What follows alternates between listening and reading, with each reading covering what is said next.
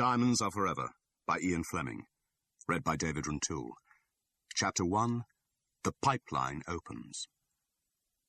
With its two fighting claws held forward like a wrestler's arms, the big pandanus scorpion emerged with a dry rustle from the finger-sized hole under the rock. There was a small patch of hard, flat earth outside the hole, and the scorpion stood in the center of this on the tips of its 4 pairs of legs, its nerves and muscles braced for a quick retreat, and its senses questing for the minute vibrations which would decide its next move.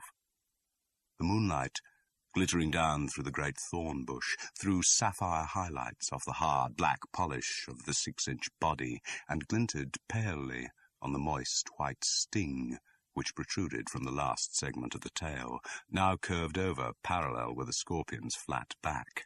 Slowly the sting slid home into its sheath, and the nerves in the poison sac at its base relaxed. The scorpion had decided. Greed had won over fear. 12 inches away, at the bottom of a sharp slope of sand, the small beetle was concerned only with trudging on towards better pastures than he had found under the thorn bush, and the swift rush of the scorpion down the slope gave him no time to open his wings. The beetle's legs waved in protest as the sharp claw snapped round his body, and then the sting lanced into him from over the scorpion's head, and immediately he was dead. After it had killed the beetle, the scorpion stood motionless for nearly 5 minutes. During this time it identified the nature of its prey and again tested the ground and the air for hostile vibrations. Reassured, its fighting claw withdrew from the half-severed beetle, and its 2 small feeding pincers reached out and into the beetle's flesh. Then, for an hour, and with extreme fastidiousness, the scorpion ate its victim.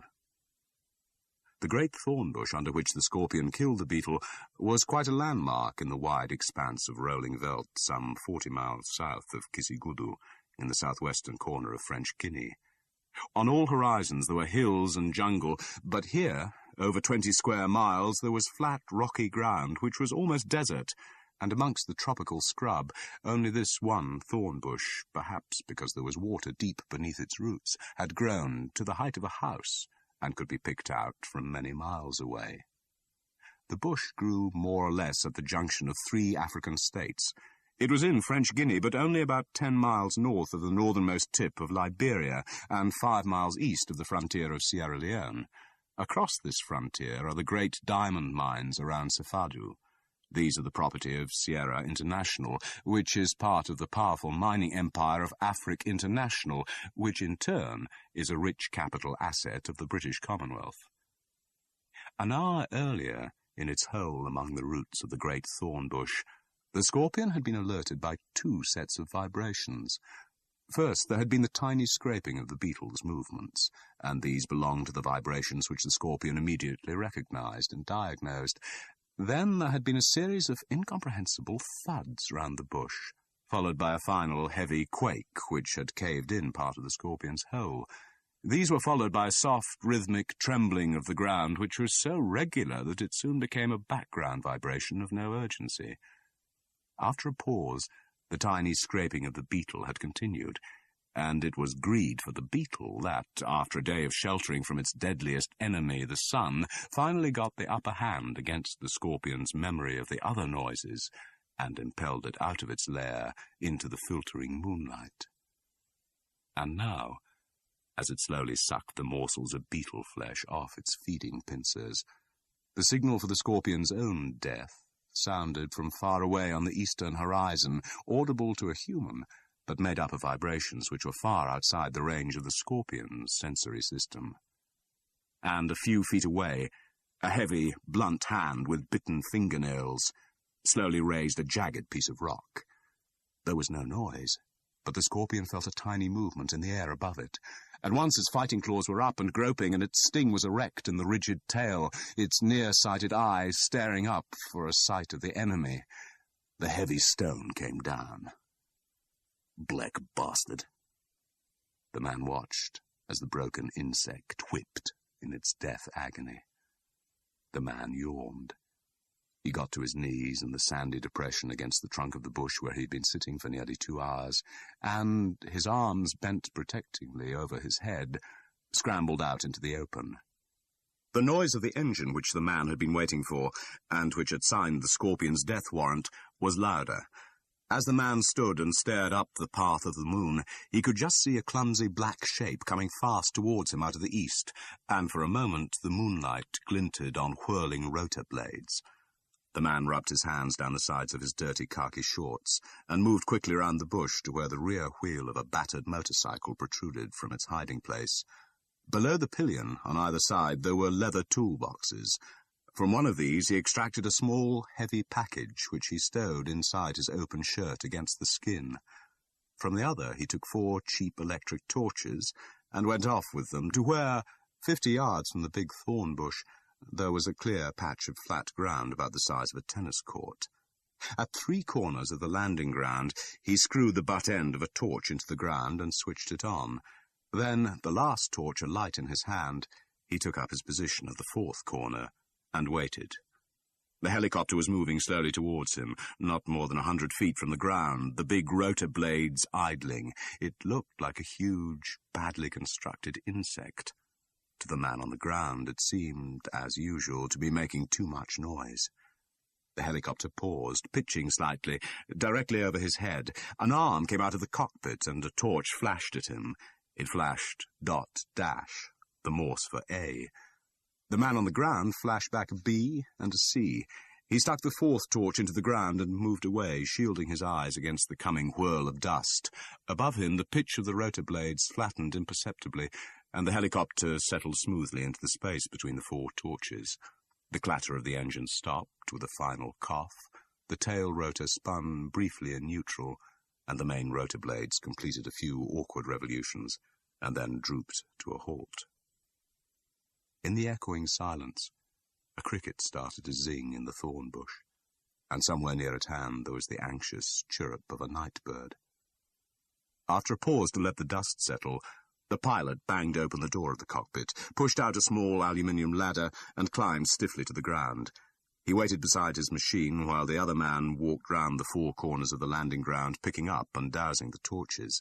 The pilot was half an hour late at the rendezvous, and he was bored at the prospect of listening to the other man's inevitable complaint. He despised all Afrikaners, this one in particular. To a Reichsdeutscher and to a Luftwaffe pilot who had fought under Gallant in defence of the Reich, they were a bastard race, sly, stupid, and ill-bred. Of course, this brute had a tricky job, but it was nothing to navigating a helicopter 500 miles over the jungle in the middle of the night and then taking it back again. As the other man came up, the pilot half raised his hand in greeting. "Everything all right?" "I hope so, but you're late again. I shall only just make it through the frontier by first light." "Magneto trouble. We all have our worries. Thank God there are only 13 full moons a year. Well, if you've got the stuff, let's have it, and we'll tank up, and I'll be off." Without speaking, the man from the diamond mines reached into his shirt and handed over the neat, heavy packet. The pilot took it. It was damp with the sweat from the smuggler's ribs. The pilot dropped it into a side pocket of his trim bush shirt. He put his hand behind him and wiped his fingers on the seat of his shorts. "Good," he said, and turned towards his machine. "Just a moment," said the diamond smuggler. There was a sullen note in his voice. The pilot turned back and faced him. He thought, it's the voice of a servant who has screwed himself up to complain about his food. "Yeah? What is it?" "Things are getting too hot at the mines. I don't like it at all. There's been a big intelligence man down from London. You've read about him, this man Silito. They say he's been hired by the Diamond Corporation. There've been a lot of new regulations, and all punishments have been doubled. It's frightened out some of my smaller men. I had to be ruthless, and, well, some of them somehow fell into the crusher. That's tightened things up a bit. But I've had to pay more, an extra 10%, and they're still not satisfied. One of these days, those security people are going to get one of my middlemen. And you know these black swine, they can't stand a real beating." He looked swiftly into the pilot's eyes and then away again. "For the matter of that, I doubt if anyone could stand the Sambok. Not even me." "So?" said the pilot. He paused. "Do you want me to pass this threat back to ABC?" "I'm not threatening anyone," said the other man hastily. "I just want them to know that it's getting tough. They must know it themselves. They must know about this man, Silito. And look what the chairman said in our annual report. He said that our mines were losing more than £2 million a year through smuggling and IDB, and that it was up to the government to stop it. And what does that mean? It means stop me. And me, said the pilot mildly. So what do you want? More money? Yes, said the other man stubbornly. I want a bigger cut. 20% more, or I'll have to quit. He tried to read some sympathy in the pilot's face. All right, said the pilot indifferently. I'll pass the message on to Dakar, and if they're interested, I expect they'll send it on to London. But it's nothing to do with me, and if I were you, the pilot unbent for the first time, I wouldn't put too much pressure on these people. They can be much tougher than this Sillito, or the company, or any government I've ever heard of. On just this end of the pipeline, 3 men have died in the last 12 months. 1 for being yellow, 2 for stealing from the packet. And you know it. That was a nasty accident your predecessor had, wasn't it? Funny place to keep gelignite, under his bed. Unlike him, he was always so careful about everything. For a moment they stood and looked at each other in the moonlight. The diamond smuggler shrugged his shoulders. All right, he said. Just tell them I'm hard up and need more money to pass down the line. They'll understand that. And if they've got any sense, they'll add another 10% on for me. If not... He left the sentence unfinished and moved towards the helicopter. Come on, I'll give you a hand with the guess. 10 minutes later, the pilot climbed up into the cockpit and pulled the ladder in after him. Before he shut the door, he raised a hand. So long, he said. See you in a month. The man on the ground suddenly felt lonely. Tot ziens, he said with a wave of the hand that was almost the wave of a lover. Alles van de beste. He stood back and held a hand up to his eyes against the dust. The pilot settled into his seat and fastened the seatbelt, feeling for the rudder pedals at his feet. He made sure that the wheel brakes were on, pushed the pitch control lever right down, turned on the fuel and released the starter. Satisfied with the beat of the engine, he released the rotor brake and slowly twisted the throttle on the pitch control. Outside the cabin windows, the long rotor blades slowly swung by, and the pilot glanced astern at the whirring tail rotor. He settled himself back and watched the rotor speed indicator creep up to 200 revolutions a minute. When the needle was just over the 200, he released the wheel brakes and pulled up slowly and firmly on the pitch lever. Above him, the blades of the rotor tilted and bit deeper into the air. More throttle, and the machine slowly rose, clattering towards the sky, until, at about 100 feet, the pilot simultaneously gave it left rudder and pushed forward the joystick between his knees. The helicopter swung towards the east, and, gathering height and speed, roared away back up the path of the moon. The man on the ground watched it go, and with it the £100,000 worth of diamonds his men had filched from the diggings during the past month, and had casually held out on their pink tongues as he stood beside the dentist's chair and brusquely inquired where it hurt. Still talking about their teeth, he would pick the stones out of their mouths and hold them up to the dentist's spotlight, and then softly he would say 50, 75, 100. And they always nodded and took the notes and hid them in their clothes and went out of the surgery with a couple of aspirins and a twist of paper as an alibi. They had to accept his price. There was no hope of a native getting diamonds out. When the miners did get out, perhaps once a year, to visit their tribe or to bury a relative, there was a whole routine of X-rays and castor oil to be gone through, and a grim future if they were caught. It was so easy to go to the dental surgery and pick the day when him was on duty, and paper money didn't show up on X-rays. The man wheeled his motorcycle over the rough ground onto the narrow trail and started off towards the frontier hills of Sierra Leone. They were more distinct now. He would only just have time to get to Susie's hut before dawn. He grimaced at the thought of having to make love to her at the end of an exhausting night, but it would have to be done. Money was not enough to pay for the alibi she gave him. It was his white body she wanted. And then another 10 miles to the club for breakfast and the coarse jokes of his friends. "Do a nice bit of inlay, Doc. Here she is, the best set of frontals in the province. Say, Doc, what does the full moon does to you?" But each £100,000 worth meant £1,000 for him in a London safe deposit. Nice, crisp fivers. It was worth it. By God, it was. But not for much longer. No, sir. At £20,000 he would definitely quit.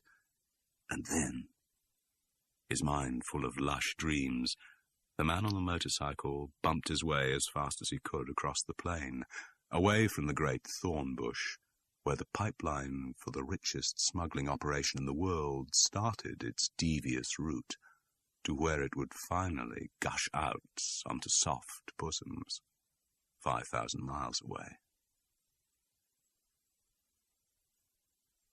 Chapter 2. Gem Quality. "Don't push it in. Screw it in," said M, impatiently. James Bond, making a mental note to pass M's dictum on to the Chief of Staff, again picked up the jeweller's glass from the desk where it had fallen, and this time managed to fix it securely into the socket of his right eye. Although it was late July and the room was bright with sunshine, M had switched on his desk light and tilted it so that it shone straight at Bond. Bond picked the brilliant cut stone up and held it to the light. As he turned it between his fingers, all the colours of the rainbow flashed back at him from its mesh of facets, until his eye was tired with the dazzle. He took out the jeweller's glass and tried to think of something appropriate to say. M looked at him quizzically. "A fine stone."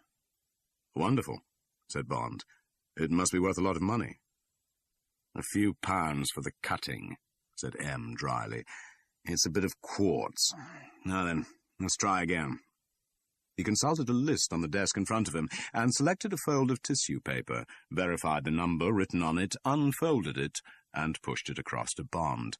Bond put the piece of quartz back into its own wrapping and picked up the second sample. "It's easy for you, sir," he smiled at M. "You've got the crib." He screwed the glass back into his eye and held the stone, if it was a stone, up to the light. This time, he thought, there could be no doubt about it. This stone also had the 32 facets above and the 24 below of the brilliant cut, and it was also about 20 carats, but what he now held had a heart of blue-white flame, and the infinite colours reflected and refracted from its depths lanced into his eye like needles. With his left hand he picked up the quartz dummy and held it beside the diamond in front of his glass. It was a lifeless chunk of matter, almost opaque beside the dazzling translucence of the diamond, and the rainbow colours he had seen a few minutes before were now coarse and muddy. Bond put down the piece of quartz and gazed again into the heart of the diamond. Now he could understand the passion that diamonds had aroused through the centuries, the almost sexual love they aroused among those who handled them and cut them and traded in them. It was domination by a beauty so pure that it held a kind of truth, a divine authority before which all other material things turned, like the bit of quartz, to clay. In these few minutes Bond understood the myth of diamonds, and he knew that he would never forget what he had suddenly seen inside the heart of this stone. He put the diamond down on its slip of paper and dropped the jeweller's glass into the palm of his hand. He looked across into M's watchful eyes. "Yes," he said, "I see." M sat back in his chair. "That's what Jacoby meant when I had lunch with him the other day at the Diamond Corporation," he said. "He said that if I was going to get involved in the diamond business, I had to try and understand what was really at the bottom of it all. Not just the millions of money involved, or the value of diamonds as a hedge against inflation, or the sentimental fashions in diamonds for engagement rings and so forth. He said one must understand the passion for diamonds. So he just showed me what I'm showing you, and," M smiled thinly at Bond, "if it will give you any satisfaction, I was just as taken in by that bit of quartz as you were." Bond sat still and said nothing. "And now, let's run through the rest," said M. He gestured towards the pile of paper packets in front of him. "I said I'd like to borrow some samples. They didn't seem to mind. Sent this lot round to my house this morning." M consulted his list, opened a packet and pushed it across to Bond. "What you're looking at just now was the best. A fine blue-white." He gestured towards the big diamond in front of Bond. "Now, this is a top crystal, 10 carats, baguette cut. Very fine stone, but worth about half a blue-white. You'll see there's the faintest trace of yellow in it. The cape I'm going to show you next has a slight brownish tinge, according to Jacoby, but I'm damned if I can see it. I doubt if anyone can except the experts." Bond obediently picked up the top crystal, and for the next quarter of an hour M led him through the whole range of diamonds, down to a wonderful series of coloured stones, ruby, red, blue, pink, yellow, green, and violet. Finally, M pushed over a packet of smaller stones, all flawed or marked or of poor colour. Industrial diamonds, not what they call gem quality, used in machine tools and so forth. But don't despise them. America bought £5 million worth of them last year, and that's only one of the markets. Bronstein told me it was stones like these that were used for cutting the Saint-Gothard tunnel. At the other end of the scale, dentists use them for drilling your teeth. They're the hardest substance in the world. Last forever. M pulled out his pipe and started to fill it. And now, you know as much about diamonds as I do. Bond sat back in his chair and gazed vaguely at the bits of tissue paper and glittering stones that lay scattered across the red leather surface of M's desk. He wondered what it was all about. There was the rasp of a match against a box, and Bond watched M tamp the burning tobacco down in the bowl of his pipe, and then put the matchbox back in his pocket and tilt his chair in M's favourite attitude for reflection. Bond glanced down at his watch. It was 11:30. Bond thought with pleasure of the in-tray piled with top-secret dockets he had gladly abandoned when the red telephone had summoned him an hour before. He felt fairly confident that now he wouldn't have to deal with them. "I guess it's a job," the Chief of Staff had said in answer to Bond's inquiry. "The Chief says he won't take any more calls before lunch, and he's made an appointment for you at the Yard for 2 o'clock. Step on it." And Bond had reached for his coat and had gone into the outer office, where he was pleased to see his secretary registering in another bulky file with a most immediate tab. "M," said Bond as she looked up, "and Bill says it looks like a job, so don't think you're going to have the pleasure of shoveling that lot into my in-tray. You can post it off to the Daily Express for all I care." He grinned at her. "Isn't that chap Sefton Delmer a boyfriend of yours, Lil? Just the stuff for him, I expect." She looked at him appraisingly. "Your tie's crooked," she said coldly, "and anyway I hardly know him." She bent over a registry, and Bond went out and along the corridor and thought how lucky he was to have a beautiful secretary. There was a creak from M's chair, and Bond looked across the table at the man who held a great deal of his affection, and all his loyalty and obedience. The grey eyes looked back at him thoughtfully. M took the pipe out of his mouth. "How long have you been back from that holiday in France?" 2 weeks, sir." "Have a good time?" "Not bad, sir. Got a bit bored towards the end." M made no comment. "I've been looking at your record sheet. The small arms marks seem to be keeping well up in the top bracket. Unarmed combat, satisfactory, and your last medical shows you in pretty good shape." M paused. "The point is," he went on, unemotionally, "I got rather a tough assignment for you. Wanted to make sure you'd be able to take care of yourself." "Of course, sir." Bond was slightly nettled. "Don't make any mistake about this job, 007, said M sharply. "When I say it may be tough, I'm not being melodramatic. There are plenty of tricky people you haven't met yet, and there may be some of them mixed up in this business, and some of them most efficient. So don't be tetchy when I think twice before getting you involved in it." Sorry, sir." "All right, then." M put his pipe down and leant forward with his arms crossed on the desk. "I'll tell you the story, and then you can decide whether you want to take it on." "A week ago," said M, "one of the high-ups in the Treasury came to see me. Brought with him the permanent secretary to the Board of Trade. It had to do with diamonds. It seems that most of what they call gem diamonds in the world are mined on British territory, and that 90% of all diamond sales are carried out in London by the Diamond Corporation." M shrugged his shoulders. "Don't ask me why. The British got hold of the business at the beginning of the century, and we've managed to hang on to it. Now it's a huge trade, £50 million a year, the biggest dollar earner we've got. So when something goes wrong with it, the government gets worried. And that's what's happened." M looked mildly across at Bond. "At least £2 million worth of diamonds are being smuggled out of Africa every year." "That's a lot of money," said Bond. "Where are they going to?" "They say America," said M, "and I agree with them. It's by far the biggest diamond market, and those gangs of theirs are the only people who could run an operation on this scale. Why don't the mining companies stop it?" "They've done everything they can," said M. You probably saw in the papers that De Beers took on our friend Silito when he left MI5, and he's out there now, working in with the South African security people. I gather he's put in a pretty drastic report and come up with plenty of bright ideas for tightening things up, but the Treasury and the Board of Trade aren't very impressed. They think the thing's too big to be handled by a lot of separate mining companies, however efficient they are, and they've got one very good reason for wanting to take official action on their own. What's that, sir? There's a big packet of smuggled stones in London at this very moment, said M, and his eyes glittered across the desk at Bond, waiting to go to America. And the Special Branch know who the carrier is to be, and they know who's to go out with him to keep an eye on him. As soon as Ronnie Valance came across the story, it was leaked to one of his narcs in Soho, to one of his ghost squad, as he chooses to call it, he went straight off to the Treasury. The Treasury talked to the Board of Trade, and then both their ministers formed up to the PM, and the PM gave them authority to use the service. Why not let the Special Branch of MI5 handle it, sir? Asked Bond, reflecting that M seemed to be going through a bad phase of mixing in other people's business. Of course they could arrest the carriers as soon as they took delivery and tried to get out of the country, said M impatiently, but that won't stop the traffic. These people aren't the sort that talk. Anyway, the carriers are only small fry. They probably just get the stuff from a man in a park and hand it over to another man in a park when they get to the other side. The only way to get to the bottom of this business is to follow the pipeline to America and see where it goes to there. And the FBI won't be much help to us, I'm afraid. It's a very small part of their battle with the big-time gangs, and it's not doing any harm to the United States. Rather the reverse of anything. It's only England that's the loser, and America is outside the jurisdiction of the police and MI5. Only the service can handle the job.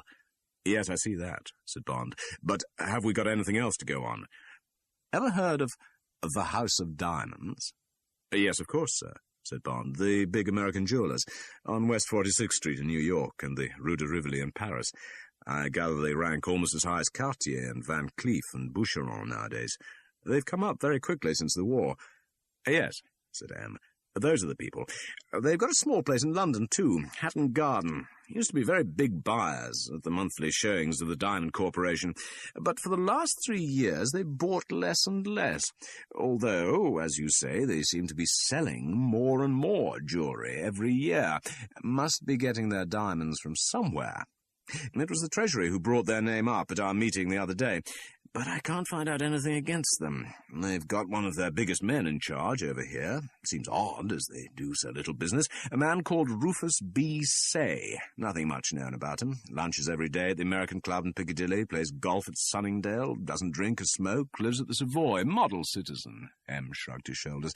But the diamond business is a nice, well-regulated sort of family affair, and there's an impression that the House of Diamonds has an awkward look about it. Nothing more than that.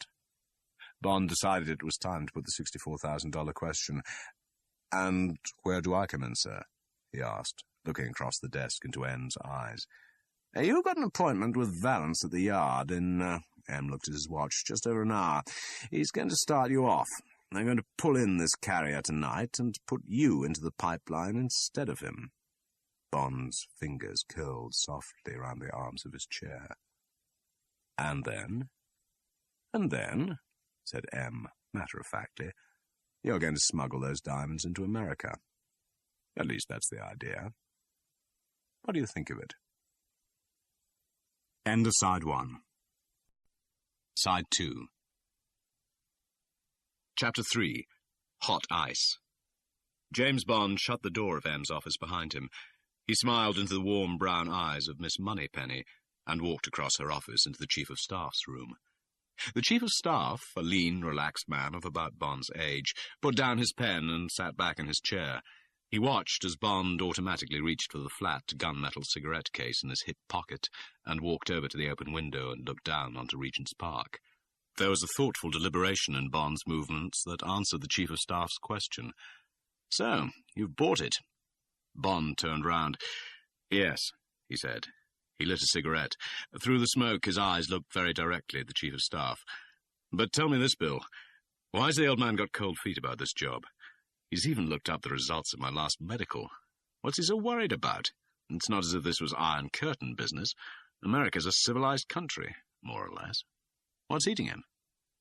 It was the Chief of Staff's duty to know most of what went on in M's mind. His own cigarette had gone out, and he lit it and threw the spent match over his left shoulder. He looked round to see whether it had fallen in the wastepaper basket. It had. He smiled up at Bond. "Constant practice," he said. Then, "There aren't many things that worry M, James, and you know that as well as anybody in the service. Smersh, of course, the German cipher breakers, the Chinese opium ring, or at any rate the power they have all over the world, and the authority of the mafia, and he's got a damned healthy respect for them, the American gangs, the big ones. That's all. Those are the only people that get him worried. And this diamond business looks as if it's pretty certain to bring you up against the gangs. They're the last people he expected us to get mixed up with. He's got quite enough on his plate without them. That's all. That's what's giving him cold feet about this job." "There's nothing so extraordinary about American gangsters," protested Bond. "They're not Americans. Mostly a lot of Italian bums with monogrammed shirts who spend the day eating spaghetti and meatballs and squirting scent over themselves." "That's what you think," said the Chief of Staff. "But the point is that those are only the ones you see. There are better ones behind them, and still better ones behind those. Look at narcotics. 10 million addicts. Where do they get the stuff from? And look at gambling, legitimate gambling. $250 million a year is the take at Las Vegas. Then there are the undercover games at Miami and Chicago and so on, all owned by the gangs and their friends. A few years ago, Bugsy Siegel got the back of his head blown off because he wanted too much of the take from the Las Vegas operation, and he was tough enough. These are big operations. Do you realize gambling's the biggest single industry in America? Bigger than steel, bigger than motor cars, and they take damn good care to keep it running smoothly. Get hold of a copy of the Kafova report if you don't believe me. And now these diamonds, $6 million a year is good money, and you can bet your life it'll be well protected." The Chief of Staff paused. He looked impatiently up at the tall figure in the dark blue single-breasted suit and into the obstinate eyes and the lean brown face. "Perhaps you haven't read the FBI report on American crime for this year. Interesting. Just 34 murders every day. Nearly 150,000 Americans criminally killed in the last 20 years. Bond looked incredulous. "It's a fact, damn you. Get hold of these reports and see for yourself. And that's why M wanted to make sure you are fit before he put you into the pipeline. You're going to take these gangs on, and you'll be by yourself. Satisfied?" Bond's face relaxed. "Come on, Bill," he said. "If that's all there is to it, I'll buy you lunch. It's my turn, and I feel like celebrating. No more paperwork this summer. I'll take you to Scott's, and we'll have some of their dressed crab and a pint of black velvet. You've taken a load off my mind. I thought there might be some ghastly snag about this job." "All right, blast you."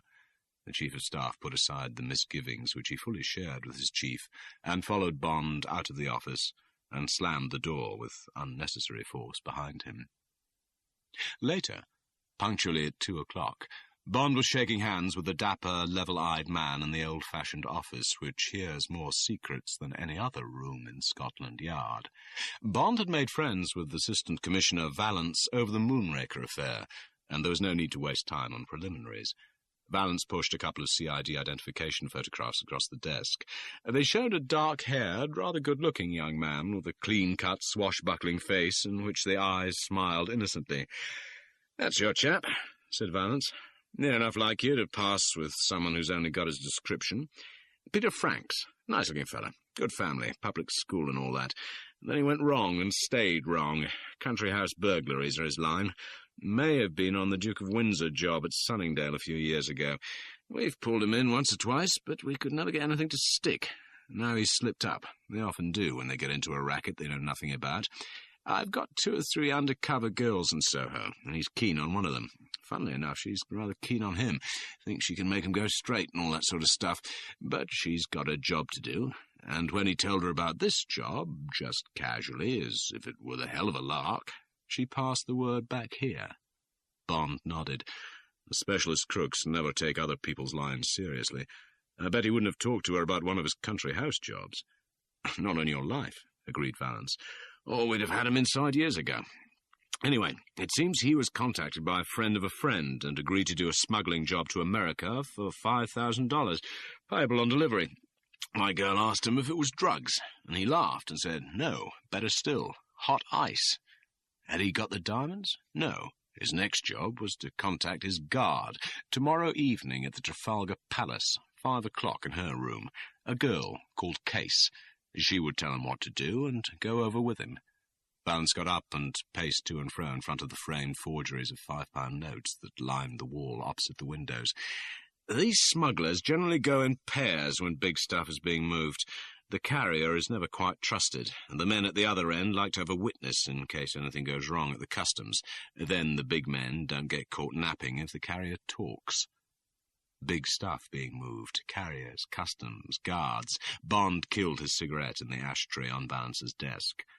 How often in his early days in his own service had he been part of this same routine? Through Strasbourg into Germany, through Niegoryeloye into Russia, over the Simplon, across the Pyrenees, the tension, the dry mouth, the nails ground into the palms of the hands. And now, having graduated away from all that, here he was going through with it again. "Yes, I see," said Bond, dodging his memories. "But what's the general picture? Got any ideas? What sort of an operation was Franks going to fit into?" "Well, the diamonds certainly come from Africa." Valence's eyes were opaque. "Probably not the Union mines. More likely the big leak out of Sierra Leone our friend Silito's been looking for. Then the stones may get out through Liberia, or more likely French Guinea. Then perhaps into France. And since this packet's turned up in London, presumably London's part of the pipeline too." Valence stopped his pacing and faced Bond. "And now we know that this packet is on its way to America, and what happens to it there is anybody's guess. The operators wouldn't try and save money on the cutting, and that's where half the price of a diamond goes, so it looks as if the stones get funneled into some legitimate diamond business and then get cut and marketed like any other stones." Valence paused. "You wouldn't mind if I give you a bit of advice?" "Don't be ridiculous." "Well," said Valence, "in all these jobs the payoff to subordinates is generally the weakest link. How is this $5,000 to be paid to Peter Franks? Who by? And if he did the job successfully, would he be taken on again? If I was in your shoes, I'd watch these points. Concentrate on getting through the cutout who does the paying off and try to get on further up the pipeline towards the big men. If they like the look of you, it shouldn't be difficult. Good carriers aren't easy to come by, and even the top men are going to be interested in the new recruit." "Yes," said Bond thoughtfully, "that makes sense. The main trouble will be to get past the first contact in America. Let's hope the whole job doesn't blow up in my face in the customs shed at Idlewild. I shall look pretty silly if the inspectoscope picks me up. But I expect this Case woman will have some bright ideas about actually carrying the stuff. And now, what's the first step? How are we going to substitute me for Peter Franks?" Valence started pacing to and fro again. "I think that ought to be all right," he said. "We're going to take in Franks this evening and hold him for conspiring to evade the customs." He smiled briefly. "It'll break up a beautiful friendship with my girl, I'm afraid, but that's got to be faced. And then the idea is for you to make the rendezvous with Miss Case." "Does she know anything about Franks?" "Just his description and his name," said Valence. "At least that's what we guess. I doubt if she even knows the man who contacted him. Cutouts all along the line. Everyone does one job in a watertight compartment. Then, if there's a hole in the sock, it doesn't run." "Know anything about the woman?" "Passport details. American citizen, 27, born San Francisco, blonde, blue eyes, height 5'6", profession, single woman. Been over here a dozen times in the last 3 years. May have been more often under a different name. Always stays at the Trafalgar Palace. The hotel detective says she doesn't seem to go out much. Few visitors. Never stays more than 2 weeks. Never gives any trouble. That's all. Don't forget that when you meet her, you'll have to have a good story yourself, why you're doing the job and so on. I'll see to that. Anything else we can help over?" Bond reflected. The rest seemed to be up to him. Once he had got into the pipe, it would just be a question of improvising. Then he remembered the jewellery firm. "What about this House of Diamonds lead the Treasury dreamed up? It seems a long shot. Any views?" "Quite honestly, I hadn't bothered with them." There was apology in Valence's voice. "I checked on this man's say, but again it's a blank, except for his passport details. American, 45, diamond merchant, and so on. He goes to Paris a lot, been going once a month for the last 3 years, as a matter of fact. Probably got a girl there. Tell you what, why not go along and have a look at the place, and at him? You never can tell." "How would I set about that?" asked Bond dubiously. Valance didn't answer. Instead, he pressed a switch on the big intercom on his desk. "Yes, sir," said a metallic voice. "Send up Dankwart at the double, please, Sergeant, and Labinia. And then get me the House of Diamonds on the telephone. Gem Merchants in Hatton Garden. Ask for Mr. Say." Valance went and looked out of the window at the river. He took a cigarette lighter out of his waistcoat pocket and flicked at it absent-mindedly. There was a knock on the door, and Valance's staff secretary put his head in. "Sergeant Dankwart, sir." "Send him in," said Valance. "Hold Labinia until I ring." The secretary held open the door, and a nondescript man in plain clothes came in. His hair was thinning, he wore spectacles, and his complexion was pale. His expression was kindly and studious. He might have been any senior clerk in any business. "Afternoon, Sergeant," said Valance. "This is Commander Bond of the Ministry of Defence." The sergeant smiled politely. "I want you to take Commander Bond to the House of Diamonds in Hatton Garden. He will be Sergeant James of your staff. You think the diamonds from that Ascot job are on their way out to the Argentine through America. You will say so to Mr. Say, the top man there. You will wonder if it's possible that Mr. Say has heard any talk from the other side. His New York office may have heard something, all very nice and polite. But just look him in the eye. Put as much pressure on him as you can without giving any grounds for complaint. Then apologize and leave and forget all about it. All right? Any questions?" "No, sir," said Sergeant Dankwart stolidly. Valance spoke into the intercom, and a moment later there appeared a sallow, rather ingratiating man wearing extremely smart plain clothes and carrying a small attache case. He stood waiting just inside the door. "Good afternoon, Sergeant. Come have a look at this friend of mine." The sergeant came and stood close up to Bond and politely turned him towards the light. Two very keen, dark eyes examined his face minutely for a full minute.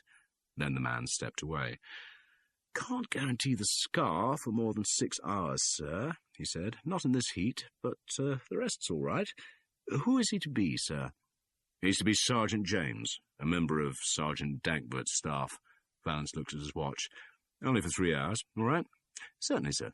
Shall I go ahead?" At Valance's nod, the policeman led Bond to a chair by the window, put his small attache case on the floor beside the chair, and knelt down on one knee and opened it. Then, for 10 minutes, his light fingers busied themselves over Bond's face and hair. Bond resigned himself and listened to Valance talking to the House of Diamonds. "Not until 3:30.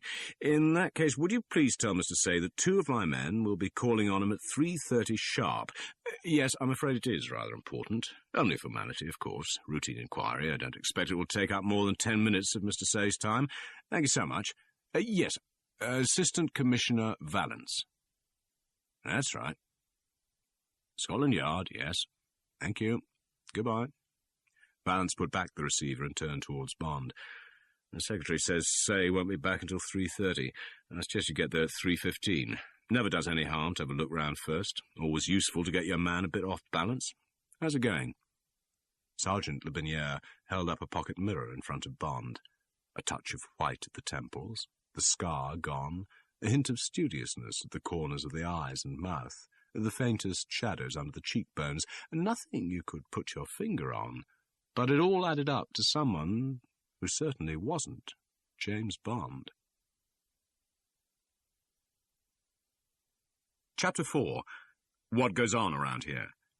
In the patrol car, Sergeant Dankwart was occupied with his thoughts, and they drove in silence along the Strand and up Chancery Lane and into Holborn. At Gamage's they turned left into Hatton Garden, and the car drew up near the neat white portals of the London Diamond Club. Bond followed his companion across the pavement to a smart door in the centre of which was a well-polished brass plate on which was engraved the House of Diamonds, and underneath Rufus B. Say, Vice President for Europe. Sergeant Dankwart rang the bell, and a smart Jewish girl opened the door and led them across a thickly carpeted entrance hall into a panelled waiting room. "I'm expecting Mr. Say any minute now," she said indifferently, and went out and closed the door. The waiting room was luxurious, and thanks to an unseasonable log fire in the Adam fireplace, tropically hot. In the centre of the close-fitted dark red carpet there was a circular Sheraton rosewood table and 6 matching armchairs that Bond guessed were worth at least £1,000. On the table were the latest magazines and several copies of the Kimberley Diamond News. Dankworth's eyes lit up when he saw these, and he sat down and started to turn over the pages of the June issue. On each of the 4 walls was a large flower painting in a golden frame. Something almost three-dimensional about these paintings caught Bond's attention, and he walked over to examine one of them. It was not a painting, but a stylized arrangement of freshly cut flowers, set behind glass in niches lined with copper-coloured velvet. The others were the same, and the 4 Waterford vases in which the flowers stood were a perfect set. The room was very quiet, except for the hypnotic tick of a large sunburst wall clock, and the soft murmur of voices from behind a door opposite the entrance. There was a click, and the door opened a few inches, and a voice with a thick foreign intonation expostulated volubly, "But, Mr. Grunspan, why being so hard? We must all make a living, yes? I am telling you, this wonderful stone cost me £10,000. 10,000! You don't believe me, but I swear it, on my word of honour." There was a negative pause, and the voice made its final bid. "Better still, I bet you £5. There was the sound of laughter. "Philly, you're a real card," said an American voice, "but it's no dice. Be glad to help you, but that stone isn't worth more than 9,000, and I'll give you 100 on top of that for yourself. Now you go along and think about it. You won't get a better offer in the street." The door opened, and a stage American businessman with pince-nez and a tightly buttoned mouth ushered out a small, harassed-looking Jew with a large red rose in his buttonhole. They looked startled at finding the waiting-room occupied, and with a muttered, "Pardon me," to no one in particular, the American almost ran his companion across the room and out into the hall. The door closed behind them. Dankworth looked up at Bond and winked. "That's the whole of the diamond business in a nutshell," he said. "And that was Willy Burns, one of the best-known freelance brokers in the street. I suppose the other man was Say's buyer." He turned again to his paper, and Bond, resisting the impulse to light a cigarette, went back to his examination of the flower pictures. Suddenly the rich, carpeted, ticking silence of the room struck like a cuckoo clock. Simultaneously a log fell in the grate, the sunburst clock on the wall chimed the half-hour, the door was thrust open, and a big, dark man took 2 quick steps in the room and stood looking sharply from one to the other. "My name is Say," he said harshly. "What goes on around here? What do you want?" The door was open behind him. Sergeant Dankworth rose to his feet and walked politely but firmly round the man and closed it. Then he returned to the middle of the room. "I am Sergeant Dankworth of the Special Branch of Scotland Yard," he said in a quiet, peaceful voice. "And this," he made a gesture towards Bond, "is Sergeant James. It occurred to the Assistant Commissioner," the voice was of velvet, "that you might be able to help us." "Yes," said Mr. Say. He looked contemptuously from one to the other of these 2 underpaid flat feet who had the effrontery to be taking up his time. "Go ahead." While Sergeant Dankworth, in tones which to a lawbreaker would have sounded menacingly level, and consulting from time to time a small black notebook, recited a story studded with, "On the 16th instance, and it came to our knowledge," Bond made an unconcealed examination of Mr. Say, which appeared to perturb Mr. Say no more than the undertones of Sergeant Dankworth's recitation. Mr. Say was a large, compact man, with the hardness of a chunk of quartz. He had a very square face, whose sharp angles were accentuated by short, wiry, black hair, cut en brosse and without side whiskers. His eyebrows were black and straight, and tucked in below them there were 2 extremely sharp and steady black eyes. He was clean-shaven, and his lips were a thin and rather wide, straight line. The square chin was deeply cleft, and the muscles bulged at the points of the jaw. He was dressed in a roomy, black, single-breasted suit, a white shirt, and an almost bootlace thin black tie, held in place by a gold tie-clip representing a spear. His long arms hung relaxed at his sides and terminated in 2 very large hands, now slightly curled inwards, whose backs showed black hair. His big feet, in expensive black shoes, looked to be about size 12. Bond summed him up as a tough and capable man who had triumphed in a variety of hard schools, and who looked as if he was still serving in one of them. "And these are the stones we are particularly interested in," concluded Sergeant Dankworth. He referred to his black book. "One 20-carat Wesselton, 2 fine blue whites of about 10 carats each, 1 30-carat yellow Premier, 1 15-carat top Cape, and 2 15-carat Cape Unions. He paused. Then he looked up from his book and very sharply into Mr. Say's hard black eyes. "Have any of those passed through your hands, Mr. Say? Or through your firm in New York?" he inquired softly. "No," said Mr. Say flatly. "They have not." He turned to the door behind him and opened it. "And now, good afternoon, gentlemen." Without bothering any further with them, he walked decisively out of the room, and they heard his footsteps go rapidly up a few stairs. A door opened and banged shut, and there was silence. Undismayed, Sergeant Dankvert slipped his notebook into his waistcoat pocket, picked up his hat, and walked out into the hall and then out into the street. Bond followed him. They climbed into the patrol car, and Bond gave the address of his flat off the King's Road. When the car was moving, Sergeant Dankverts relaxed his official face. He turned to Bond. He looked amused. "I quite enjoyed that," he said cheerfully. "Don't often meet a nut as tough as that one. Did you get what you wanted, sir?" Bond shrugged his shoulders. "Tell the truth, Sergeant, I didn't know exactly what I did want, but I was glad to get a good look at Mr. Rufus B. Say. Quite a chap. Doesn't look much like my idea of a diamond merchant." Sergeant Dankverts chuckled. "He's not a diamond merchant, sir," he said, "or I'll eat my hat." "How do you know?" "When I read out that list of missing stones," Sergeant Dankvert smiled happily, "I mentioned a yellow Premier and 2 Cape Unions." "Yes?" "It just happens that there aren't such things, sir." Chapter 5. Feuille Morte. Bond felt the liftman watching him as he walked down the long, quiet corridor to the end room, room 350. Bond wasn't surprised. He knew there was more petty crime in this hotel than in any other large hotel in London. Valence had once shown him the big monthly crime map of London. He had pointed to the forest of little flags round the Trafalgar Palace. "That place annoys the map room men," he had said. "Every month this corner gets so pitted with holes they have to paste fresh paper over it to hold the next month's pins." As Bond neared the end of the corridor, he could hear a piano swinging a rather sad tune. At the door of 350, he knew the music came from behind it. He recognized the tune. It was Feuille Morte. He knocked. "Come in." The hall porter had telephoned, and the voice was waiting for him. Bond walked into the small living room and closed the door behind him. "Lock it," said the voice. It came from the bedroom. Bond did as he was told, and walked across the middle of the room until he was opposite the open bedroom door. As he passed the portable long player on the writing desk, the pianist began on La Ronde. She was sitting, half naked, astride a chair in front of the dressing table, gazing across the back of the chair into the triple mirror. Her bare arms were folded along the tall back of the chair, and her chin was resting on her arms.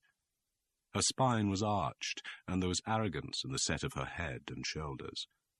The black string of her brassiere across the naked back, the tight black lace pants, and the splay of her legs whipped at Bond's senses. The girl raised her eyes from looking at her face, and inspected him in the mirror, briefly and coolly. "I guess you're the new help," she said in a low, rather husky voice that made no commitment. "Take a seat and enjoy the music. Best light record ever made." Bond was amused. He obediently took a few steps to a deep armchair, moved it a little so that he could still see her through the doorway, and sat down. "You mind if I smoke?" he said, taking out his case and putting a cigarette in his mouth. "If that's the way you want to die." Miss Case resumed the silent contemplation of her face in the mirror, while the pianist played J'attendrai. Then it was the end of the record.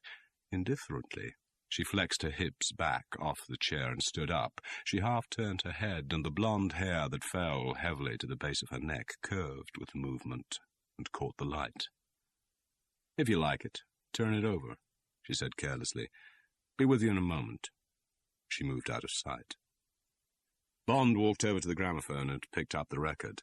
It was Georges Fay with rhythm accompaniment. He looked at the number and memorized it. It was Vox 500. He examined the other side and, skipping La Vie en Rose because it had memories for him, put the needle down at the beginning of Avril au Portugal. Before he left the gramophone, he pulled the blotter slightly from under it and held it to the standard lamp beside the writing desk. He held it sideways under the light and glanced along it. It was unmarked. He shrugged his shoulders and slipped it back under the machine and walked back to his chair. He thought that the music was appropriate to the girl. All the tunes seemed to belong to her. No wonder it was her favourite record. It had her brazen sexiness, the rough tang of her manner, and the poignancy that had been in her eyes as they had looked moodily back at him out of the mirror. Bond had had no picture in his mind of the Miss Case who was to shadow him to America. He had taken for granted that it would be some tough, well-used slattern with dead eyes, a hard, sullen woman who had gone the route and whose body was no longer of any interest to the gang she worked for. This girl was tough, all right, tough of manner, but whatever might be the history of her body, the skin had shone with life under the light. What was her first name? Bond got up again and walked over to the gramophone. There was a Pan American Airways label attached to the grip. It said, Miss T. Case. T. Bond walked back to his chair. Teresa, Tess, Thelma, Trudy, Tilly. None of them seemed to fit. Surely not Trixie or Tony or Tommy. He was still playing with the problem when she appeared quietly in the doorway of the bedroom and stood with one elbow resting high up against the door jamb and her head bent sideways onto her hand. She looked down at him reflectively. Bond got unhurriedly to his feet and looked back at her. She was dressed to go out, except for her hat, a small black affair that swung from her free hand. She wore a smart black tailor-made over a deep olive-green shirt buttoned at the neck, golden-tan nylons and black square-toed crocodile shoes that looked very expensive. There was a slim gold wristwatch and a black strap at one wrist and a heavy gold chain bracelet at the other. One large, baguette-cut diamond flared on the third finger of her right hand, and a flat pearl earring in twisted gold showed on her right ear where the heavy pale gold hair fell away from it. She was very beautiful, in a devil-may-care way, as if she kept her looks for herself and didn't mind what men thought of them, and there was an ironical tilt to the finely drawn eyebrows above the wide, level, rather scornful grey eyes that seemed to say, "Sure, come and try. But, brother, you'd better be tops." The eyes themselves had the rare quality of chatoyance.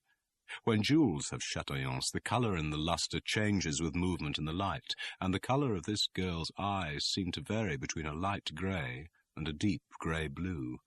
Her skin was lightly tanned and without makeup, except for a deep red on the lips, which were full and soft and rather moody, so as to give the effect of what is called a sinful mouth. But not, thought Bond, one that often sinned, if one was to judge by the level eyes and the hint of authority and tension behind them.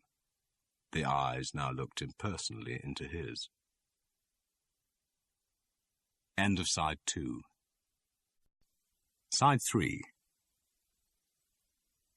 "So, you're Peter Franks," she said, and the voice was low and attractive, but with a touch of condescension.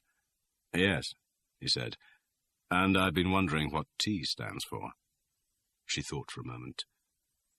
"I guess you can find out at the desk," she said. "It stands for Tiffany." She walked over to the gramophone and stopped the record in the middle of Je n'en connais pas la fin. She turned round.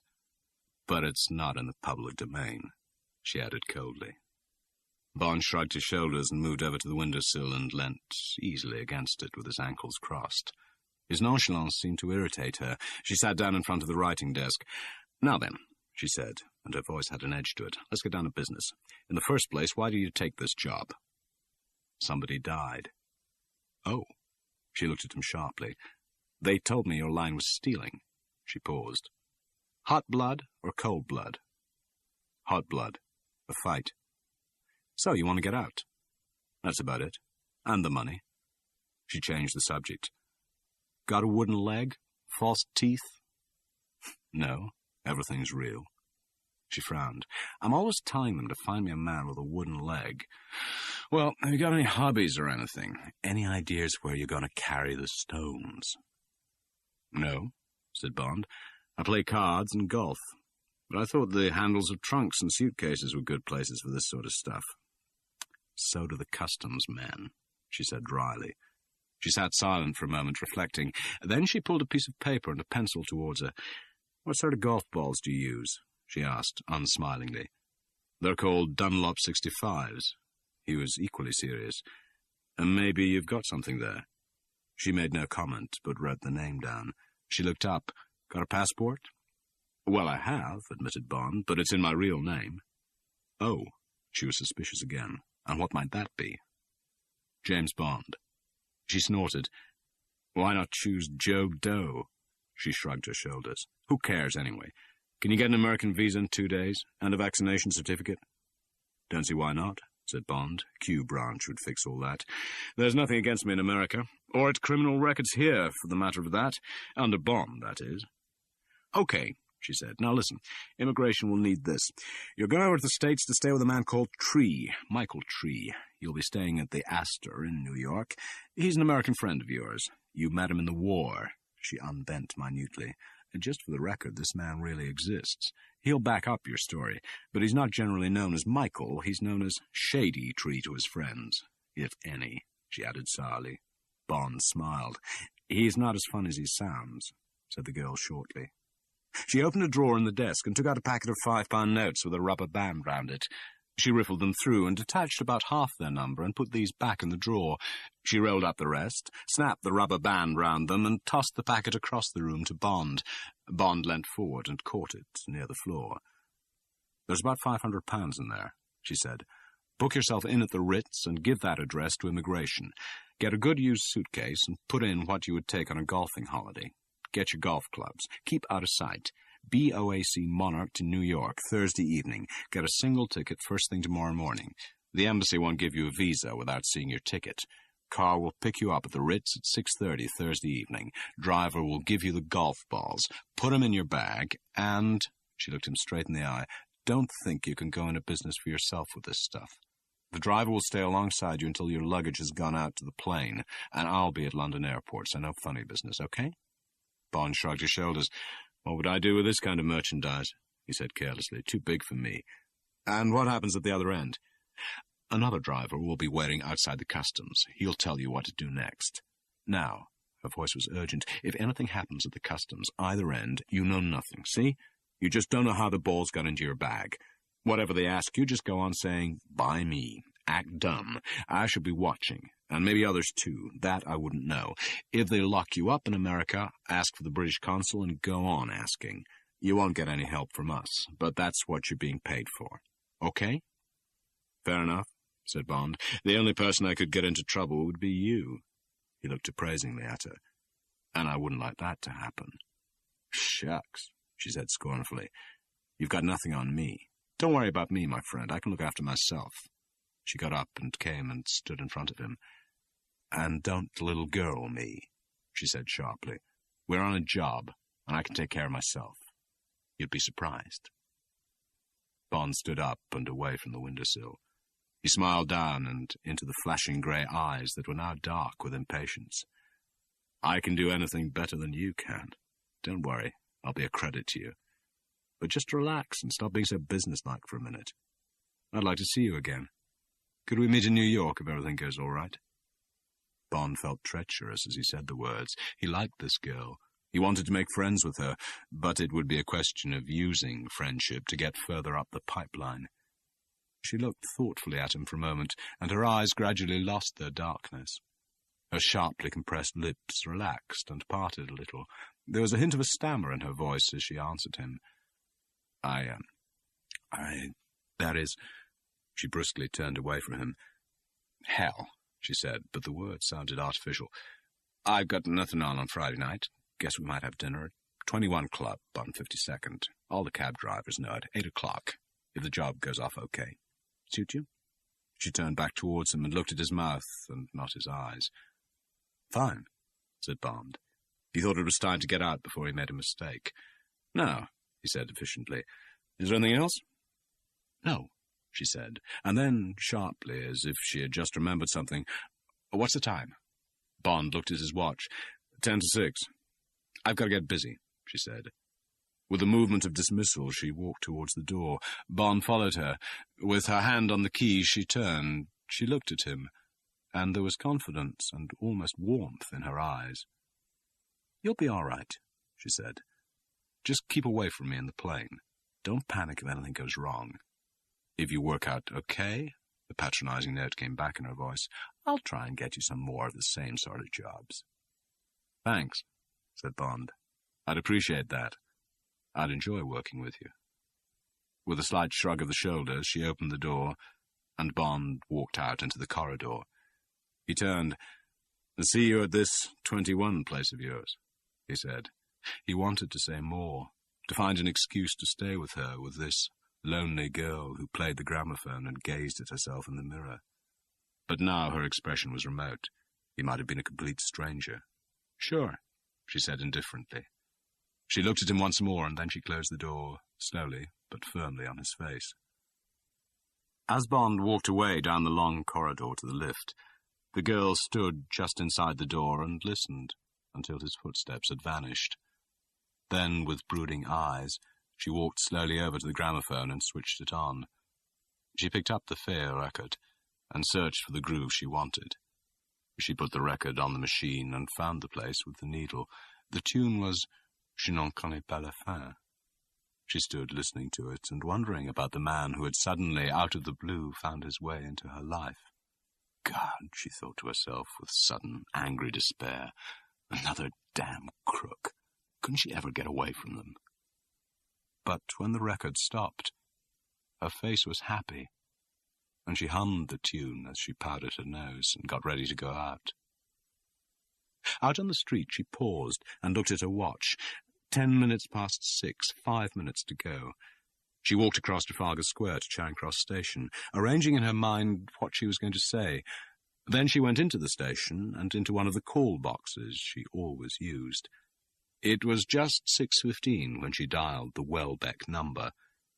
After the usual 2 rings, she heard the click of the automatic recorder taking the call.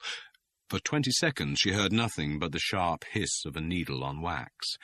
Then the neutral voice, that was her unknown master, said the one word, "Speak." And then there was silence again, except for the hiss of the recorder. She had long got over being flustered by the abrupt, disembodied command. She spoke rapidly but distinctly into the black mouthpiece. "Case to ABC. I repeat, case to ABC." She paused. "Carrier is satisfactory. Says real name is James Bond, and will use that name on passport. Plays golf, and will carry golf clubs. Suggest golf balls. Uses Dunlop 65s. All other arrangements stand. Will call for confirmation at 19:15 and 20:15. That's all." She listened for a moment to the hiss of the recorder. Then she put down the receiver and walked back to her hotel. She called room service for a large, dry martini, and when it came, she sat and smoked and played the gramophone and waited for 7:15. Then, or perhaps not until she called back again at 8:15, the neutral, muffled voice would come back at her over the telephone wire. "ABC to case. I repeat, ABC to case." And then would follow her instructions. And somewhere, in some rented room in London, the hiss of the recorder would stop as she put back the receiver. And then, perhaps, an unknown door would close, and footsteps would softly sound on some stairs, and out into an unknown street, and away. Chapter 6. In Transit. It was 6 o'clock on Thursday evening, and Bond was packing his suitcase in his bedroom at the Ritz. It was a battered, but once expensive, pigskin revelation, and its contents were appropriate to his cover.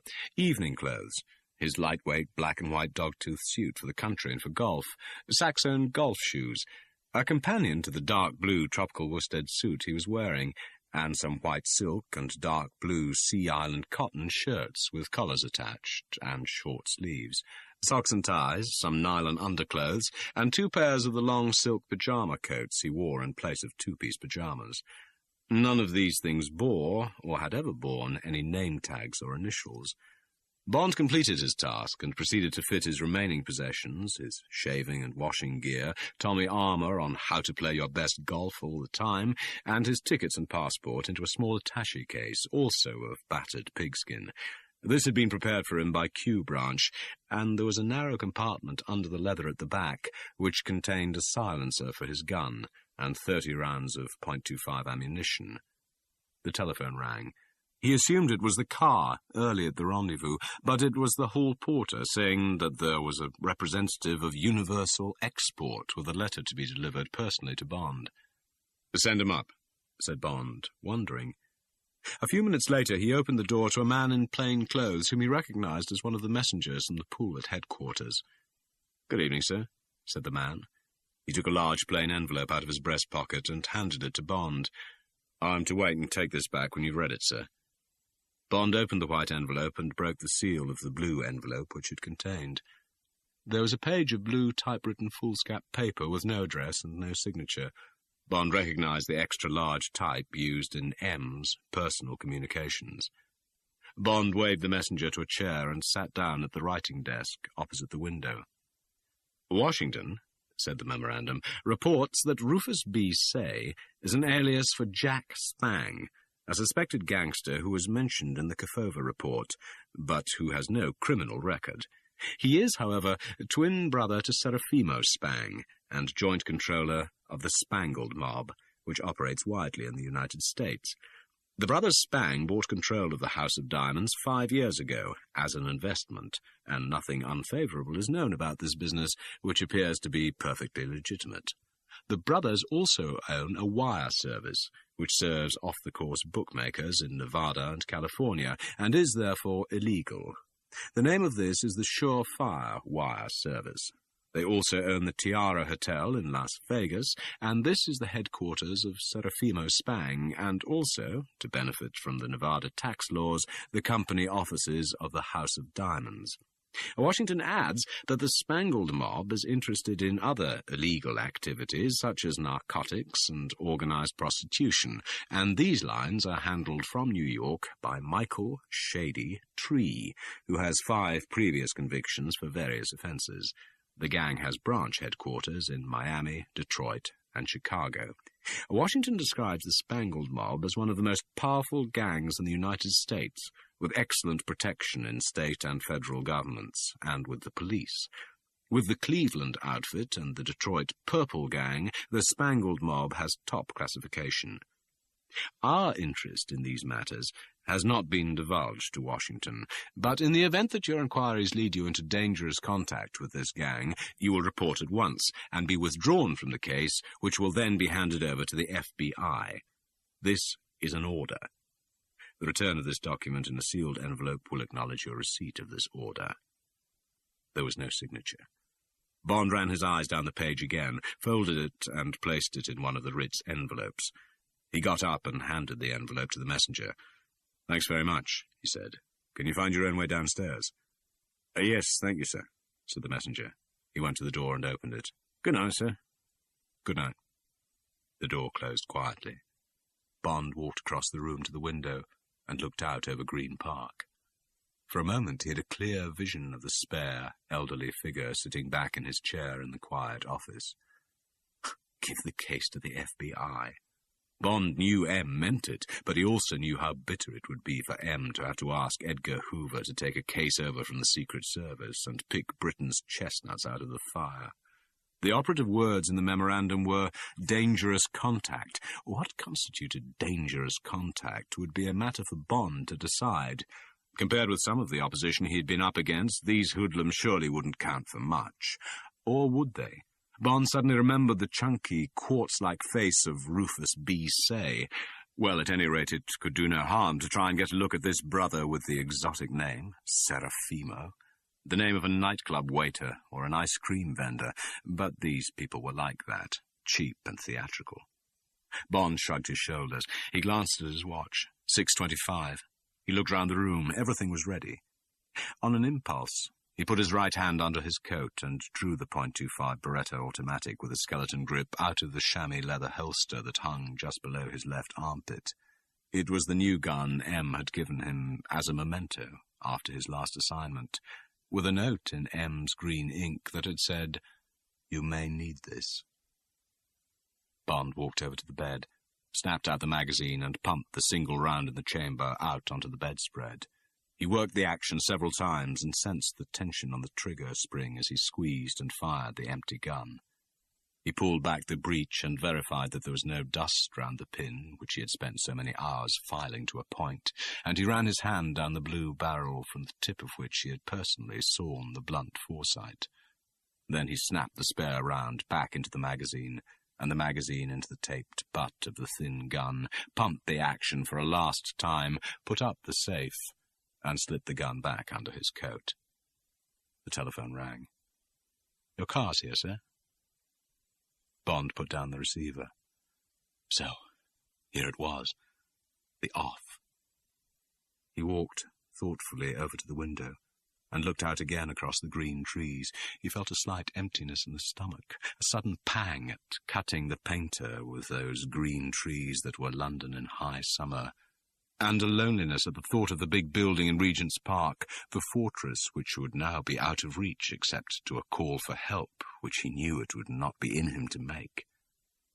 There was a knock on the door, and when a page came in for his bags, Bond followed him out of the room and along the corridor, and his mind was swept clean of everything except what waited at the mouth of the pipeline that lay open for him outside the swing doors of the Ritz Hotel. It was a black Armstrong Siddeley sapphire with red trade plates. "You'd like to sit up front," said the uniformed chauffeur. It was not an invitation. Bond's 2 bags and his golf clubs were put in the back. He settled himself comfortably, and as they turned into Piccadilly, he examined the face of the driver. All he could see was a hard, anonymous profile under a peaked cap. The eyes were concealed behind black sun goggles. The hands that expertly used the wheel and the gears wore leather gloves. "Just relax and enjoy the ride, mister." The accent was Brooklyn. "Don't bother with conversation. Makes me nervous." Bond smiled and said nothing. He did as he was told. 40, he thought, 12 stone, 5 feet 10, expert driver, very familiar with London traffic, no smell of tobacco, expensive shoes, neat dresser. No 5 o'clock shadow. Query shaves twice a day with electric razor. After the roundabout at the end of the Great West Road, the driver pulled in to the side. He opened the glove compartment and carefully removed 6 new Dunlop 65s in their black wrapping paper and with the seals intact. Leaving the engine idling in neutral, he got out of the front seat and opened the rear door. Bond looked over his shoulder and watched the man unstrap the ball pocket on his golf bag and, one by one, carefully add the 6 new balls to the miscellaneous old and new ones the pocket already contained. Then, without a word, the man climbed back into the front seat, and the drive continued.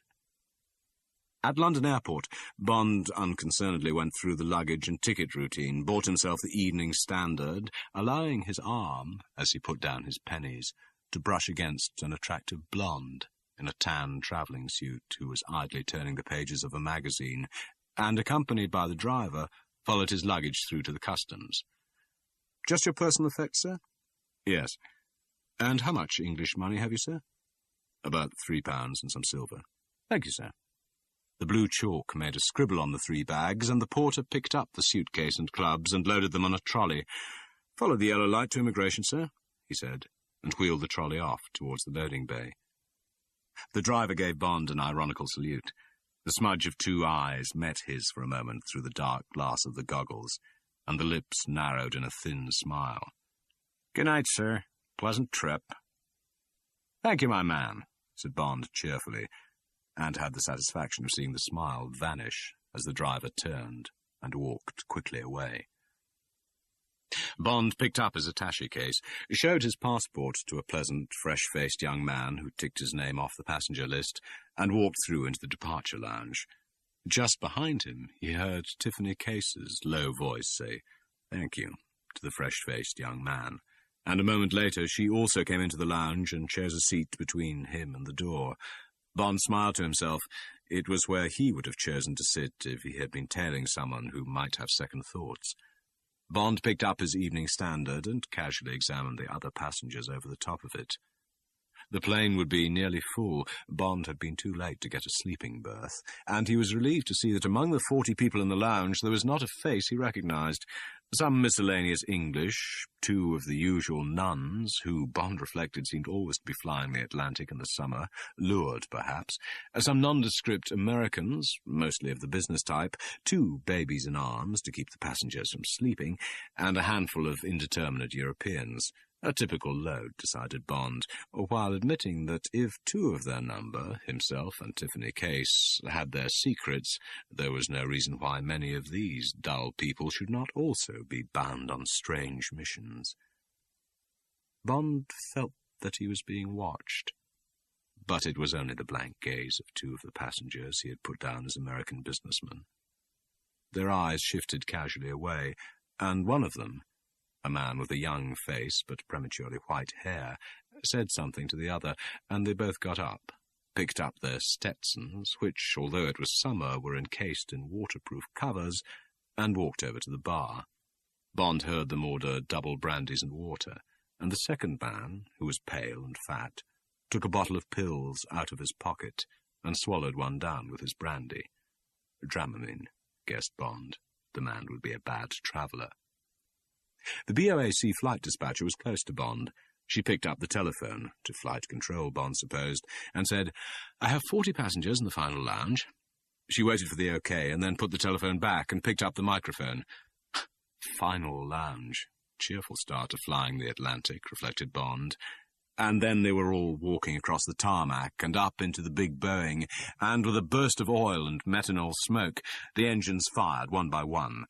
The chief steward announced over the loudspeaker that the next stop would be Shannon, where they would dine, and that the flying time would be 1 hour and 50 minutes, and the great double-decker Stratocruiser rolled slowly out to the east-west runway.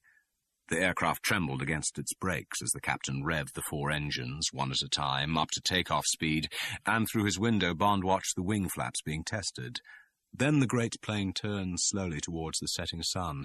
There was a jerk as the brakes were released, and the grass on either side of the runway flattened as, gathering speed, the Monarch hurtled down the 2 miles of stressed concrete and rose into the west, aiming ultimately for another little strip of concrete carpet on the other side of the world.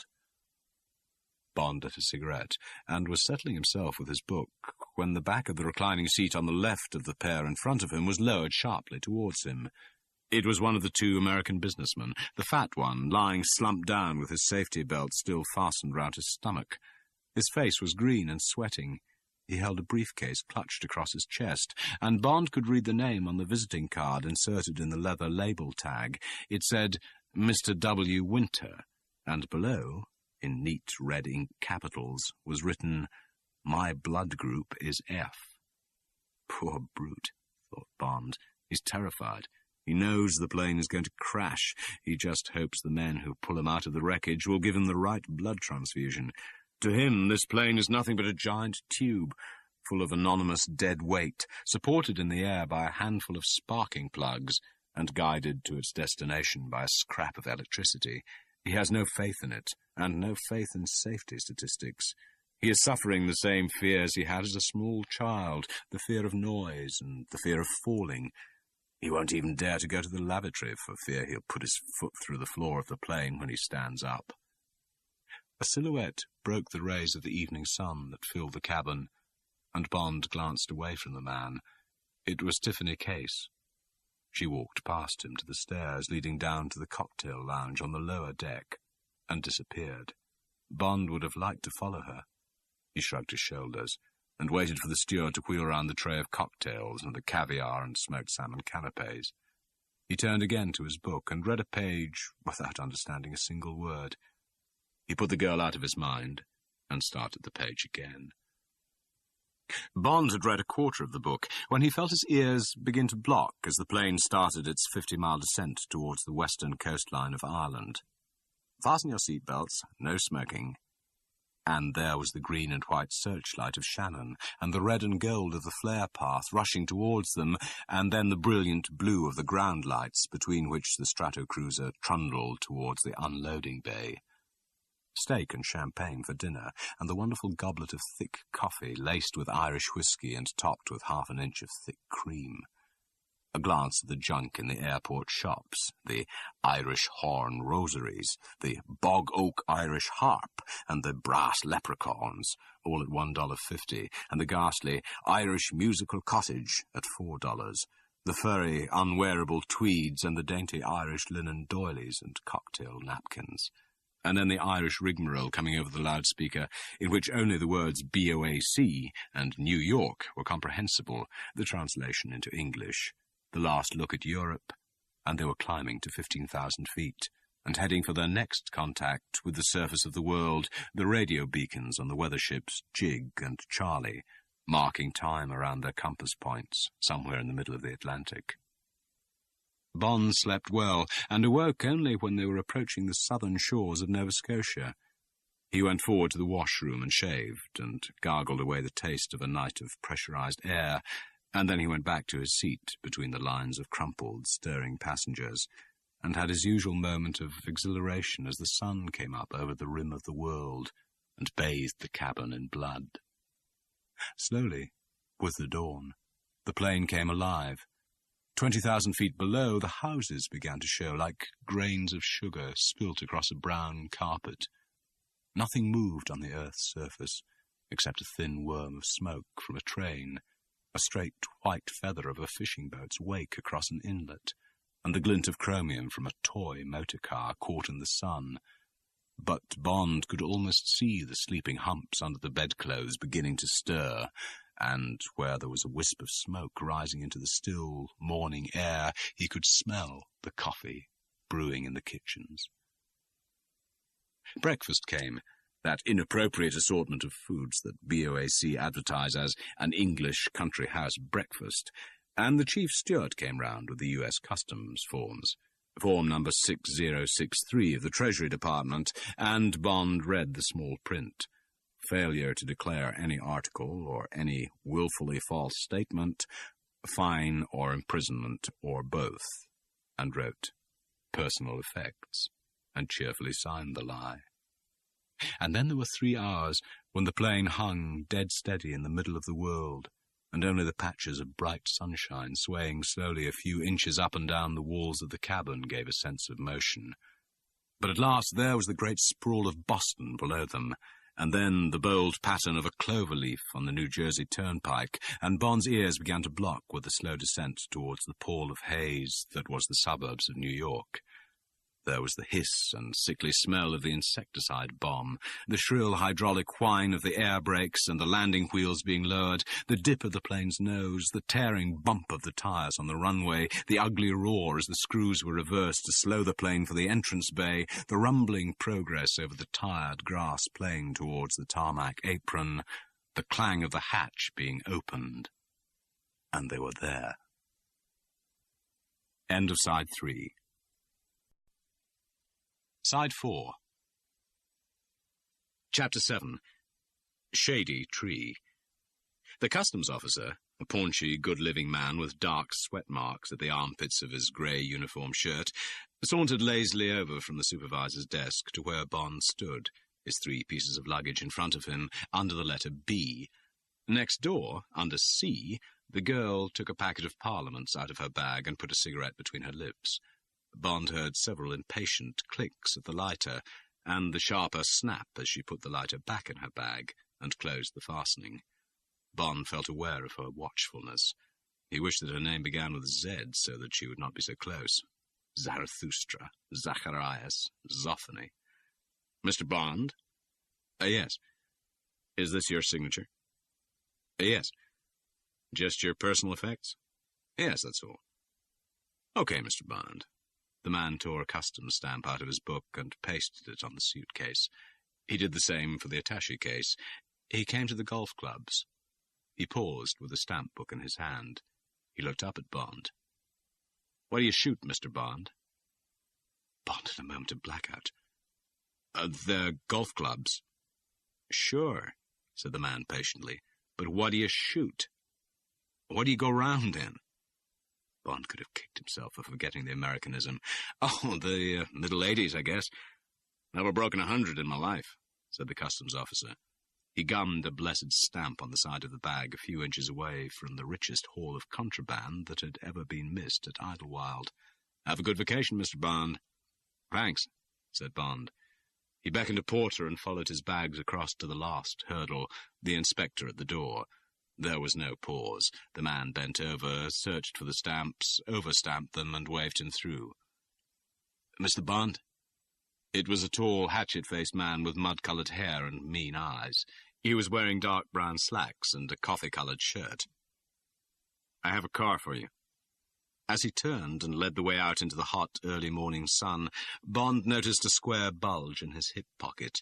It was about the shape of a small-caliber automatic. Typical, thought Bond. Mike Hammer routine. These American gangsters were too obvious. They'd read too many horror comics and seen too many films. The car was a black Oldsmobile sedan. Bond didn't wait to be told. He climbed into the front seat, leaving the disposal of his luggage in the back and the tipping of the porter to the man in brown. When they had left the cheerless prairie of Idlewild and had merged into the stream of commuter traffic on the Van Wyck Parkway, he felt he ought to say something. "How's the weather been over here?" The driver didn't take his eyes off the road. "Either side of 100. That's pretty hot," said Bond. "We haven't had it much over 75 in London." "That's so." "What's the programme now?" asked Bond after a pause. The man glanced in his driving mirror and pulled into the centre lane. For a quarter of a mile he busied himself with passing a bunch of slow-moving cars on the inside lanes. They came to an empty stretch of road. Bond repeated his question. "I said, what's the programme?" The driver gave him a quick glance. "Shady wants you." "Does he?" said Bond. He was suddenly impatient with these people. He wondered how soon he would be able to throw some weight about. The prospect didn't look good. His job was to stay in the pipeline and follow it further. Any sign of independence or non-cooperation, and he would be discarded. He would have to make himself small and stay that way. He would just have to get used to the idea. They swept into uptown Manhattan and followed the river as far as the 40s. Then they cut across town and pulled up halfway down West 46th Street, the Hatton Garden of New York. The driver double-parked outside an inconspicuous doorway. Their destination was sandwiched between a grubby-looking shop selling costume jewellery and an elegant shop front faced with black marble. The silver italic lettering above the black marble entrance of the elegant shop front was so discreet that if the name had not been in the back of Bond's mind, he would not have been able to decipher it from where he sat. It said, "The House of Diamonds, Inc." As the car stopped, a man stepped off the pavement and sauntered round the car. "Everything okay?" he said to the driver. "Sure. Boss in?" "Yeah. Want me to park the heap?" "Be glad if you would." The driver turned to Bond. "This is it, Bud. Let's get the bags out." Bond got out and opened the rear door. He picked up his small attaché case and reached for the golf clubs. "I'll take the sticks," said the driver behind him. Obediently, Bond hauled out his suitcase. The driver reached in for the clubs and slammed the door of the car. The other man was already in the driver's seat, and the car moved off into the traffic as Bond followed the driver across the sidewalk and through the inconspicuous door. There was a man in a porter's lodge in the small hallway. As they came in, he looked up from the sports section of the news. "Hi," he said to the driver. He looked sharply at Bond. "Hi," said the driver. "Mind if we leave the bags with you?" "Go ahead," said the man. "Be okay in here." He jerked his head back. The driver, with Bond's clubs over his shoulder, waited for Bond beside the doors of an elevator across the hall. When Bond followed him inside, he pressed the button for the 4th floor, and they rode up in silence. They emerged into another small hallway. It contained 2 chairs, a table, a large brass spittoon, and a smell of stale heat. They crossed the frayed carpet to a glass-fronted door, and the driver knocked and walked through without waiting for an answer. Bond followed him and shut the door. A man with very bright red hair and a big, peaceful, moon-shaped face was sitting at a desk. There was a glass of milk in front of him. He stood up as they came in, and Bond saw he was a hunchback. Bond didn't remember having seen a red-haired hunchback before. He could imagine that the combination would be useful for frightening the small fry who worked for the gang. The hunchback moved slowly round the desk and over to where Bond was standing. He walked round Bond, making a show of examining him minutely from head to foot, and then he came and stood close in front of Bond and looked up into his face. Bond looked impassively back into a pair of china eyes that were so empty and motionless that they might have been hired from a taxidermist. Bond had the feeling that he was being subjected to some sort of test. Casually, he looked back at the hunchback, noting the big ears with rather exaggerated lobes, the dry red lips of the big, half-open mouth, the almost complete absence of a neck, and the short, powerful arms in the expensive yellow silk shirt, cut to make room for the barrel-like chest and its sharp hump. "I like to have a look at the people we employ, Mr. Bond." The voice was sharp and pitched high. Bond smiled politely. "London tells me you have killed a man. I believe them. I can see you're capable of it. Would you like to do more work for us?" "It depends what it is," said Bond. Or rather, he hoped he was not being too theatrical, how much you pay. The hunchback gave a short squeal of laughter. He turned abruptly to the driver. "Rocky, get those balls out of the bag and cut them open. Here." He gave a quick shake of his right arm and held his open hand out to the driver. On it lay a double-bladed knife, with a flat handle bound with adhesive tape. Bond recognized it as a throwing knife. He had to admit that the bit of legerdemain had been neatly executed. "Yes, boss," said the driver, and Bond noticed the alacrity with which he took the knife and knelt on the floor to unstrap the ball pocket of the golf bag. The hunchback walked away from Bond and back to his chair. He sat down and picked up the glass of milk. He looked at it with distaste and swallowed the contents in 2 huge gulps. He looked at Bond as if for comment. "Ulcers?" asked Bond sympathetically. "Who spoke to you?" said the hunchback angrily. His anger was transferred to the driver. "What you waiting for, Rocky? Put those balls on the table where I can see what you're doing. The number on the ball is the center of the plug. Dig 'em out." "Coming, boss," said the driver. He stood up from the floor and put the 6 new balls on the desk. 5 of them were still in their black wrapping. He took the 6th and turned it round in his fingers. Then he picked up the knife and dug its point into the cover of the ball and levered. A 1/2-inch circular section of the ball came away on the tip of the blade, and he passed the ball across the desk to the hunchback, who tipped the contents, 3 uncut stones of 10 to 15 carats, onto the leather surface of the desk. The hunchback moodily poked the stones with his finger. The driver went on with his work until Bond counted 18 stones on the table. They were unimpressive in their rough state, but if they were of top quality, Bond could easily believe they might be worth £100,000 after cutting.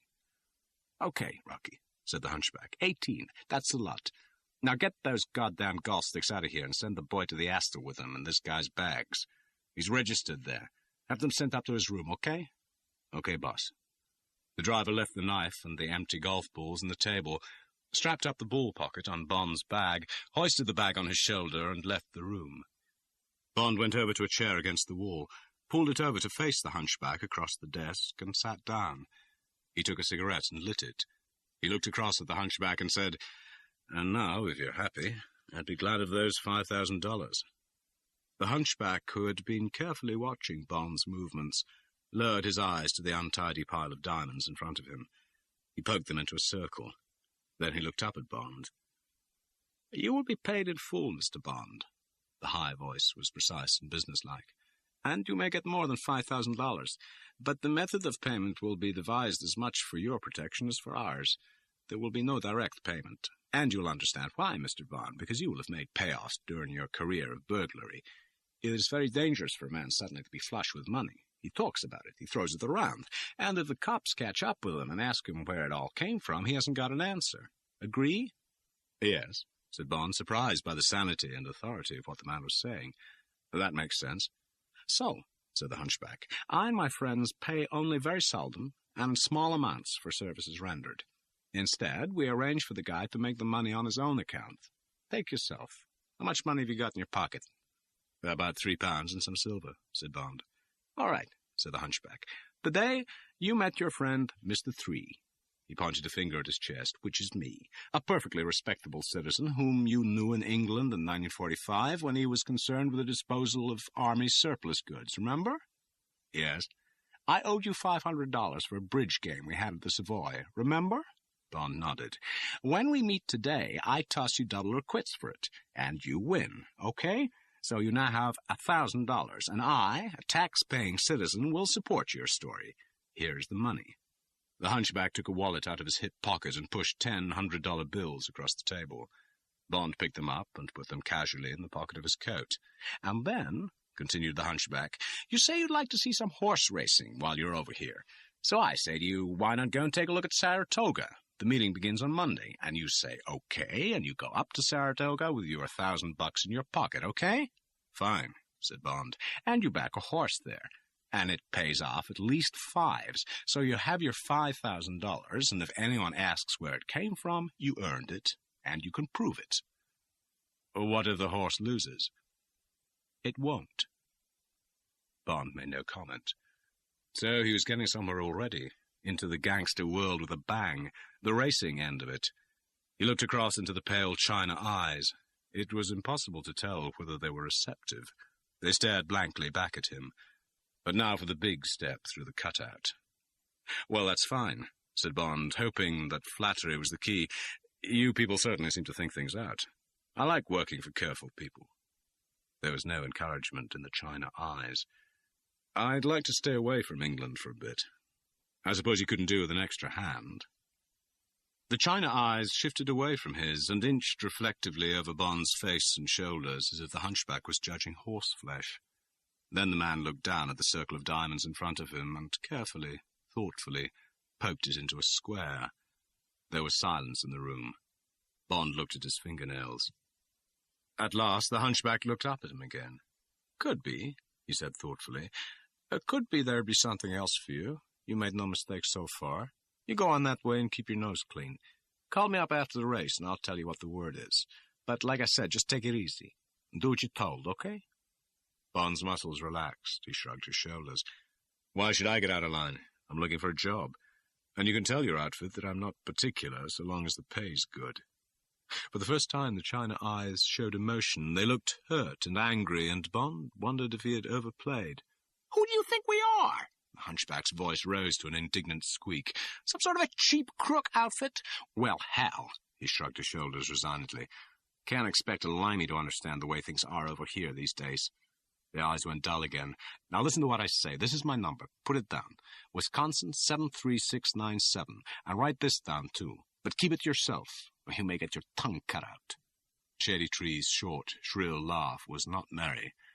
"Fourth race on Tuesday. The Perpetuity Stakes. 1.25 miles for 3-year-olds. And put your money on just before the windows close. You'll shift the odds with that grand of yours, okay?" "Okay," said Bond, a pencil poised obediently over his notebook. "Right," said the hunchback. "Shy smile.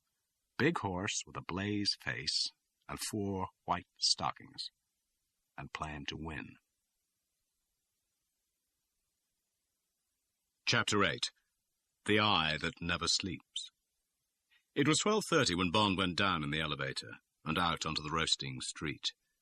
He turned right and walked slowly down towards Times Square. As he passed the handsome black marble frontage of the House of Diamonds, he stopped to examine the 2 discreet shop windows lined with dark blue velvet. In the center of each there was just one piece of jewelry, an earring consisting of a big pear-shaped diamond hanging from another perfect stone, circular and brilliant cut. Below each earring there was a thin plate of yellow gold in the shape of a visiting card with one edge turned down. On each plate was engraved the words, "Diamonds are forever." Bond smiled to himself. He wondered which of his predecessors had smuggled those 4 diamonds into America. Bond sauntered on in search of an air-conditioned bar where he could get out of the heat and do some thinking. He was pleased with his interview. At least it hadn't been the brush-off he had more than half expected. He was amused by the hunchback. There was something splendidly theatrical about him, and his vanity about the Spangled Mob was appealing. But he wasn't at all funny. Bond had walked for only a few minutes when it suddenly occurred to him that he was being followed. There was no evidence for it except a slight tingling of the scalp and an extra awareness of the people near him, but he had faith in his 6th sense, and he had once stopped in front of the shop window he was passing and looked casually back along 46th Street. Nothing but a lot of miscellaneous people moving slowly on the sidewalks, mostly on the same side as himself, the side that was sheltered from the sun. There was no sudden movement into a doorway, nobody casually wiping his face with a handkerchief to avert recognition, nobody bending down to tie a shoelace. Bond examined the Swiss watches in his shop window and then turned and sauntered on. After a few yards he stopped again. Still nothing. He went on and turned right into the Avenue of the Americas, stopping in the first doorway, the entrance to a woman's underwear store, where a man in a tan suit with his back to him was examining the black lace pants on a particularly realistic dummy. Bond turned and leant against a pillar and gazed lazily but watchfully out into the street. And then something gripped his pistol arm, and a voice snarled, "All right, Lammy, take it easy unless you want lead for lunch." And he felt something press into his back, just above the kidneys. What was the familiar about that voice? The law? The gang? Bond glanced down to see what was holding his right arm. It was a steel hook. Well, if the man had only one arm. Like lightning he swiveled, bending sideways and bringing his left fist round in a flailing blow, low down. There was a smack as his fist was caught in the other man's left hand, and at the same time as the contact telegraphed to Bond's mind that there could have been no gun, there came the well-remembered laugh and the lazy voice saying, "No good, James. The angels have got you." Bond straightened himself slowly, and for a moment he could only gaze into the grinning, hawk-like face of Felix Leiter with blank disbelief, his built-up tension slowly relaxing. "So, you're doing a front tail, you lousy bastard," he finally said. He looked with delight at the friend he had last seen as a cocoon of dirty bandages on a blood-stained bed in a Florida hotel, the American secret agent with whom he had shared so many adventures. "What the hell are you doing here? And what the hell do you mean playing the bloody fool in this heat?" Bond took out a handkerchief and wiped it over his face. "For a moment you almost made me nervous." "Nervous?" Felix Leiter laughed scornfully. "You were saying your prayers, and your conscience is so bad you didn't even know if you were going to get it from the cops or the gang, right?" Bond laughed and dodged the question. "Come on, you crooked spy," he said. "You can buy me a drink and tell me all about it. I just don't believe in odds as long as this. In fact, you can buy me lunch. You Texans are lousy with money." "Sure," said Leiter. He slipped his steel hook into the right-hand pocket of his coat and took Bond's arm with his left hand. They moved out onto the street, and Bond noticed that Leiter walked with a heavy limp. "In Texas, even the fleas are so rich they can hire themselves dogs. Let's go. Sardi's is just over the way." Leiter avoided the fashionable room at the famous actors' and writers' eating house and led Bond upstairs. His limp was more noticeable, and he held on to the banisters. Bond made no comment, but when he left his friend at a corner table in the blessedly air-conditioned restaurant and went off to the washroom to clean himself up, he added up his impressions. The right arm had gone, and the left leg, and there were imperceptible scars below the hairline above the right eye that suggested a good deal of grafting, but otherwise Leiter looked in good shape. The grey eyes were undefeated, the shock of straw-coloured hair had no hint of grey in it, and there was none of the bitterness of a cripple in Leiter's face. But in their short walk there had been a hint of reticence in Leiter's manner, and Bond felt this had something to do with him, Bond, and perhaps with Leiter's present activities. Certainly not, he thought as he walked across the room to join his friend, with Leiter's injuries. There was a medium-dry martini with a piece of lemon peel waiting for him. Bond smiled at Leiter's memory and tasted it. It was excellent, but he didn't recognize the vermouth. "Made with Cresta Blanca," explained Leiter. "New domestic brand from California. Like it?" "Best vermouth I ever tasted." "And I've taken a chance and ordered you smoked salmon and brezola," said Leiter. "They got some of the finest meat in America here, and brezola's the best cut of that. Beef, straight cut across the bone, roast and then broiled. Suit you?" "Anything you say," said Bond. "We've eaten enough meals together to know each other's tastes." "I told him not to hurry," said Leiter. He rapped on the table with his hook. "We'll have another martini first, and while you drink it, you'd better come clean." There was warmth in his smile, but his eyes were watching Bond. "Just tell me one thing. What business have you got with my old friend Shady Tree?" He gave his order to the waiter and sat forward in his chair and waited. Bond finished his first martini and lit a cigarette. He swiveled casually in his chair. The tables near them were empty. He turned back and faced the American. "You tell me something first, Felix. he said softly. Who are you working for these days? Still the CIA? Nix, said Leiter. With my gun hand gone, they could only offer me desk work. Very nice about it, and paid me off handsomely when I said I wanted an open-air life. So Pinkerton's made me a good offer. You know, the eye that never sleeps people. So now I'm just a door basher, private detective. Put on some clothes and open up routine, but it's good fun. They're a nice crowd to work with, and one day I'll be able to retire with a pension and a presentation gold watch that goes green in summer. As a matter of fact, I'm in charge of their race gang squad, doping, crooked running, night guards at the stables, all that sort of thing. Good job, and it takes you all over the country. Sounds all right, said Bond, but I didn't know you knew anything about horses. You wouldn't be able to recognize a horse unless there was a milk wagon tied on behind, admitted Leiter. But you soon pick it up, and it's mostly the people you have to know about, not the horses. What about you? He lowered his voice. Still with the old firm? That's right, said Bond. On a job for them now? Yes. Undercover? Yes. Leiter sighed. He sipped his martini reflectively. Well, he said finally, you're a damn fool to be operating alone if it's anything to do with the Spangled boys. In fact, you're such a bad risk, I'm crazy even to be having lunch with you. But I'll tell you why I was gumshoeing around Shady's neck of the woods this morning.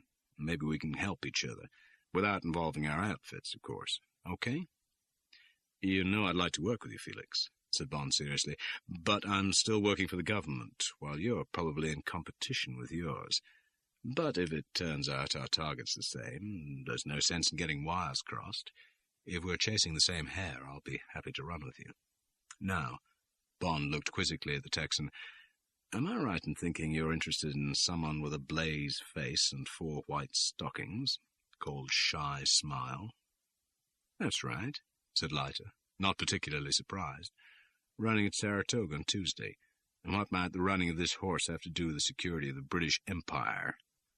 I've been told to back him, said Bond. $1,000 to win. Payoff for another job. Bond lifted up his cigarette, and his hand covered his mouth. I brought £100,000 worth of uncut diamonds in by plane this morning for Mr. Spang and his friends. Leiter's eyes narrowed. He gave a low whistle of surprise. Boy, he said respectfully, you're certainly in a bigger league than me. I'm only interested because Shy Smile is a ringer. The horse that's due to win on Tuesday won't be Shy Smile at all.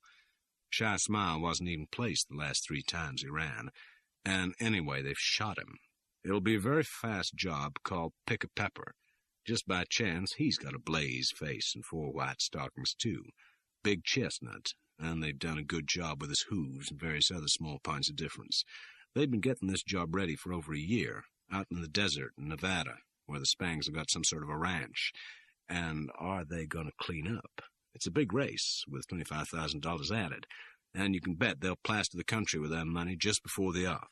Can't fail to do better than 5s, more like 10 or 15 to 1. They'll make a packet. But I thought all horses in America have to have their lips tattooed, said Bond. How have they got round that? Grafting new skin onto Pick-a-Pepper's mouth. Copied Shy Smile's marks on it. This tattoo gimmick is getting old-fashioned. The word in Pinkerton's is that the Jockey Club are going to change to photos of the night eyes. What are night eyes? They're those calluses on the inside of a horse's knees. The English call them chestnuts. Seems they're different on every horse, like a man's fingerprints. But it'll be the same old story. They'll photo the night eyes on every racehorse in America, and then find the gangs have dreamed up a way of altering them with acid. The cops never catch up to the robbers. How do you know all this about Shy Smile?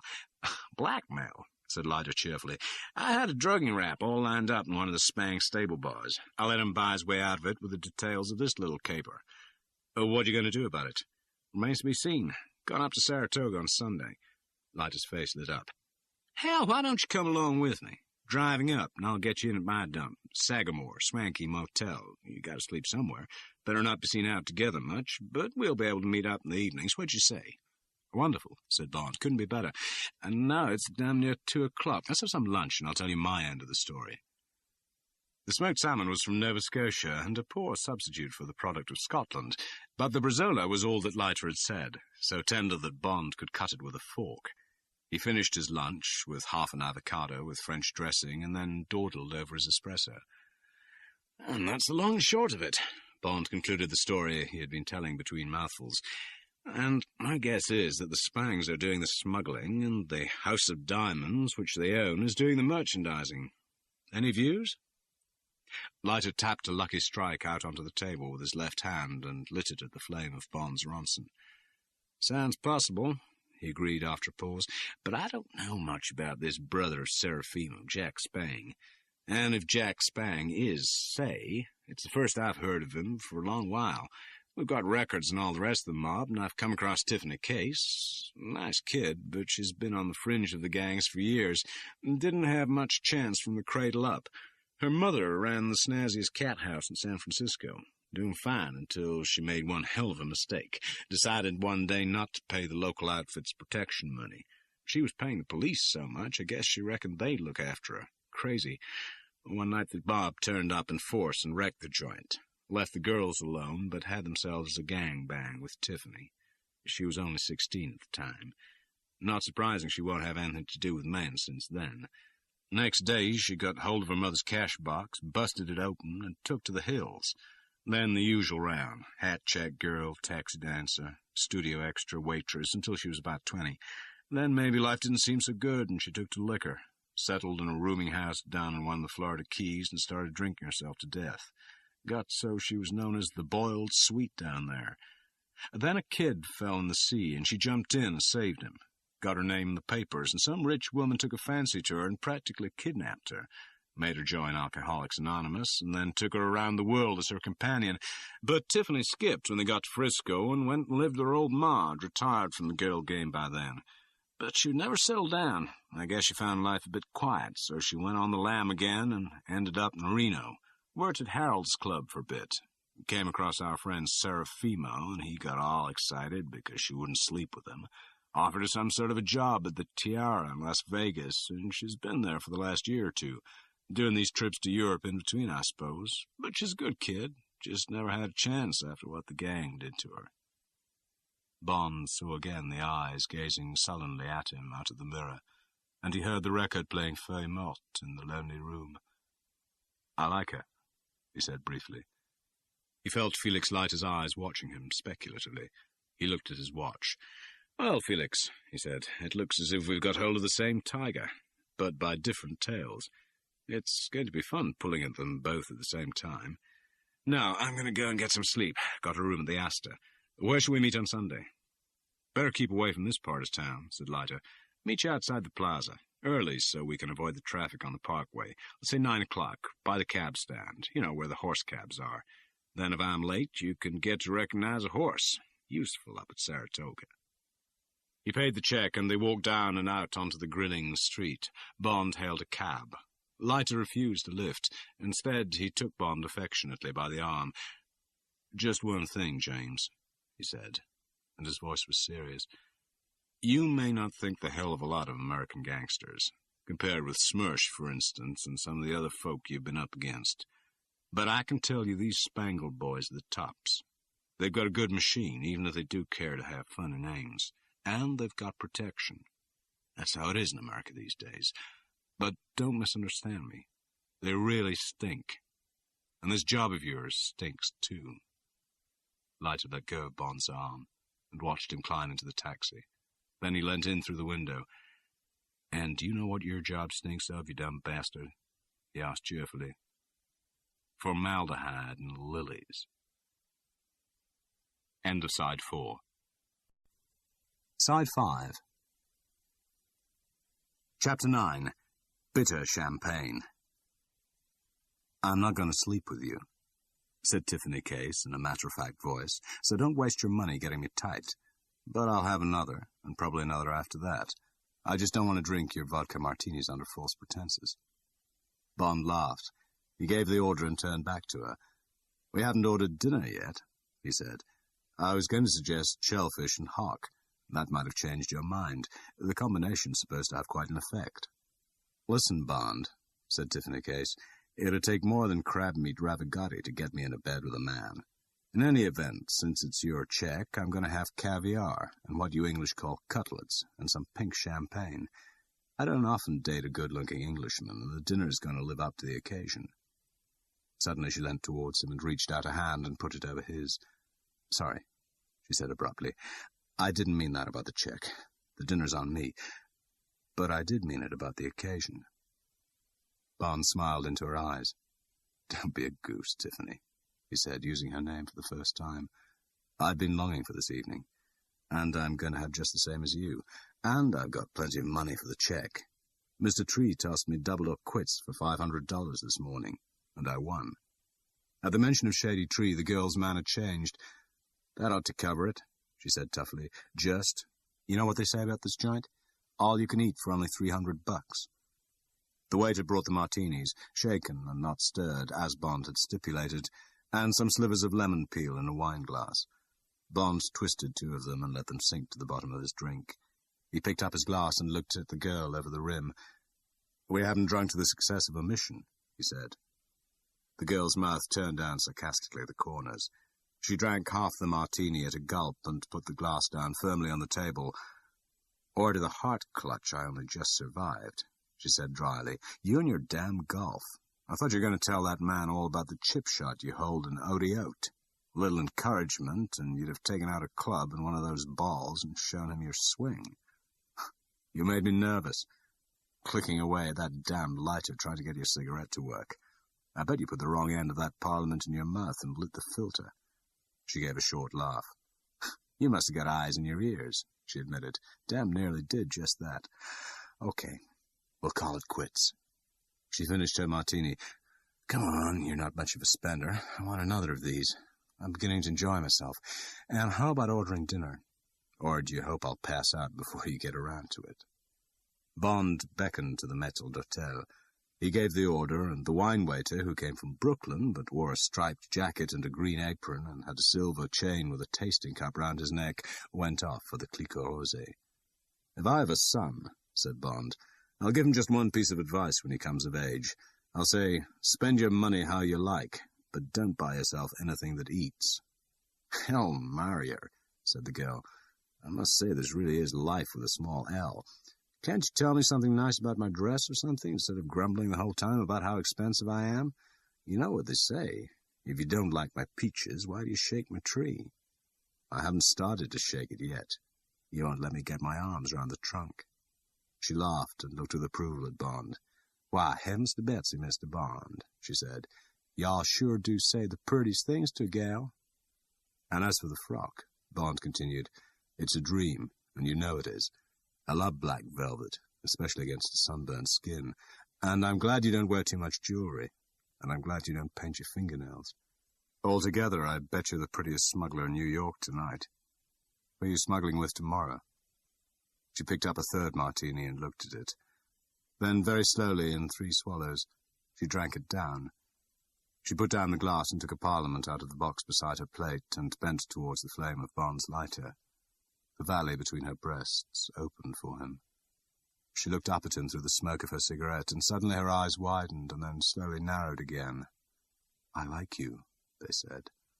"All is possible between us. But don't be impatient, and be kind. I don't want to be hurt any more."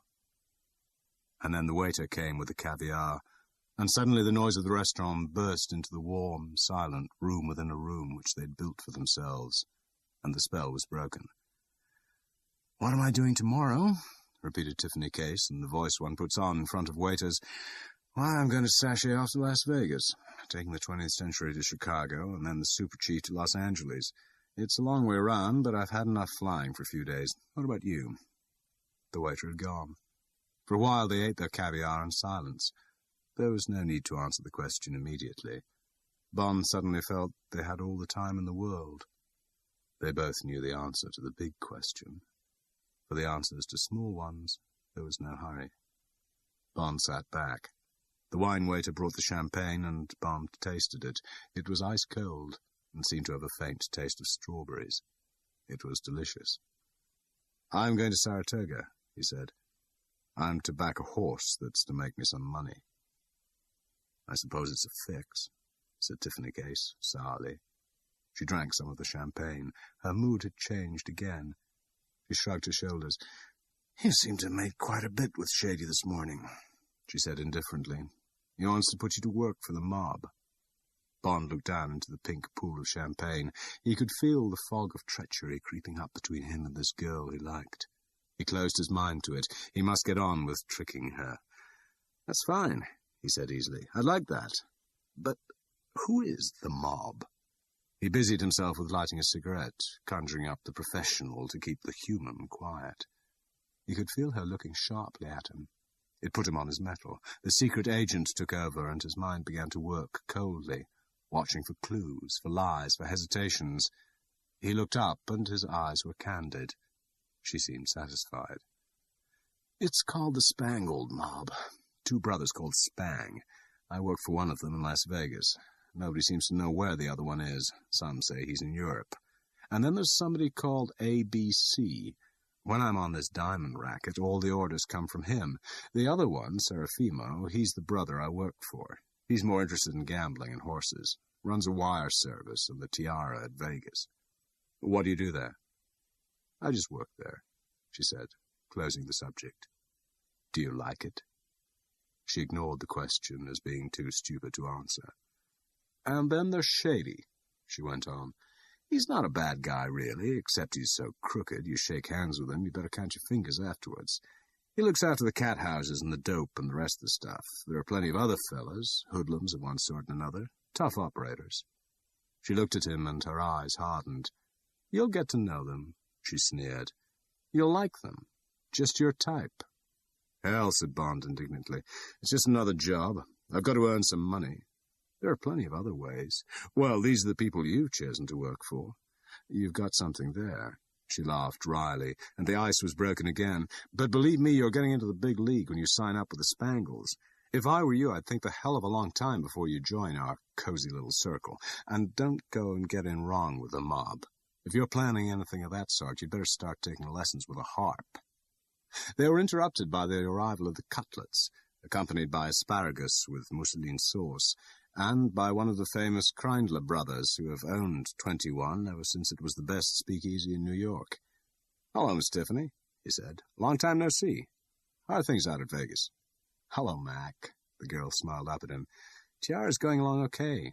She glanced round the packed room. "Seems your little hot dog stand ain't doing too badly."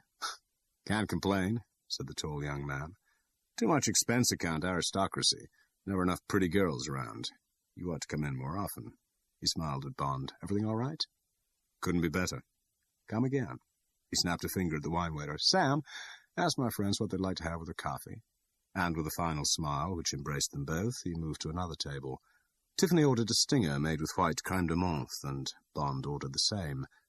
When the liqueurs and the coffee came, Bond took up the conversation where they had left it. "But, Tiffany," he said, "this diamond racket looks easy enough. Why shouldn't we just go on doing it together? 2 or 3 trips a year will get us good money, and that won't be often enough to make immigration or customs ask any awkward questions." Tiffany Case was not impressed. "Just you put it up to ABC," she said. "I keep telling you that these people aren't fools. They're running a big operation with this stuff. I've never had the same carrier twice, and I'm not the only guard doing that run. What's more, I'm pretty certain we weren't alone on that plane. I bet they had someone else watching us both. They check and double-check on every damn thing they do." She was irritated with his lack of respect for the quality of her employers. "Why, I've never even seen ABC," she said. "I just call up a number in London and get my orders in a wire recorder. Anything I've got to say, I send back to ABC the same way. I tell you, all this is way above your head, you and your damn country house burglaries." She was crushing. "Brother, have you got another thing coming?" "I see," said Bond respectfully, wondering how the hell he could get the ABC telephone number out of her. "They certainly seem to think of everything." "Bet your life," said the girl flatly. The subject was now boring. She gazed moodily into her stinger and then drank it down. Bond sensed the beginning of a vin triste. "Care to go somewhere else?" he said, knowing that it had been he who had killed the evening. "Hell no," she said dully. "Take me home. I'm getting tight. Why in hell couldn't you dream up something else to talk about except these damn hoodlums?" Bond paid the check, and in silence they went down and out of the cool envelope of the restaurant into the sultry night that stank of petrol and hot asphalt. "Staying at the Astor, too," she said as they got into a cab. She pressed into the far corner of the back seat and sat hunched up with her chin in her hand, looking out at the hideous, deadly nightshade of the neon. Bond said nothing. He looked out of the window and cursed his job. All he wanted to say to this girl was, "Listen, come with me. I like you. Don't be afraid. It can't be worse than alone." But if she said yes, he would have been smart, and he didn't want to be smart with this girl. It was his job to use her, but whatever the job dictated, there was one way he would never use this particular girl: through the heart. In front of the Astor, he helped her out onto the sidewalk, and she stood with her back to him while he paid the driver. They walked up the steps in the stiff silence of a married couple after a bad evening, ending in a row. They got their keys at the desk, and she said 5 to the boy on the elevator. She stood with her face to the door as they rode up. Bond saw that the knuckles of the hand that held her evening bag were white. At the 5th, she walked quickly out and made no protest when Bond followed her. They walked around several corners until they came to her door. She bent down and fitted the key into the lock and pushed the door open. Then she turned in the entrance and faced him. "Listen, you Bond person." It had started as the beginning of an angry speech, but then she paused and looked straight into his eyes, and Bond saw that her eyelashes were wet. And suddenly she had flung an arm round his neck, and her face was against his, and she was saying, "Look after yourself, James. I don't want to lose you." And then she pulled his face against hers and kissed him once, hard and long on the lips, with a fierce tenderness that was almost without sex. But as Bond's arms went round her and he started to return her kiss, she suddenly stiffened and fought her way free, and the moment was over. With her hand on the knob of the open door, she turned and looked at him, and the sultry glow was back in her eyes. "Now get away from me," she said fiercely, and slammed the door and locked it. Chapter 10. Studelac to Saratoga. James Bond spent most of Saturday in his air-conditioned room at the Astor, avoiding the heat, sleeping, and composing a 100-group cable addressed to the Chairman, Universal Export, London. He used a simple transposition code based on the fact that it was the 6th day of the week and that the date was the 4th of the 8th month. The report concluded that the diamond pipeline began somewhere near Jack Spang, in the shape of Rufus B. Say, and ended with Serafimo Spang, and that the main junction in the pipe was the office of Shady Tree, from which, presumably, the stones were fed into the House of Diamonds for cutting and marketing. Bond requested London to put a close tail on Rufus B. Say, but he warned that an individual known as ABC seemed to be in direct command of the actual smuggling on behalf of the Spangled Mob, and that Bond had no clue to this individual's identity except that he appeared to be located in London. Presumably only this man would provide a lead back to the actual source of the smuggled diamonds somewhere on the continent of Africa. Bond reported that his own intention was to continue working up the pipeline in the direction of Serafimo Spang, using as an unconscious agent Tiffany Case, whose background he briefly reported. Bond sent the cable collect via Western Union, had his 4th shower of the day, and went to Voisin's, where he had 2 vodka martinis, Earth Benedict, and strawberries. Over dinner he read the racing forecasts for the Saratoga meeting, from which he noted that the joint favourites for the Perpetuity Stakes were Mr. C.V. Whitney's Come Again and Mr. William Woodward Jr.'s Pray Action. Shy Smile was not mentioned. Then Bond walked back to his hotel and went to bed. Punctually at 9 on Sunday morning, a black Studebaker convertible drew up to the sidewalk where Bond was standing beside his suitcase. When he had thrown his case onto the back seat and climbed in beside Leiter, Leiter reached up to the roof and pulled back a lever. Then he pressed a button on the dash, and with a thin hydraulic whine, the canvas roof slowly raised itself up into the air and folded itself down and back into a recess between the rear seat and the boot. Then, manipulating the steering wheel gear shift with easy movements of his steel hook, he took the car fast across Central Park. "It's about 200 miles, said Leiter when they were down on the Hudson River Parkway. "Almost due north up the Hudson, in New York State, just south of the Adirondacks and not far short of the Canadian border. We'll take the Taconic Parkway. There's no hurry, so we'll go easy, and I don't want to get a ticket. There's a 50-mile speed limit in most of New York State, and the cops are fierce. But I can generally get away from them if I'm in a hurry. They don't book you if they can't catch you, too ashamed to turn up in court and admit something is faster than their Indians." "But I thought those Indians could do well over 90, said Bond, thinking that his friend had become a bit of a show-off since the old days. "I didn't know these Studebakers had it in them." There was a straight stretch of empty road in front of them. Leiter gave a brief glance in his driving mirror, and suddenly rammed the gear lever into second and thrust his foot into the floor. Bond's head jerked back on his shoulders, and he felt his spine being rammed into the back of the bucket seat. Incredulously, he glanced at the hooded speedometer. 80. With a clang, Leiter's hook hit the gear lever into top. The car went on, gathering speed. 90, 95, 6, 7, and then there was a bridge and a converging road, and Leiter's foot was on the brake, and the deep roar of the engine gave way to a steady thrumming as they settled down in the 70s and swept easily through the graded curves. Leiter glanced sideways at Bond and grinned. "Nearly another 30 in hand," he said proudly. "Not long ago I paid $5 and put her through the measured mile at Daytona. She clocked 127, and that beach surface isn't any too hot." "Well, I'll be damned," said Bond incredulously. "But what sort of a car is this, anyway? Isn't it a Studebaker?" "Studelac," said Leiter. "Studebaker with a Cadillac engine. Special transmission and brakes and rear axle. Conversion job. A small firm near New York turns them out. Only few, but they're a damn sight better sports car than those Corvettes and Thunderbirds. And you couldn't have anything better than this body. Designed by that Frenchman, Raymond Loewy, best designer in the world, but it's a bit too advanced for the American market. Studebaker's never got enough credit for this body. Too unconventional. Like the car. Bet I could give your old Bentley a licking." Leiter chuckled and reached in his left-hand pocket for a dime as they came to the Henry Hudson Bridge toll. "Until one of your wheels came off," said Bond caustically as they accelerated away again. "This sort of hot rod job's all right for kids who can't afford a real motor car."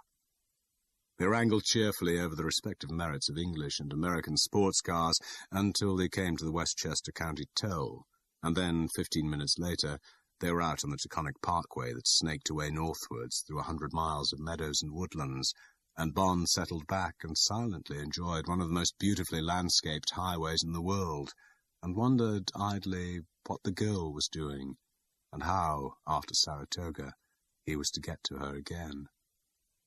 At 12:30 they stopped for lunch at the Chicken in the Basket, a log-built frontier-style roadhouse with standard equipment, a tall counter covered with the best-known proprietary brands of chocolates and candies, cigarettes, cigars, magazines, and paperbacks, a jukebox blazing with chromium and coloured lights that looked like something out of science fiction, a dozen or more polished pine tables in the centre of the raftered room, and as many low booths along the walls, a menu featuring fried chicken and fresh mountain trout, which had spent months in some distant deep freeze, and a variety of short-order dishes, and a couple of waitresses who couldn't care less. But the scrambled eggs and sausages and hot buttered rye toast and the Miller's High Life beer came quickly and were good, and so was the iced coffee that followed it. And with their second glass they got away from shop and their private lives, and got on to Saratoga. 11 months of the year, explained Leiter, the place is just dead. People drift up to take the waters and the mud baths for their troubles, rheumatism and such like, and it's like any other off-season spa anywhere in the world. Everybody's in bed by 9, and the only signs of life in the daytime are when two old gentlemen in Panama hats get to arguing about the surrender of Bourgogne at Schuylerville just down the road, or about whether the marble floor of the old Union Hotel was black or white. And then, for 1 month, August, the place goes hog wild. It's probably the smartest race meeting in America, and the place crawls with Vanderbilts and Whitneys. The rooming houses all multiply their prices by 10, and the racetrack committee will lick the old grandstand up with paint and somehow find some swans for the pond in the center of the track, and anchor an old Indian canoe in the middle of the pond, and turn up the fountain. Nobody can remember where the canoe came from, and an American racing rider who tried to find out got as far as that it was something to do with an Indian legend. He said that when he heard that, he didn't bother anymore. He said that when he was in 4th grade, he could tell a better lie than any Indian legend he ever heard. Bond laughed. What else? He said. You ought to know about it yourself, said Leiter. It used to be a great place for the English, the belted ones, that is. The Jersey Lily used to be around here a lot, your Lily Langtree. About the time novelty beat Iron Mask and the Hopeful stakes. But it's changed a bit since the Mauve decade. Here, he pulled a cutting out of his pocket. This'll bring you up to date. Cut it out of the Post this morning. This Jimmy Cannon is their sports columnist. Good writer. Knows what he's talking about. Read it in the car. We ought to be moving. Leiter left some money on the check, and they went out, and while the Studellac throbbed along the winding road towards Troy, Bond settled himself down with Jimmy Cannon's tough prose. As he read, the Saratoga of the Jersey Lilies' day vanished into the dusty, sweet past, and the 20th century looked out at him from the piece of newsprint and bared its teeth in a sneer. The village of Saratoga Springs, he read beneath the photograph of an attractive young man with wide, straight eyes and a rather thin-lipped smile, was the Coney Island of the underworld, until the Kefovers put their show on the television. It frightened the Hicks and chased the hoodlums to Las Vegas, but the mobs exercised dominion over Saratoga for a long time. It was a colony of the national gangs, and they ran it with pistols and baseball bats. Saratoga seceded from the Union, as did the other gambling hamlets that placed their municipal governments in the custody of the racket corporations. It is still a place where the decent inheritors of old fortunes and famous names come to run their stables under racing conditions that are primitive and suggest a country fair meeting for quarter horses.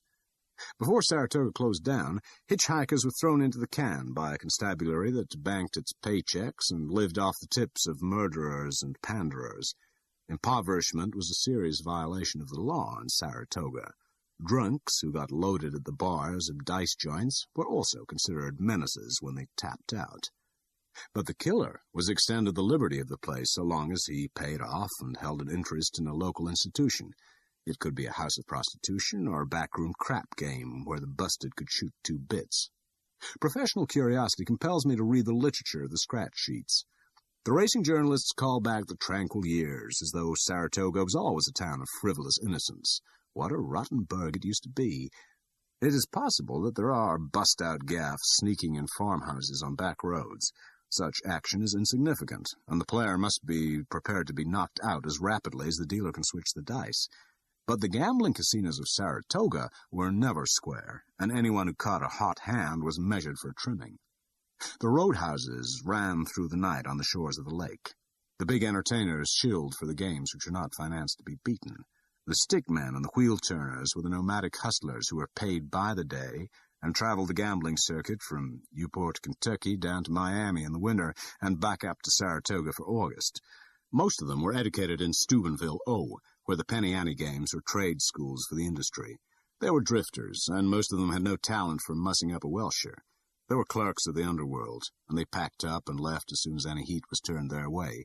Most of them have settled down in Las Vegas and Reno, where their old bosses have taken charge with licenses hanging on the walls. Their employers were not gamblers in the tradition of old Colonel E.R. Bradley, who was a stately man of courteous deportment, but there are those who tell me that his gambling bazaar at Palm Beach would go along with the mark until his score piled up too high. Then, according to those who have gone against Bradley's games, mechanics took over and used any device that would keep the house solvent. It delights those who recollect Bradley when they read his canonization as a philanthropist whose hobby was giving the rich a little divertisement denied them by the state of Florida. But compared to the lice who controlled Saratoga, Colonel Bradley is entitled to all the praise he gets in the remembrances of the sentimentalists. The track at Saratoga is a ramshackle pile of kindling wood, and the climate is hot and humid. There are some, such as Al Vanderbilt and Jock Whitney, who are sportsmen in the obsolete sense of the identification. Horse racing is their game, and they're too good for it. So are such trainers as Bill Winfrey, who sent Native Dancer to the races. There are jockeys who would bust you in the nose if you propositioned them to pull a horse. They enjoy Saratoga, and they must be glad that the likes of Lucky Luciano are gone from the rube town that flourished because it allowed tough guys to fleece the drop-ins. The bookmakers were yagged as they left the track in the era of the handbooks. There was one called Kid Tatters who was relieved of $50,000 in the parking lot. The heist guys told him they intended to kidnap him if he didn't come up with more. Kid Tatters knew Lucky had a piece of most of the gambling spots and appealed to him to settle his trouble.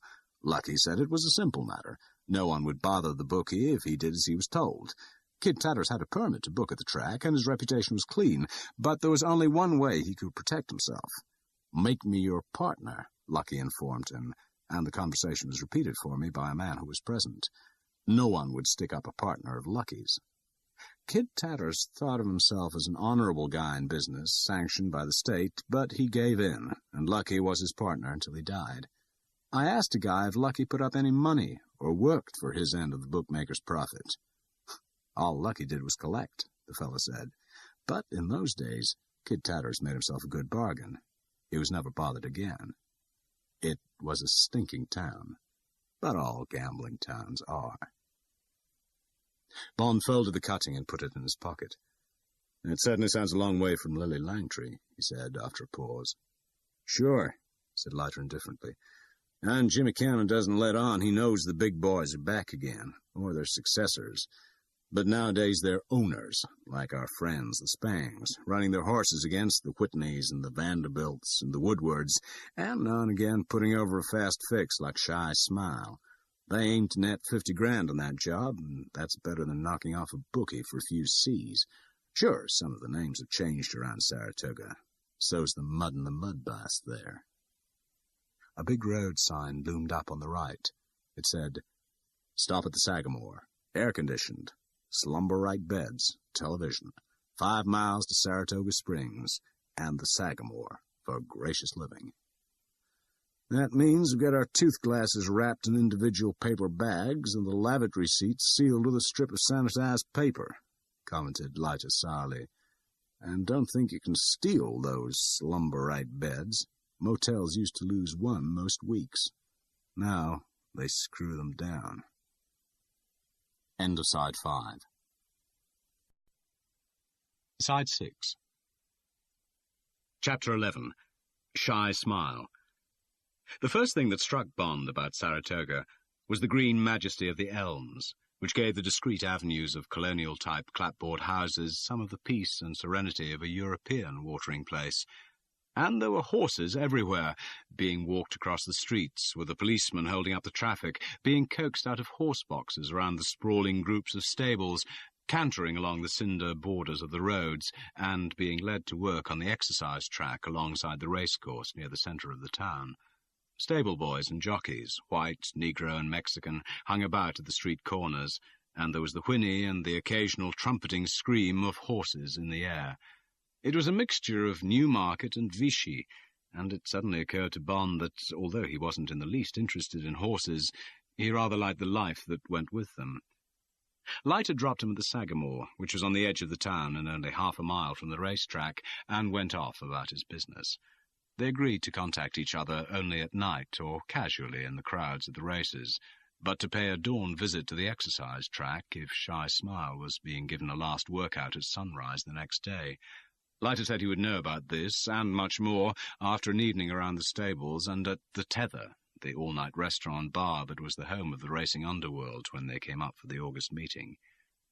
Bond checked himself in at the central office of the Sagamore, signed James Bond, Hotel Astor, New York, before a hatchet-faced woman whose steel-rimmed eyes assumed that Bond, like most of her other seekers after gracious living, intended to steal the towels and possibly the sheets, paid $30 for 3 days, and was given a key to room 49.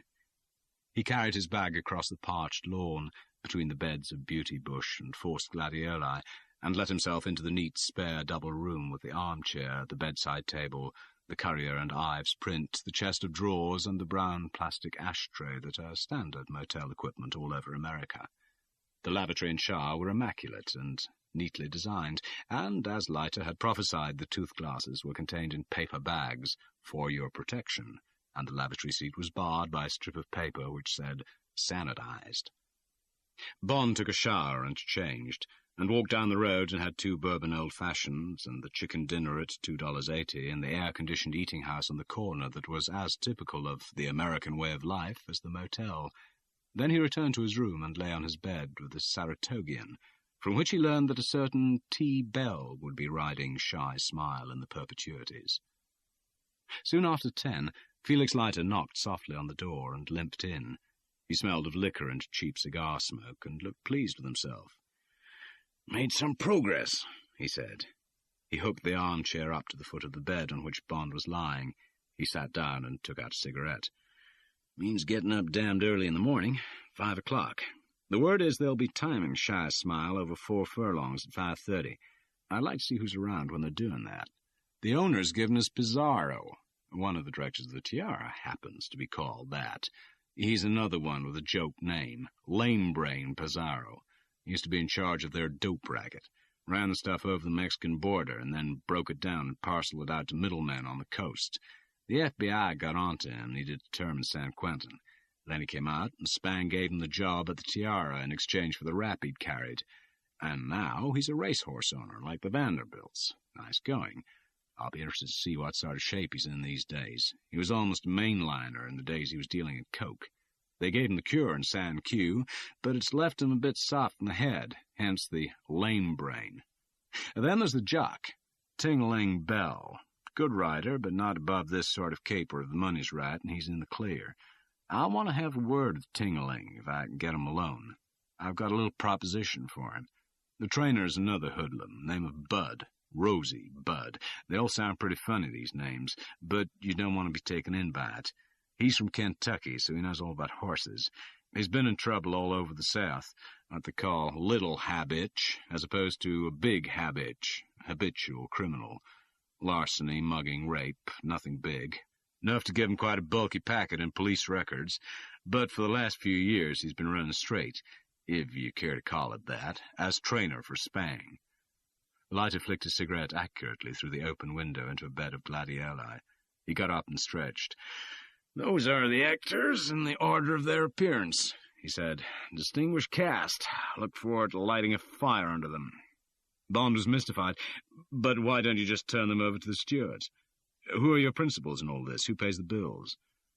"Retained by the leading owners," said Leiter. "They pay us a retainer and extra by results. And I wouldn't get far with the stewards. It wouldn't be fair to put the stable boy in the box. Be the death sentence for him. The veterinary has passed the horse, and the real Shy Smile was shot and burned months ago. No, I've got my own ideas, and they're going to hurt the Spangled boys far more than a disbarment from the tracks.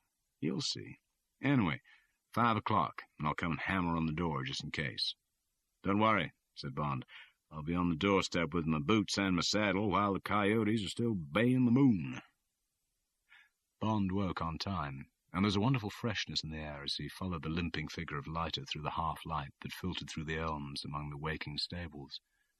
In the east, the sky was pearly grey and iridescent, like a toy balloon filled with cigarette smoke, and among the shrubs the mockingbirds were beginning their first song.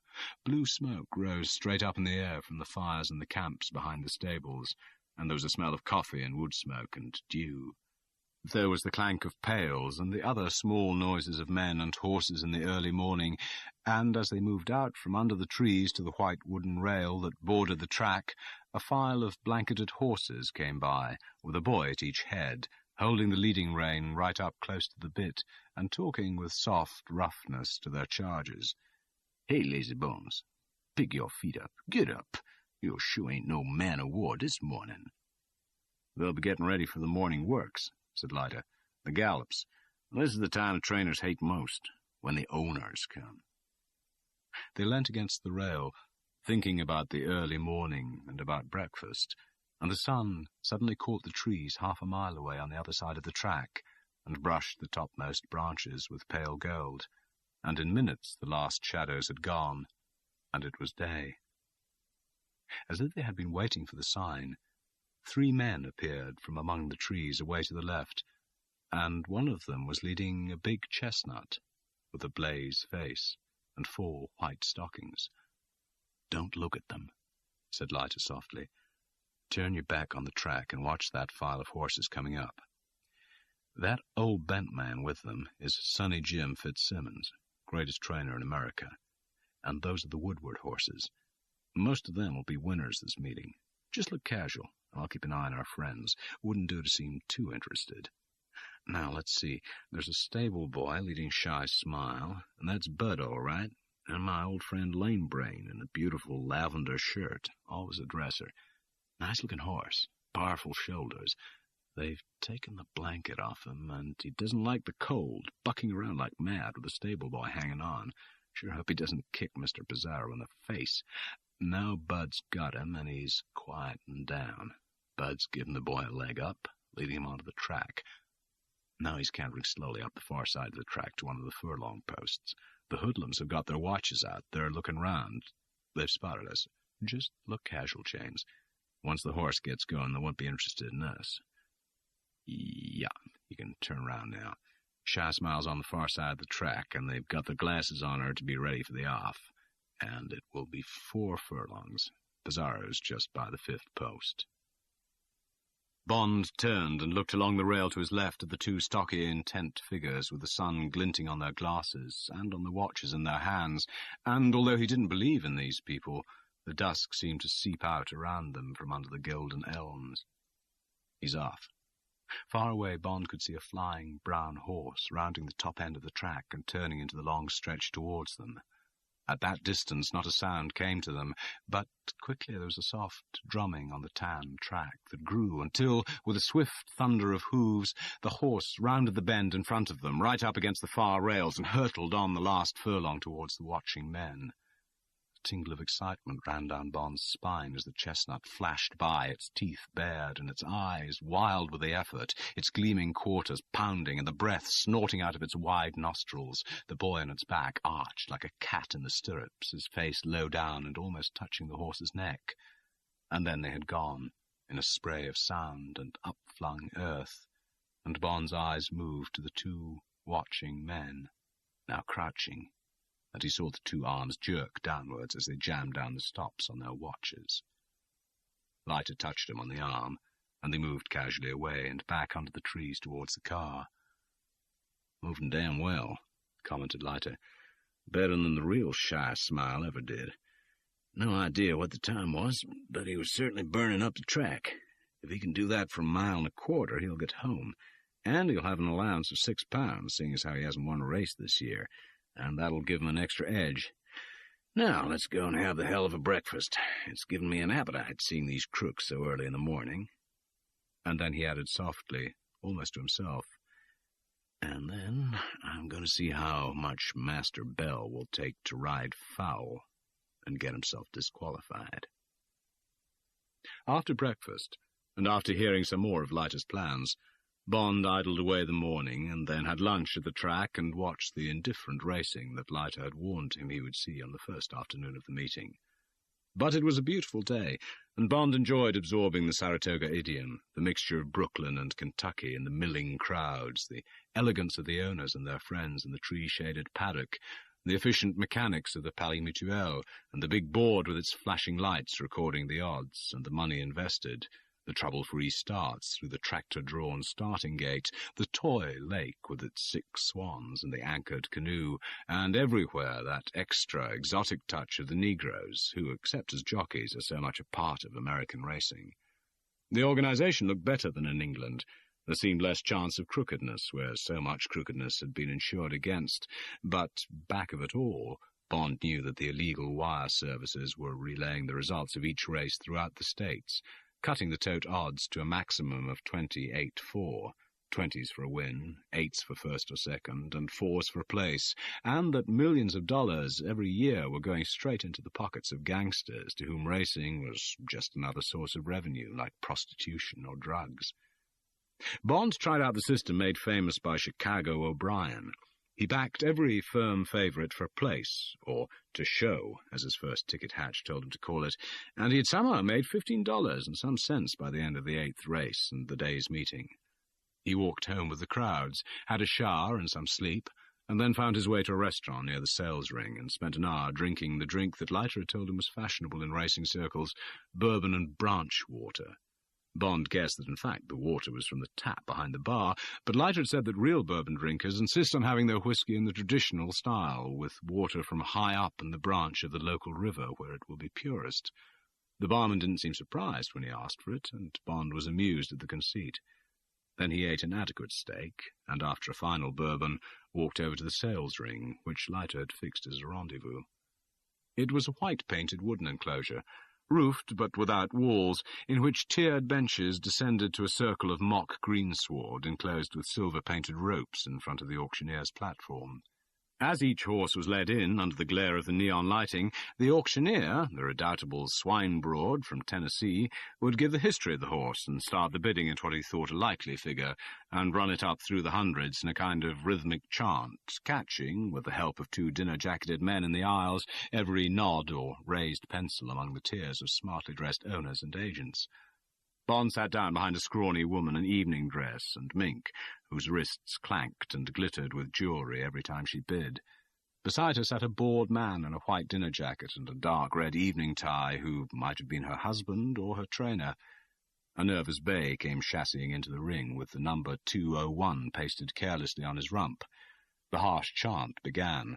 "I bid 6,000, now 7,000, will you? I bid 7,000, and 3, and 4, and 5, only 7.5 for this good-looking colt by Tehran. 8,000, thank you, sir, and 9, will you do it? 8,500, I bid, will you give me 9? 8,500, will you give me 9? 6 and 7, and who'll bid the big figure?" A pause, a bang of the hammer, a look of sincere reproach towards the ringside seats where the big money sat. "Folks, this 2-year-old's too cheap. I'm selling more winning colt for this amount of money than I've sold all summer long. Now, 8,700, who'll give me 9? Where's 9, 9, 9?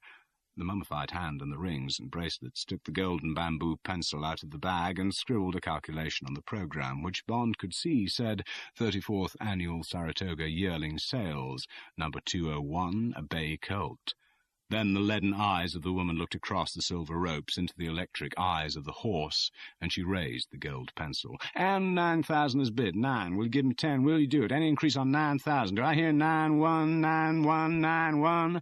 A pause and a last questing look round the crammed white seats, and then a bang of the hammer. "Sold for $9,000. Thank you, ma'am." And the heads turned round and craned, and the woman looked bored and said something to the man beside her, who shrugged his shoulders. And 201... a bay colt, was led from the ring, and 202 came sidling in to stand for a moment, trembling with the shock of the lights, and the wall of unknown faces, and the fog of strange smells. And there was a movement in the row of seats behind Bond, and Leiter's face came forward alongside his, and Leiter's mouth said into his ear, "It's done. It's cost $3,000, but he'll play the double-cross. Foul riding in the last furlong, just as he's due to make his winning sprint. Oh, boy. See you in the morning." And the whisper ended, and Bond didn't look round, but went on watching the sales for a while, and then slowly walked home under the elms, feeling sorry for a jockey called Ting-a-ling Bell, who was playing such a desperately dangerous game, and for a big chestnut called Shy Smile, who was now not only a ringer, but was going to be ridden foul into the bargain. Chapter 12. The Perpetuities. Bond sat high up in the grandstand, and through hired glasses watched Shy Smile's owner eating soft-shell crabs. The gangster was sitting in the restaurant enclosure 4 rows below Bond. Opposite him sat Rosie Budd, forking down frankfurters and sauerkraut and drinking beer out of a stein. Although most of the other luncheon tables were occupied, there were 2 waiters hovering round this one, and the maître d'hôtel made frequent visits to see that all was going well. Pizarro looked like a gangster in a horror comic. He had a round, bladder-like head, in the middle of which the features were crowded together, 2 pinpoint eyes, 2 black nostrils, a pursed, wet, pink mouth above the hint of a chin, and a fat body in a brown suit and a white shirt with a long pointed collar and a figured chocolate bow tie. He paid no attention to the preparations for the first race, but concentrated on his food, occasionally glancing across at his companion's plate as if he might reach across and fork something off it for himself. Rosie Budd was broad and hard-looking, with a square, immobile poker player's face in which pale eyes were buried deep under thin, fair eyebrows. He was wearing a striped seersucker suit and a dark blue tie. He ate slowly and rarely looked up from his plate. When he had finished, he picked up a race programme and studied it, turning over the pages carefully. Without looking up, he gave a curt shake of the head when the maître d'hôtel offered him the menu. Pizarro picked his teeth until a mound of ice cream arrived, and then he bent his head again and started spooning the ice cream rapidly up into his small mouth. Through his glasses, Bond examined the two men, and wondered about them. What did these people amount to? Bond remembered cold, dedicated, chess-playing Russians, brilliant, neurotic Germans, silent, deadly, anonymous men from Central Europe, the people in his own service, the double firsts, the gay soldiers of fortune, the men who counted life well lost for 1,000 a year. Compared with such men, Bond decided, these people were just teenage pillow fantasies. The results went up for the third race, and now there was only half an hour to go before the perpetuities. Bond put down his glasses and picked up his program, waiting for the big board on the other side of the track to start flickering as the money went on the tote and the odds began to move. He took a final look at the details. Second day, August 4, said the program. The perpetuity stakes, $25,000 added, 52nd running, for 3-year-olds, by subscription of $50 each to accompany the nomination. Starters to pay $250 additional, with the $25,000 added, of which $5,000 to second, $2,500 to third, and $1,250 to fourth. A trophy to be presented to the owner of the winner, 1 mile and a quarter.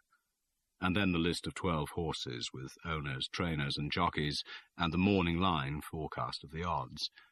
The joint favourites, number 1, Mr. C.V. Whitney's Come Again, and number 3, Mr. William Woodward's Pray Action, were both forecast at 6 to 4 on. Mr. P. Pizarro's Shy Smile, trainer R. Budd, jockey T. Bell, was forecast at 15 to 1, the bottom horse in the betting. His number was 10. Bond turned his glasses on the restaurant enclosure. The two men had gone. Bond's eyes followed on across the track to where the lights were flashing on the big board. The favourite was now number 3, at 2 to 1 on. Come Again had gone out to evens. Shy Smile was quoted at 20 to 1, but he went down to 18s as Bond watched the board. Another quarter of an hour to go. Bond sat back and lit a cigarette, going over again in his mind what Leiter had told him, wondering if it was going to work. Leiter had tracked the jockey down to his rooming house, and had flashed his private detective's license at him. And then he had quite calmly blackmailed him into throwing the race. If Shy Smile won, Leiter would go to the stewards, expose the ringer, and Tingling Bell would never ride again. But there was one chance for the jockey to save himself. If he took it, Leiter promised to say nothing about the ringer. Shy Smile must win the race, but be disqualified. This could be achieved if, in the final sprint, the jockey interfered with the running of the horse closest to him, so that it could be shown that he had prevented this other horse from being the winner. Then there would be an objection, which had to be upheld. It would be easy for Bell, at the last corner before the run-in, to do this in such a way that he could argue to his employers that it had just been a bit of over-keen riding, that another horse had crowded him over to the left, that his horse had stumbled. There was no conceivable reason why he should not wish to win. Pizarro had promised him an extra $1,000 if he did, and it was just one of those strokes of bad luck that happen in racing. And Leiter would now give Tingling $1,000, and there would be another $2,000 for him if he did what he was told. And Bell had bought it, without any hesitation, and he had asked for the $2,000 to be passed to him after the day's racing in the Acme mud and sulphur baths, where he went every evening to take a mud bath to keep his weight down. 6 o'clock, and Leiter had promised that this would be done, and Bond now had the $2,000 in his pocket, and he had reluctantly agreed to help Leiter out by going to the Acme baths to make the payoff if Shy Smile failed to win the race. Would it work? Bond picked up his glasses and swept them round the course. He noted the 4 thick posts at the quarter miles that held the automatic cameras that recorded the whole race and whose film was available to the stewards within minutes of each finish. It was this last one, near the winning post, whose eye would see and record all that happened at the final bend. Bond felt a tingle of excitement. 5 minutes to go, and the starting gate was being pulled into position 100 yards up to his left. Once round the course, plus an extra furlong, and the winning post was just below him. He put his glasses on the big board. No change in the favourites or in Shy Smile's price. And now here came the horses, cantering easily down to the start. First came number 1, Come Again, the second favourite, a big black horse carrying the light blue and brown colours of the Whitney stable. And there was a cheer for the favourite, Pray Action, a fast-looking grey, carrying the Woodward white and red spots of the famous Bel Air stud. And at the tail of the field, there was the big chestnut with a blaze face and 4 white stockings, and the pale-faced jockey wearing a jacket of lavender silk with a big black diamond on chest and back. The horse moved so well that Bond glanced across at the board and was not surprised to see his price come quickly back to 17s, then 16s. Bond went on watching the board. In a minute the big money would go on, all except the remains of Bond's $1,000, which would stay in his pocket, and the price would come down with a run. The loudspeaker was announcing the race. Away to the left, the horses were being marshalled behind the starting gate. Bing, bing, bing. The lights opposite number 10 on the board started to wink and flash. 15, 14, 12, 11, and finally 9 to 1. Then the lights stopped talking, and the tote was closed. And how many more thousands had gone away by Western Union to harmless telegraphic addresses in Detroit, Chicago, New York, Miami, San Francisco, and a dozen more off-the-course books throughout the States. A handbell clanged sharply. There was an electric smell in the air, and a muting of the noise of the crowds. Then down thundered the ragged, charging line towards the grandstand, and past and away in a scud of hooves and flying earth and tan bark.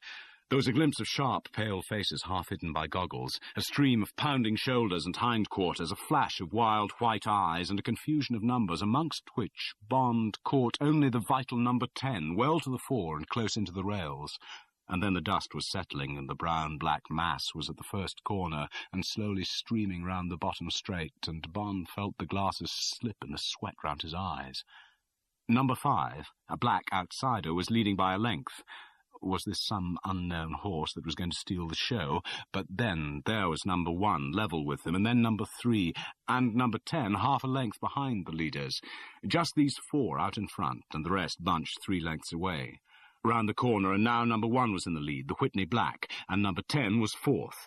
Down the long straight opposite, and number 3 was moving up, with Tingling Bell on the chestnut at his heels. They both passed number 5, and were well up with number 1, who was still leading by half a length. And then the first top bend, and the top straight, and number 3 was leading, with Shy Smile second, and number 1 a length behind. And Shy Smile was coming up level with the leader. He was level, and they were coming into the final corner. Bond held his breath. Now! He could almost hear the whir of the concealed camera and the big white post. Number 10 was ahead, right on the bend, but number 3 was inside on the rails, and the crowd was howling for the favourite. Now Bell was inching towards the grey, his head well down on his horse's neck on the outside, so that he could pretend that he couldn't see the grey horse on the rails. Inch by inch the horses drew closer, and suddenly Shy Smile's head hit number 3's head. Then his quarters were in front, and yes, Pray Action's boy suddenly stood right up in his stirrups, forced to take up by the foul, and at once Shy Smile was a length ahead. There was an angry roar from the crowd. Bond lowered his glasses and sat back and watched as the foam-flecked chestnut thundered past the post below him, with Pray Action 5 lengths behind and Come Again just failing to beat him into second place. Not bad, thought Bond, as the crowd howled around him. Not bad at all. And how brilliantly the jockey had done it. His head so well down that even Pizarro would have to admit Bell couldn't see the other horse. The natural curve in for the final straight, the head still well down as he passed the post, and the whip flailing for the last few lengths, as if Tingling still thought himself only half a length ahead of number 3. Bond watched for the results to be posted. There was a chorus of whistles and cat-calls. Number 10, Shy Smile, 5 lengths. Number 3, Pray Action, half a length. Number 1, Come Again, 3 lengths. Number 7, Pirandello, 3 lengths. And the horses came cantering back for the weighing in, and the crowd yelled for blood as Tingling Bell, grinning all over his face, threw his whip to the valley and slipped off the sweating chestnut and carried his saddle to the scales. And then there was a great burst of cheering. Opposite the name of Shy Smile, the word Objection, white on black, had been slipped in, and the loudspeaker was saying, "Attention, please.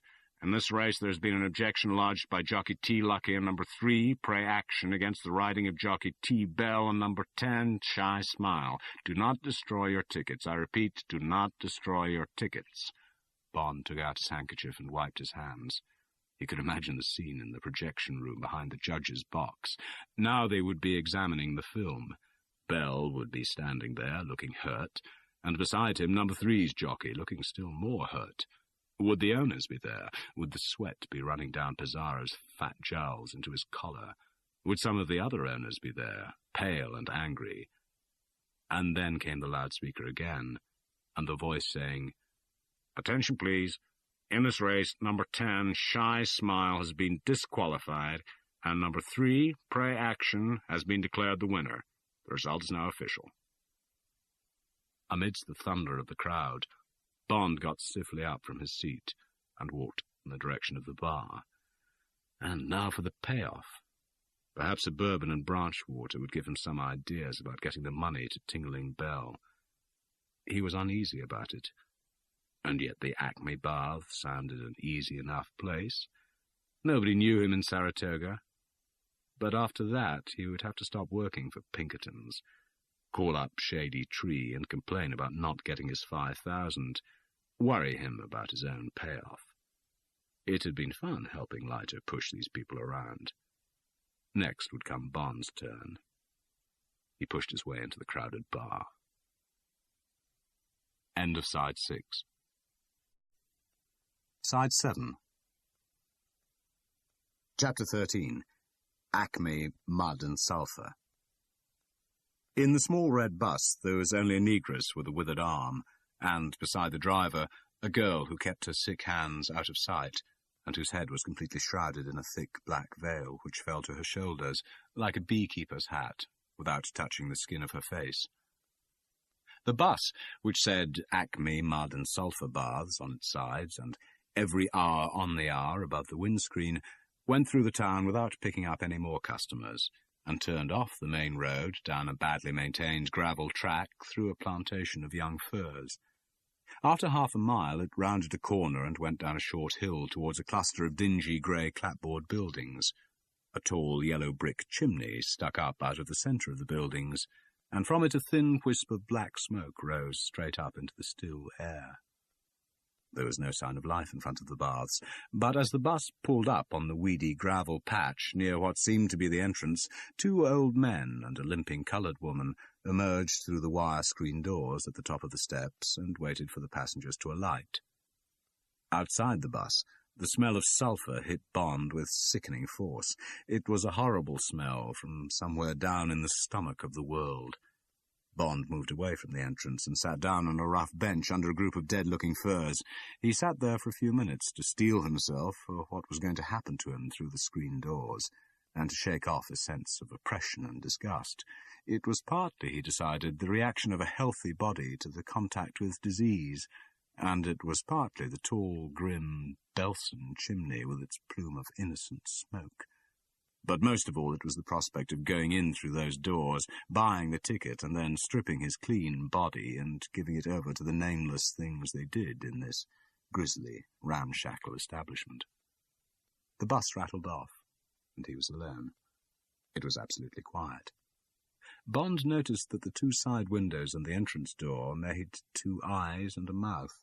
The place seemed to be looking at him, watching him, waiting for him. Would he come in? Would they have him? Bond moved impatiently inside his clothes. He got to his feet and walked straight across the gravel and up the wooden steps, and the frame doors banged to behind him.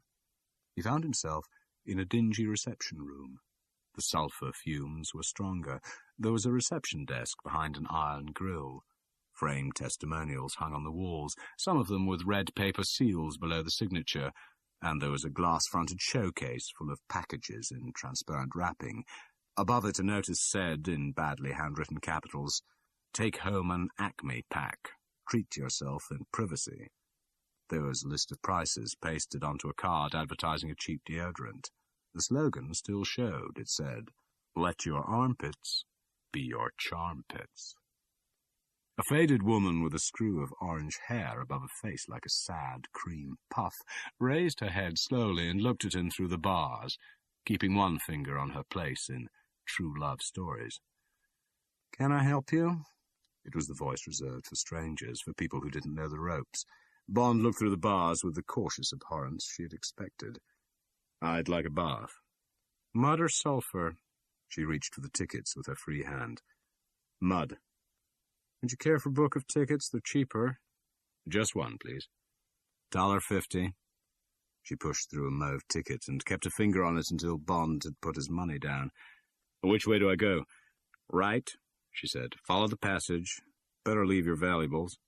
She slipped a large white envelope under the grill. "Write your name on it."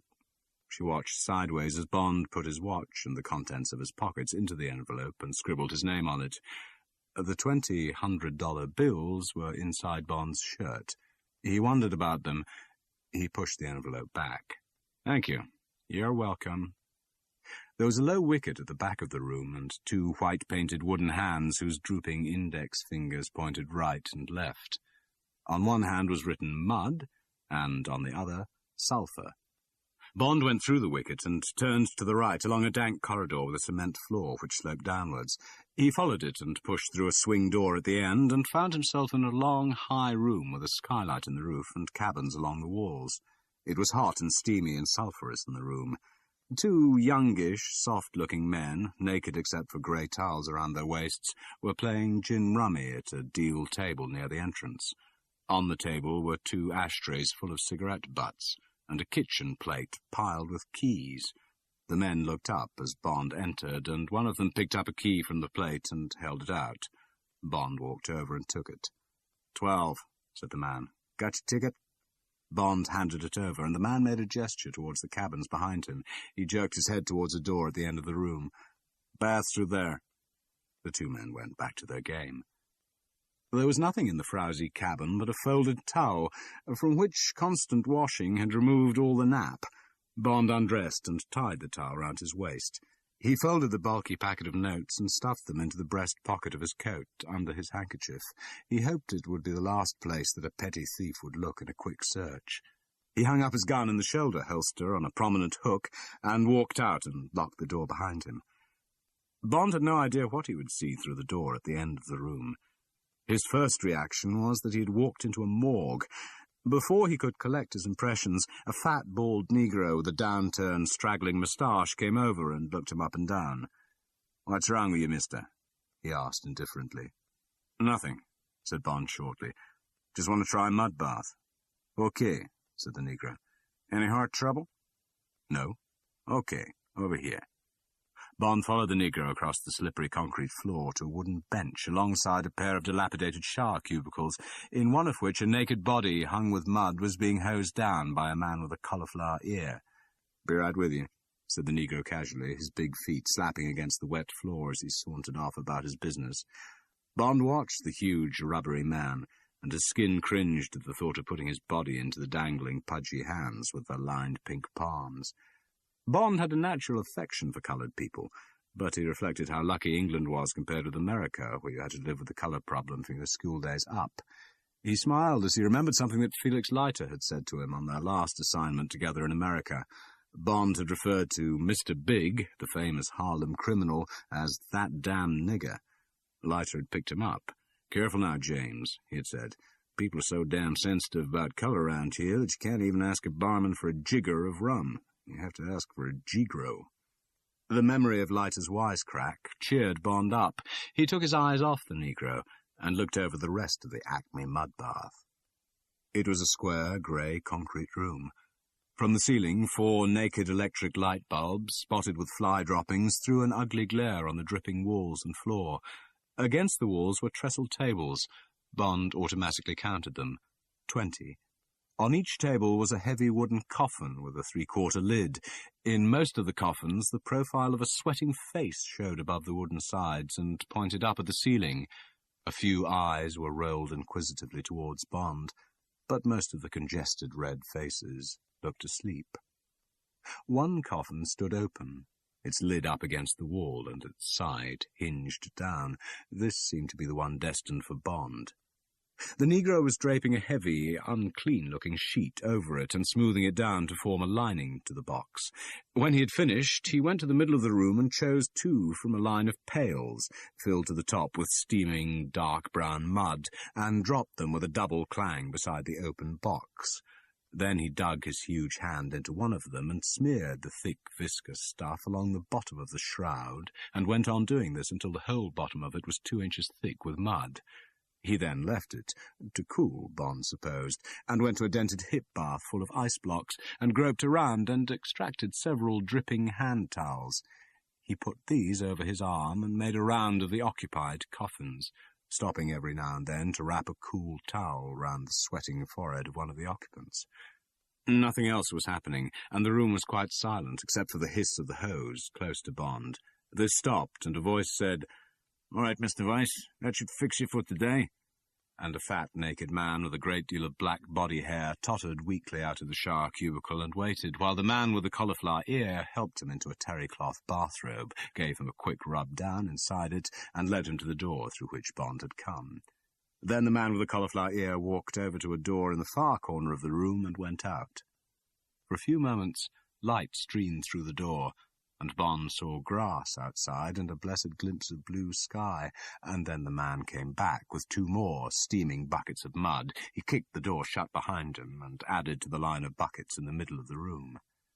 The Negro went over to Bond's coffin and touched the mud with the flat of his hand. He turned and beckoned to Bond. "Okay, mister," he said. Bond walked over, and the man took his towel and hung his key on a hook above the box. Bond stood naked in front of him. "Ever had one of these before?" "No. Thought maybe not, so I'm giving you the mud at 110. If you're acclimated, you can take 120 or even 130. Lie down there." Bond gingerly climbed into the box and lay down, his skin smarting at its first contact with the hot mud. He slowly stretched himself out full length and lowered his head onto the clean towel that had been placed over the kapok pillow. When he was settled, the Negro dug both hands into one of the buckets of fresh mud and proceeded to slap it all over Bond's body. The mud was a deep chocolate brown, and it felt smooth and heavy and slimy. A smell of hot peat came up to Bond's nostrils. He watched the slimy, blubbery arms of the Negro working over the obscene black mound that had once been his body. Had Felix Leiter known what this was going to be like? Bond grinned savagely at the ceiling. If this was one of Felix's jokes. At last the Negro had finished, and Bond was loaded with hot mud. Only his face and an area around his heart were still white. He felt stifled, and the sweat began to pour down his forehead. With a swift movement, the Negro bent down and picked up the edges of the sheet and wrapped them tightly around Bond's body and his arms. Then he reached up for the other half of the dirty shroud and bound this also round him. Bond could just move his fingers and his head, but otherwise he had less freedom of movement than in a straitjacket. Then the man closed the open side of the coffin, lowered the heavy wooden lid, and that was that. The Negro took a slate down from the wall above Bond's head and glanced at a clock high up on the far wall and scribbled the time down. It was just 6 o'clock. 20 minutes, he said. "Feel good?" Bond gave a neutral grunt. The Negro moved away about his business, and Bond stared dumbly up at the ceiling. He felt the sweat running down from his hair into his eyes. He cursed Felix Leiter. At 3 minutes past 6, the door opened to admit the naked, scrawny figure of Ting-a-ling Bell. He had a sharp, weaselly face and a miserable body on which each bone showed. He walked cockily into the middle of the room. "Hi, Ting-a-ling," said the man with the cauliflower ear. "Heard you had some trouble today. Too bad." "Damn stewards is a heap of obscenity," said Ting-a-ling sourly. "Why would I want to ride across Tommy Lucky, one of my best pals? And why would I need to? The race was sewn up. Hey, you black bastard!" He put out his foot to trip up the Negro, who was passing with a pail of mud. "You gotta get 6 ounces off me. Just have me a plate of French fries. On top of that, they're giving me a heap of lead to carry in the Oak Ridge tomorrow." The Negro stepped over the outstretched foot and chuckled fatly. "Don't worry, baby," he said affectionately. "I can always break your arm off. Get your weight down easy that way. Be right with you." The door opened, and one of the card players put his head in. "Hey, boxer," he said to the man with the cauliflower ear. Mabel says she can't get on to the delicatessen to order your chow. Phone's busted. Lying down or something. Ah, Jesus, said the other. Tell Jack to bring it on his next ride. Okay. The door closed. A telephone breakdown in America is a rare thing, and this was the moment when a small danger signal might have shrilled in Bond's mind. But it didn't. Instead, he looked at the clock. Another 10 minutes in the mud. The Negro sauntered across with the cold towels over his arm and wrapped one round Bond's hair and forehead. It was a delicious relief, and Bond had a moment of thinking that perhaps the whole business was just supportable. The seconds ticked by. The jockey, with a crackle of obscenities, lowered himself into the box directly in front of Bond, and Bond guessed that he was being given the mud at 130 degrees. He was wound up in the shroud, and the lid was banged shut over him. The Negro wrote 6:15 on the jockey's slate. Bond closed his eyes, and wondered how he was going to slip the man his money. In the restroom after the bath, there was presumably somewhere one went to lie down after all this, or in the passage on the way out, or in the bus. No, better not in the bus. Better not be seen with him. All right. Nobody move now. Just take it easy and no one will get hurt. It was a hard, deadly voice that meant business. Bond's eyes snapped open and his body tingled at the reek of danger that had come into the room. The door to the outside, the door through which the mud came, was standing open. A man stood in the opening, and another man was advancing into the middle of the room. They both had guns in their hands, and they both had black hoods over their heads with holes cut for the eyes and mouth. There was silence in the room, except for the sound of water falling in the shower cubicles. Each cubicle contained a naked man. They peered out into the room through the veil of water, their mouths gulping for air, and the hair streaming into their eyes. The man with the cauliflower ear was a motionless pillar. His eyes shifted whitely as the hose in his hand poured water over his feet. The moving man with the gun was now in the middle of the floor by the steaming pails of mud. He stopped in front of the Negro, who was standing with a full bucket in each hand. The Negro quivered slightly so that the handle on one of the buckets gave out a slight rattle. While the man with the gun held the Negro's eyes in his, Bond saw him turn the gun round in his hand so that he was holding it by the barrel. Suddenly, with a backhanded blow that had all his shoulder behind it, he lashed the butt of the revolver into the centre of the Negro's huge belly. There was only a sharp, wet slap from the blow, but the buckets crashed to the floor as the Negro's two hands leapt up and clutched at himself. He let out a soft moan and sagged forward onto his knees, his glistening, shaven head bowing down almost to the man's shoes so that he appeared to be worshipping him. The man drew back a foot. "Where's the jock?" he said menacingly. "Bell. Which box?" The Negro's right arm shot out. The man with the gun brought his foot down. He turned and walked across to where Bond was lying toe-to-head with Tingling Bell. He came up and looked first down at Bond's face. He seemed to stiffen. Two glittering eyes looked down through the diamond slits in the black hood. Then the man moved to the left and stood over the jockey. For a moment he stood motionless, then he took a quick jump and hoisted himself up so that he was sitting on the lid of Tingling's box, looking down into his eyes.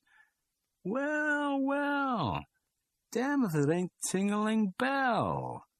There was a ghastly friendliness in his voice. "What's the matter?" Jockey's voice was shrill and terrified. "Why, Tingling." The man was reasonable. "What would be the matter? Got anything on your mind?" The jockey gulped. "Maybe you never heard of a horse called Shy Smile, Tingling. Maybe you weren't there when he was rode foul at around 2:30 this afternoon." The voice ended on a hard edge. The jockey started to cry softly. "Jesus, boss, that weren't my fault. Happened to anybody." It was the whimper of a child who was going to be punished. Bond winced. "My friends figure it may have been a double-cross." The man was leaning close over the jockey, and his voice was gaining heat. "My friends figure a jock like you could only done something like that intentional. My friends looked over your room and found the grand plugged away in the lamp socket. My friends wish me to inquire where that letter's come from." The sharp slap and the shrill cry were simultaneous. "Give, you bastard, or I'll blow your brains out." Bond heard the click of the hammer going back. A stammering scream came out of the box. "My wad! Oh, I got! Hid it away in the lamp! My wad, I swear it! Christ, you gotta believe me, you gotta!" The voice sobbed and implored. The man gave a disgusted grunt and lifted his gun so that it came into Bond's line of vision. A thumb with a big, angry wart on the first joint eased the hammer back. The man slipped down off the box. He looked into the jockey's face and his voice went slimy. "You've been riding too much lately, Ting-a-ling," he almost whispered. "You're in bad shape, need a rest, plenty quiet, like in a sanatorium or something." The man slowly moved back across the floor. He went on, talking quietly and solicitously. Now he was out of the jockey's line of vision. Bond saw him reach down and pick up one of the steaming buckets of mud.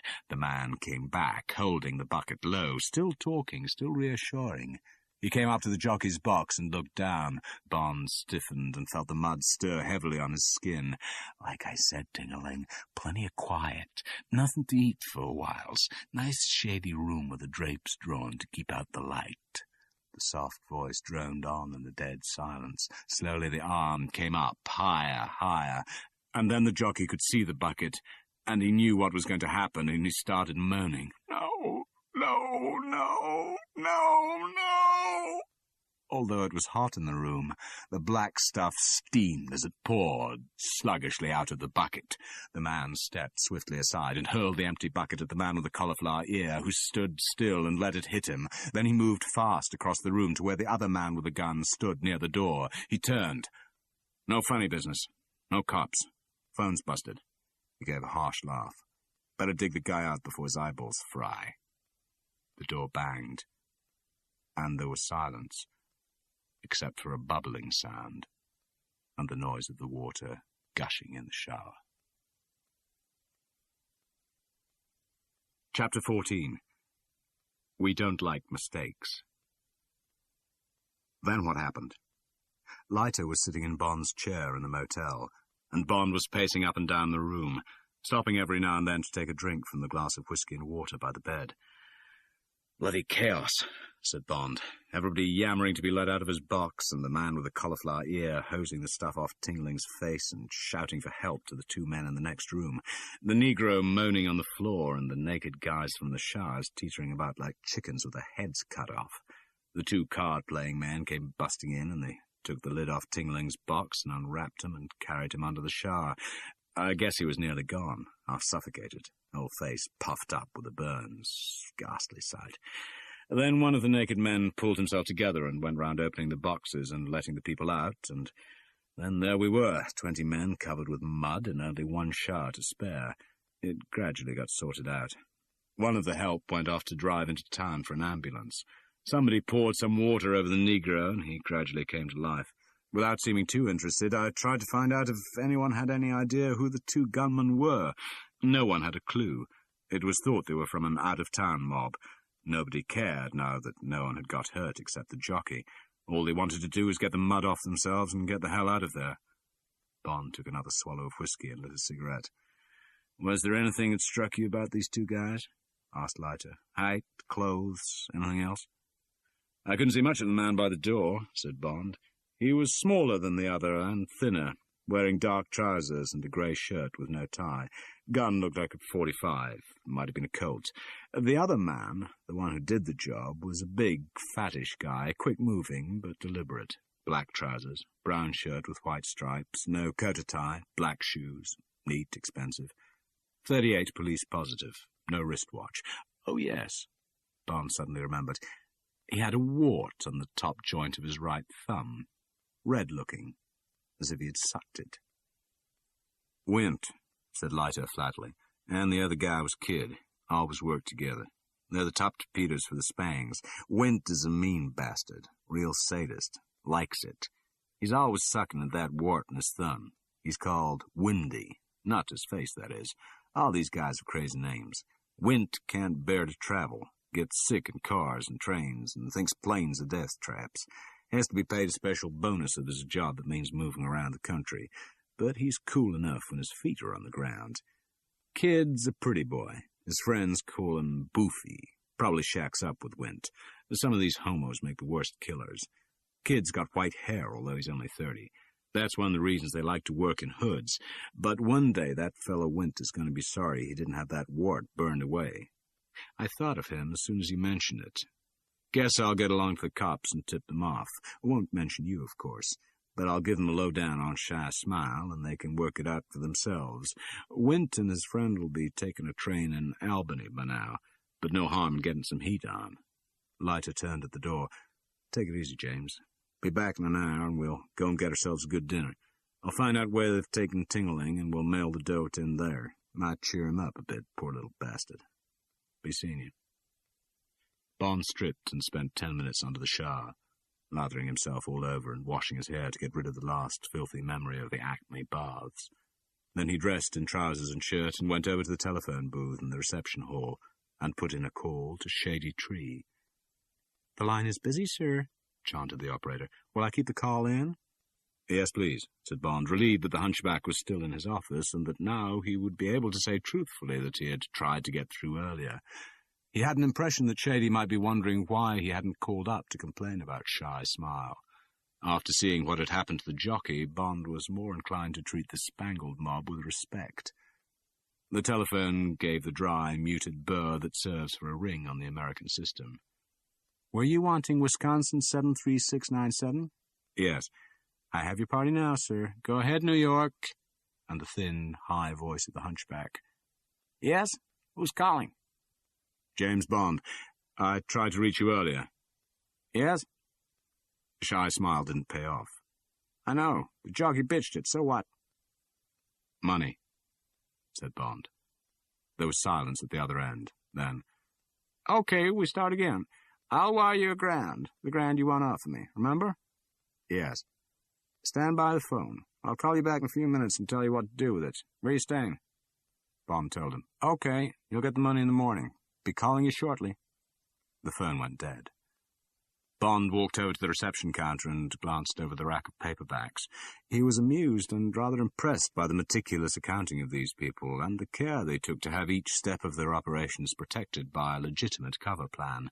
They were right, of course. Where would he, an Englishman, be able to get $5,000 except by gambling? And what would the next gamble be? The telephone crooked a mechanical finger at him, and he went into the box and closed the door and picked up the receiver. "That's you, Bond. Now listen carefully. You've got to get it at Las Vegas.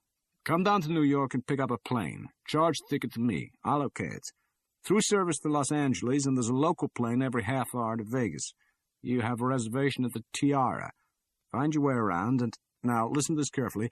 At just 5 after 10 on Thursday evening, go to the center of the 3 blackjack tables at the Tiara on the side of the room near the bar. Got that?" "Yes." "Sit down and play the maximum. That's $1,000. 5 times. Then get up and quit the table, and don't gamble any more. Do you hear me?" "Yes." "Your check is paid at the Tiara. After the game, hang around and wait for further instructions. Got that?" "Repeat."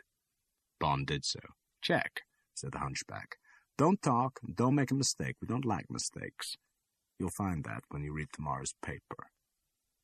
There was a soft click. Bond put down the receiver and walked thoughtfully across the lawn to his room. Blackjack, the old 21 of childhood days. It brought back memories of big teas and other children's playrooms, of grown-ups counting out the coloured bone counters in piles so that each child had a shilling's worth, the excitement of turning up a 10 and an ace and being paid double, the thrill of that 5th card when one already had 17 and wanted a 4 or less for 5 and under. And now he was going to play the nursery game again. Only this time the dealer would be a crook, and the coloured counters of his bet would be worth £300 on each hand. He had grown up, and now this would be a real grown-up game. Bond lay down on his bed and stared at the ceiling. As he waited for Felix Leiter, his mind was already reaching ahead to the famous gambling town, wondering what it was going to be like, wondering how much he would be able to see of Tiffany Case. 5 cigarette ends had piled up in the plastic ashtray before he heard Leiter's limping step on the gravel path outside. They walked across the lawn together to the Studelac, and as they drove down the avenue, Leiter brought him up to date. The Spangled boys had all checked out. Pizarro, Bud, Wint, Kid. Even Shy Smile was already off on the first leg of his long journey by horse box right across the continent to the ranch in Nevada. "The FBI are on the case now," said Leiter, "but it will only be one short story in their collected works of Spang. Without you as a witness, nobody's going to have any idea who the two gunmen were, and I'd be surprised if the FBI got very worked up about Pizarro and his horse. They'll leave that to me and my outfit. I've talked to head office, and they've told me to get out to Vegas and somehow find out where the remains of the real Shy Smile are buried. I've got to lay my hands on his teeth. How'd you like that?" Before Bond had time to comment, they had drawn up outside the Pavilion, the only smart restaurant in Saratoga. They got out and left the car to be parked by the doorman. "It's good that we can have a meal together again," said Leiter. "You've never eaten broiled Maine lobster with melted butter like they do it here, but it wouldn't taste so good if there was a chance that one of the Spang boys might be munching spaghetti with Caruso sauce at the next table." It was late, and most of the diners had finished their meal and gone off to the sales ring. They had a corner table to themselves, and Leiter told the head waiter not to hurry with the lobsters, but to bring 2 very dry martinis made with Cresta Blanca vermouth. "So you're going to Las Vegas," said Bond. "Funny coincidence department."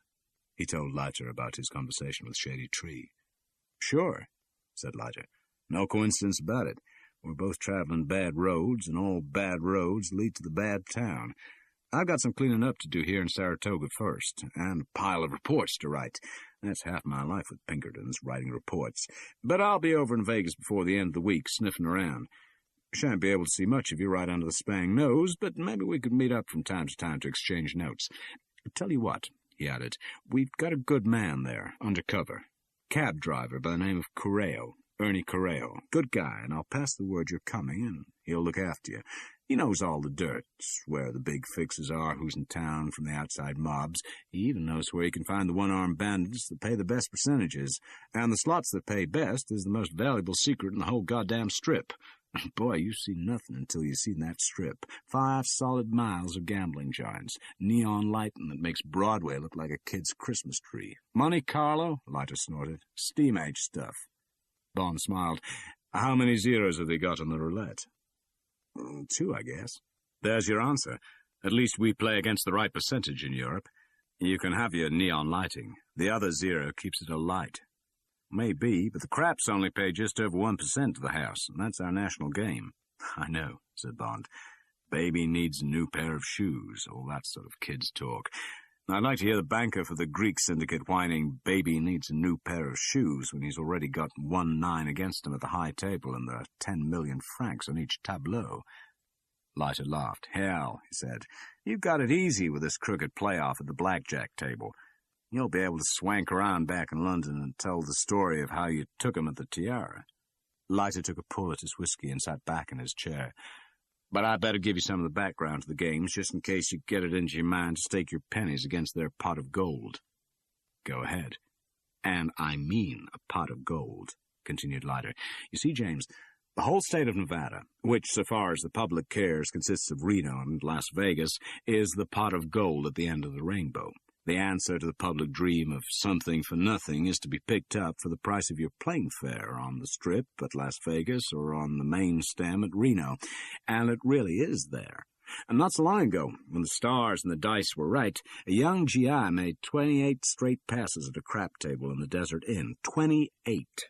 If he'd started with $1 and been allowed to let it ride over the house limits, which, knowing Mr. Wilbur Clark at the inn, I guess he might not have been, he would have made $250 million. Of course, he didn't let it ride. Side bettors made $150,000.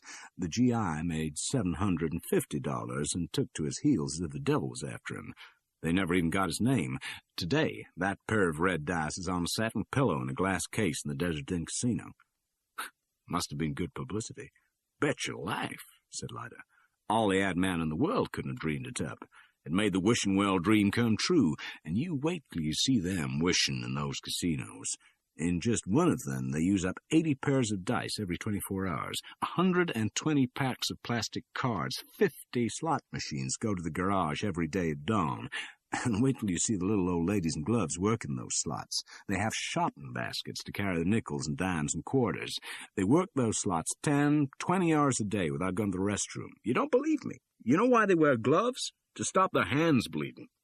Bond grunted noncommittally. All right, agreed Leiter. Sure, these people collapse. Hysteria, heart attacks, apoplexy. The cherries and plums and bells climb through their eyes into their brains. But all the casinos have house physicians on 24-hour call, and the little old women just get carried out screaming, "Jackpot, jackpot, jackpot," as if it was the name of a dead lover. And take a look at the bingo parlors and the wheels of fortune, the banks of slots downtown and the Golden Nugget and the Horseshoe. But don't you go and get the fever and forget your job and your girl and even your kidneys. I happen to know the basic odds at all the games. And I know how you like to gamble, so do me a favor and get them into your thick head. Now, take them down. Bond was interested. He took out a pencil and tore a strip off the menu card. Leiter looked at the ceiling. 1.4% in favor of the House of Craps, 5% of blackjack. He looked down at Bond. Except at your game, you crook. 5.5% at roulette, up to 17% at bingo and the Wheel of Fortune, and 15 to 20% at the slots. Not bad for the house, huh? Every year, 11 million customers play Mr. Spang and his friends at those odds. Take $200 as an average sucker's capital, and you can work out for yourself how much stays in Vegas over a year's play. Bond put the pencil and the piece of paper away in his pocket. Thanks for the documentation, Felix. But you seem to forget that I'm not going to this place for a holiday. Okay, damn you, said Leiter resignedly. But don't you go fooling around in Vegas. It's a big operation they've got there, and they won't stand for any monkey tricks. Leiter leant across the table. Let me tell you, the other day there was one of these dealers, Blackjack I think it was, decided to go into business for himself. Slipped a few bills into his pocket one evening during the play. Well, they spotted him. Next day, some innocent guy's driving into town from Boulder City, and he spots something pink sticking up out of the desert. Couldn't be a cactus or anything, so he stops and has himself a look. Leiter prodded Bond's chest with a finger. My friend, that pink thing sticking up was an arm, and the hand at the top of the arm was holding a full deck of cards fanned out. The cops came with spades and dug around, and there was the rest of the guy under the ground at the other end of the arm. That was the dealer. They'd blown the back of his head off and buried him. The fancy work with the arm and the cards was just to warn the others. Now, how'd you like that?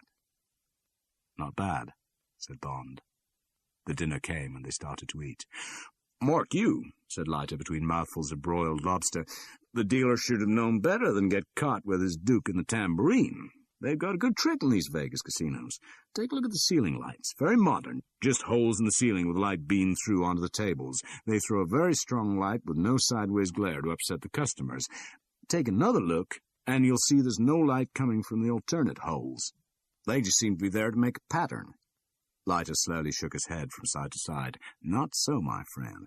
Up on the floor above, there's a television camera on a dolly that moves around the floor, taking an occasional peek through those empty holes. Kind of a spot check on the play. If they're wondering about one of the dealers, or about one of the players, they'll take a picture of the whole of one session at that particular table, and every damn card or throw will be watched by the guy sitting quietly upstairs. Smart, These dumps are wired for everything except smell. But the dealers know it, and this guy just hoped the camera was looking somewhere else. Fatal error. Too bad. Bond smiled at Leiter. I'll watch out, he promised. But don't forget, I've somehow got to get another step down the pipeline, to the tap at the end of it. In fact, I've got to get right up close to your friend, Mr. Serafimo Spang. I can't do that by just sending up my card. And I'll tell you something else, Felix. Bond's voice was deliberate. I've suddenly taken against the brothers Spang. I didn't like those two men in hoods, the way the man hit that fat Negro, the boiling mud. I wouldn't have minded so much if he'd just beaten the jockey up, ordinary cops and robbers stuff, but that mud showed a nasty mind. And I took against Pizarro and Bud. I don't know what it is, but I've just taken against all of them. Bond's voice was apologetic. Thought I ought to warn you. Okay. Leiter pushed away his empty plate. I'll be around and try and pick up the bits. And I'll tell Ernie to keep an eye on you. But don't think you can ask for a lawyer or the British consul if you get in bad with the mob. Only law firm out there is called Smith & Wesson. He banged on the table with his hook. Better have one less bourbon and branch water. It's desert where you're going, dry as a bone, hotter than hell this time of year. No rivers, so no branches to get the water out of. You'll be drinking it with soda and then mopping it off your forehead. It'll be 120 in the shade out there, only there isn't any shade. The whiskey came. I shall miss you out there, Felix, said Bond, glad to get away from his thoughts. No one to teach me the American way of life. And, by the way, I thought you did the hell of a fine job of a shy smile. Wish you could come along and tackle Spang Sr. with me. Together, I believe we could take him. Leiter looked affectionately at his friend. That sort of rough stuff's no good if you're working for Pinkertons, he said. I'm after this guy, too, but I've got to get him legitimate. If I can find out where the remains of the horse are buried, that hoodlum's going to have an ugly time. It's all right for you coming over here and tangling with them and getting away quick back to England. The gang has no idea who you are. From what you tell me, they can never find out. But I've got to live here. If I had a shooting match or anything of that sort with Spang, his pals would get after me, and after my family, and after my friends, and they wouldn't rest until they'd hurt me more than I ever hurt their pal, even if I killed him. It's not so funny to come home and find your sister's house burned down with her inside it, and I'm afraid that could still happen in this country today. The gangs didn't go out with Capone. Look at Murder Inc. Look at the Kafova report. Now the hoodlums don't run liquor, they run governments, state governments like Nevada.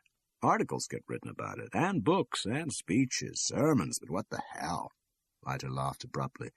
Maybe you can strike a blow for freedom, home, and beauty with that old rusty equalizer of yours. Is it still the Beretta? Yes, said Bond. Still the Beretta. You still got that 00 number that means you're allowed to kill? Yes, said Bond dryly. I have. Well, then, said Leiter, getting up, let's go home to bed and give your shooting eye a rest. My guess is you're going to need it. Chapter 15. Rue de la Paix.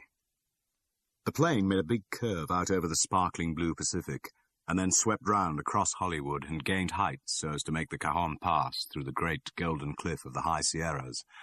Bond caught a glimpse of endless miles of palm-lined avenues, of sprinklers whirling over emerald lawns in front of gracious homes, of sprawling aircraft factories, of the outside lots of film studios with a jumble of gimcrack sets, city streets, western ranches, what looked like a miniature motor racing track, a full-sized four-master schooner planted in the ground, and then they were in the mountains, and through them, and over the interminable red desert that is the backstage of Los Angeles.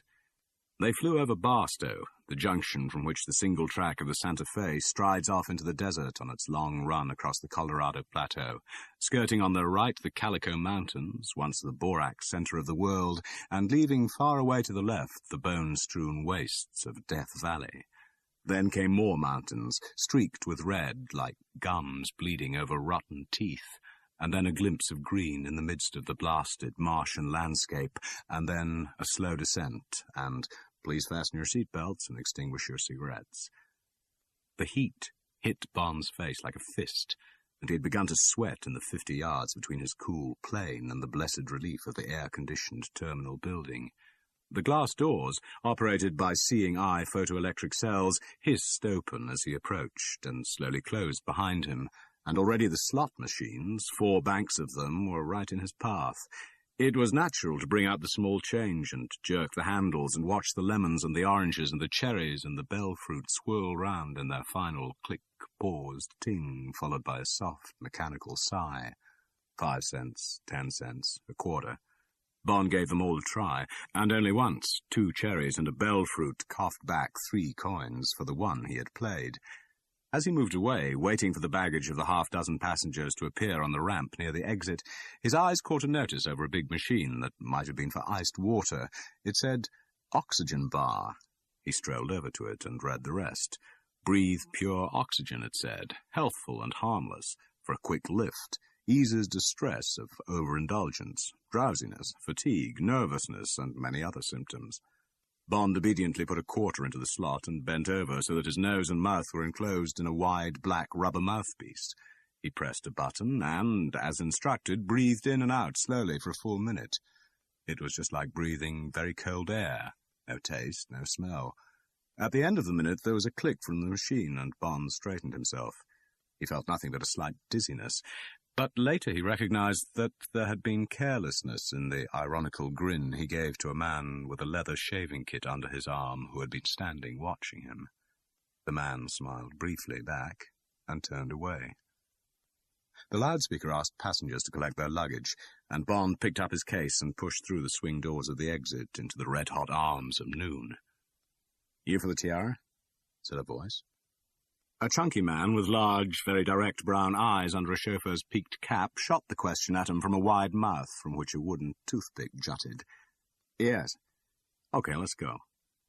The man didn't offer to carry Bond's suitcase for him. Bond followed him over to a smart-looking Chevrolet with a lucky raccoon tail tied to its chrome naked lady mascot. He threw his suitcase into the back and climbed in after it. The car moved off and out of the airport onto the parkway. It crossed into the far lane and turned left. Other cars hissed by. Bond's driver kept the inside lane, driving slowly. Bond felt himself being examined in the driving mirror. He looked up at the driver's identification tag. It said, Ernest Cureo, number 2584. And there was a photograph, whose eyes also looked levelly at Bond. End of Side 7. Side 8. The cab smelled of old cigar smoke, and Bond pressed down the switch of the power-operated window. A furnace blast of air made him close it again. The driver half-turned in his seat. "Don't want to do that, Mr. Bond," he said in a friendly voice. "Cab's conditioned, and it seems so, but it's better than outside." "Thanks," said Bond, and then, "I believe you're a friend of Felix Leiter." "Sure," said the driver, over his shoulder. "Nice guy. Told me to watch out for you. Be glad if I can do anything while you're here. Staying long?" "I can't say," said Bond. "A few days, anyway." "Tell you what," said the driver. "Don't think I'm trying to jip you, but we're going to do some work together, and you got some dough. Maybe you better hire the cab by the day. $50, but I got to make a living. It'll make sense to the front boys of the hotels and so on. Don't see otherwise how I'm to keep close. Like that, they'll understand me hanging about waiting for you half the day. They're a suspicious lot of bastards on the Strip." It couldn't be better. Bond had at once liked and trusted the man. "It's a deal." "Okay."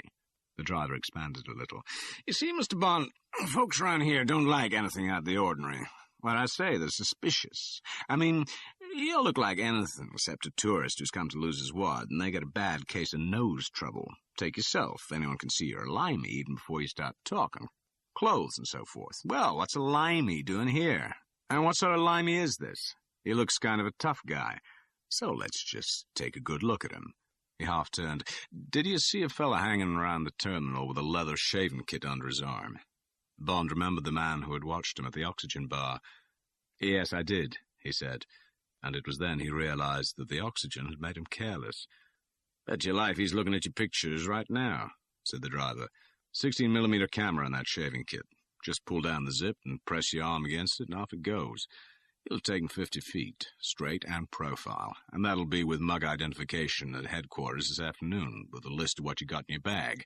You don't look as if you're carrying a gun. Maybe it's a flat holster job. But if you are, there'll be another man with a gun alongside all the time you're in the rooms. Word will be sent down the line by this evening. Better watch out for any fellow with a coat on. Nobody wears them here save to house the artillery." "Well, thanks," said Bond, annoyed with himself. "I can see I'll have to keep a bit wider awake. Pretty good machine they seem to have here." The driver grunted affirmatively and drove on in silence. They were just entering the famous Strip. The desert on both sides of the road, which had been empty except for occasional hoardings advertising the hotels, was beginning to sprout gas stations and motels. They passed a motel with a swimming pool, which had built up transparent glass sides. As they drove by, a girl dived into the bright green water, and her body sliced through the tank in a cloud of bubbles. Then came a gas station with an elegant drive-in restaurant. "Gaseteria," it said, Fresh up here. Hot dogs, jumbo burgers, atom burgers, ice-cool drinks, drive in. And there were 2 or 3 cars being served by waitresses in high-heeled shoes and 2-piece bathing suits. The great 6-lane highway stretched on through a forest of multicolored signs and frontages until it lost itself downtown in a dancing lake of heat waves. The day was hot and sultry as a fire opal. The swollen sun burned straight down the middle of the frying concrete, and there was no shade anywhere except under the few scattered palms in the forecourts of the motels. A glittering gunfire of light splinters shot at Bond's eyes from the windscreens of oncoming cars and from the blaze of chrome styling, and he felt his wet shirt clinging to his skin. "Coming into the Strip now," said the driver, "otherwise known as Rue de la Paix, spelled P-A-Y. Joke, see?" "Got it," said Bond. "On your right, the Flamingo," said Ernie Curio, as they passed a low-lying modernistic hotel with a huge tower of neon, now dead, outside it.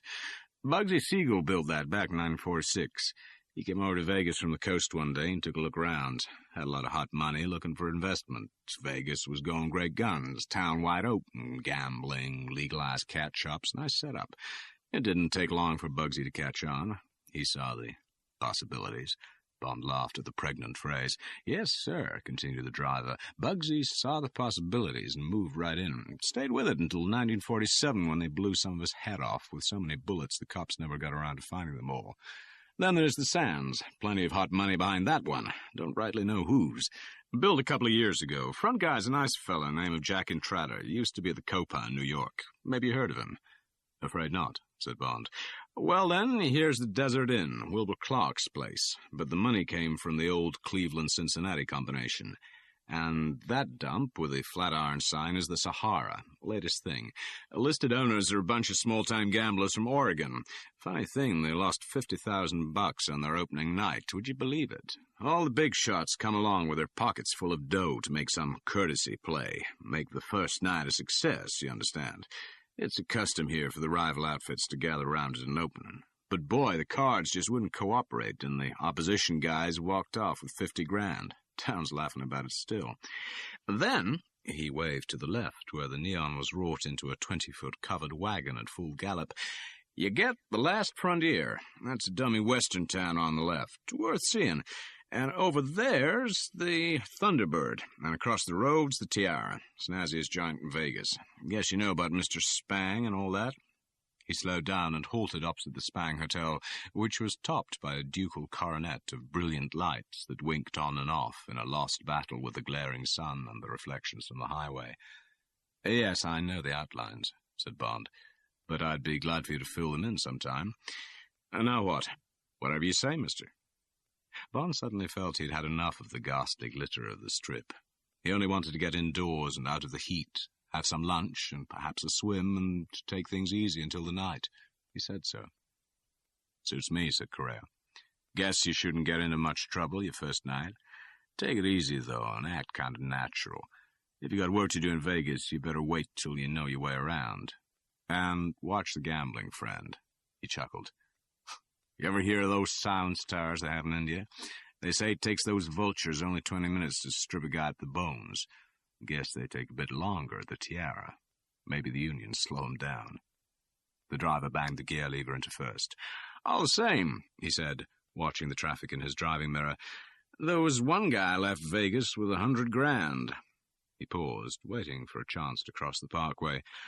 "Only thing, he had $500,000 when he started to play." The car swung across the traffic and under the pillared portico in front of the wide glass doors of the sprawling pink stucco building. The bell captain, in a sky-blue uniform, opened the cab door and reached in for Bond's bag. Bond stepped out into the heat. As he shouldered his way through the glass doors, he heard Ernie Curio say to the captain, "Some crazy limey hired me for $50 a day. What do you know about that?" And then the door swung to behind him, and the beautiful cold air welcomed him with a chill kiss into the glittering palace of the man called Serafimo Spang.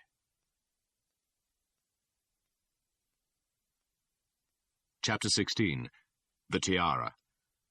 Bond had lunch in the air-conditioned sunburst room beside the big kidney-shaped swimming pool, Lifesaver Bobby Bilbo, pool scarred daily by hydrojet, said a sign, and having decided that only about 1% of the customers were fit to wear bathing suits, walked very slowly through the heat across the 20 yards of baked lawn that separated his building from the central establishment, took off his clothes, and threw himself naked on his bed. There were 6 buildings containing the bedrooms of the Tiara, and they were named after jewels. Bond was on the ground floor of the Turquoise. Its motif was eggshell blue, with furnishing materials of dark blue and white. His room was extremely comfortable and equipped with expensive and well-designed modern furniture of a silvery wood that might have been birch. There was a radio beside his bed and a television set with a 17-inch screen beside the broad window. Outside the window there was a small enclosed breakfast patio. It was very quiet, and there was no sound from the thermostat-controlled air conditioning, and Bond was almost instantly asleep. He slept for 4 hours, and during this time, the wire recorder, concealed in the base of the bedside table, wasted several hundred feet of wire on dead silence. When he awoke, it was 7. The wire recorder noted that he picked up the telephone and asked for Miss Tiffany Case, and after a pause said, "Would you please tell her that Mr. James Bond called?" and put back the receiver. It then picked up the noise of Bond moving about the room, the hiss of the shower, and at 7:30, the click of his key in the lock as he went out and shut the door. Half an hour later, the recorder heard a knock on his door, and then, after a pause, the noise of the door opening. A man, dressed like a waiter, with a basket of fruit bearing a note saying, "With the compliments of the management," came into the room and walked quickly over to the bedside table. He undid 2 screws, removed the reel of fine wire on the recorder's turntable, replaced it with a fresh reel, put the basket of fruit on the dressing table, and went out and closed the door. And then for several hours the recorder whirred silently on, recording nothing. Bond sat at the long bar of the Tiara and sipped a vodka martini and examined the great gambling room with a professional eye. The first thing he noticed was that Las Vegas seemed to have invented a new school of functional architecture, the gilded mousetrap school, he thought it might be called, whose main purpose was to channel the customer mouse into the central gambling trap, whether he wanted the cheese or not. There were only 2 entrances, one from the street outside and one from the bedroom buildings and the swimming pool. Once you had come in through either of these, whether you wanted to buy a paper or cigarettes at the newsstand, have a drink or a meal in one of the 2 restaurants, get your hair cut or have a massage in the health club, or just visit the lavatories, there was no way of reaching your objective without passing between the banks of slot machines and gambling tables. And when you were trapped in the vortex of the whirring machines, amongst which there sounded always from somewhere the intoxicating silvery cascade of coins into a metal cup, or occasionally the golden cry of "jackpot" from one of the change girls, you were lost, besieged by the excited back-chat from the 3 big crap tables, the seductive whirl of the 2 roulette wheels, and the clank of silver dollars across the green pools of the blackjack tables. It would be a mouse of steel who could get through without tentative nibble at this delicious chunk of lucky cheese. But, reflected Bond, it could only be a trap for peculiarly insensitive mice who would be tempted by the coarsest cheese.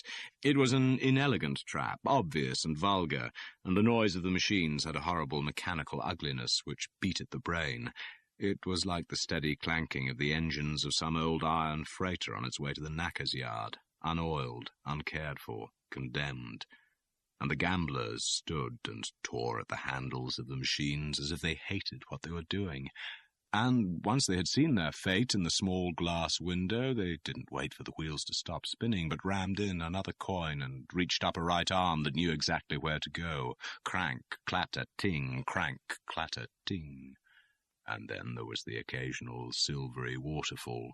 The metal cup would overflow with coins, and the gambler would have to go down on her knees to scrabble about under the machines for a rolling coin.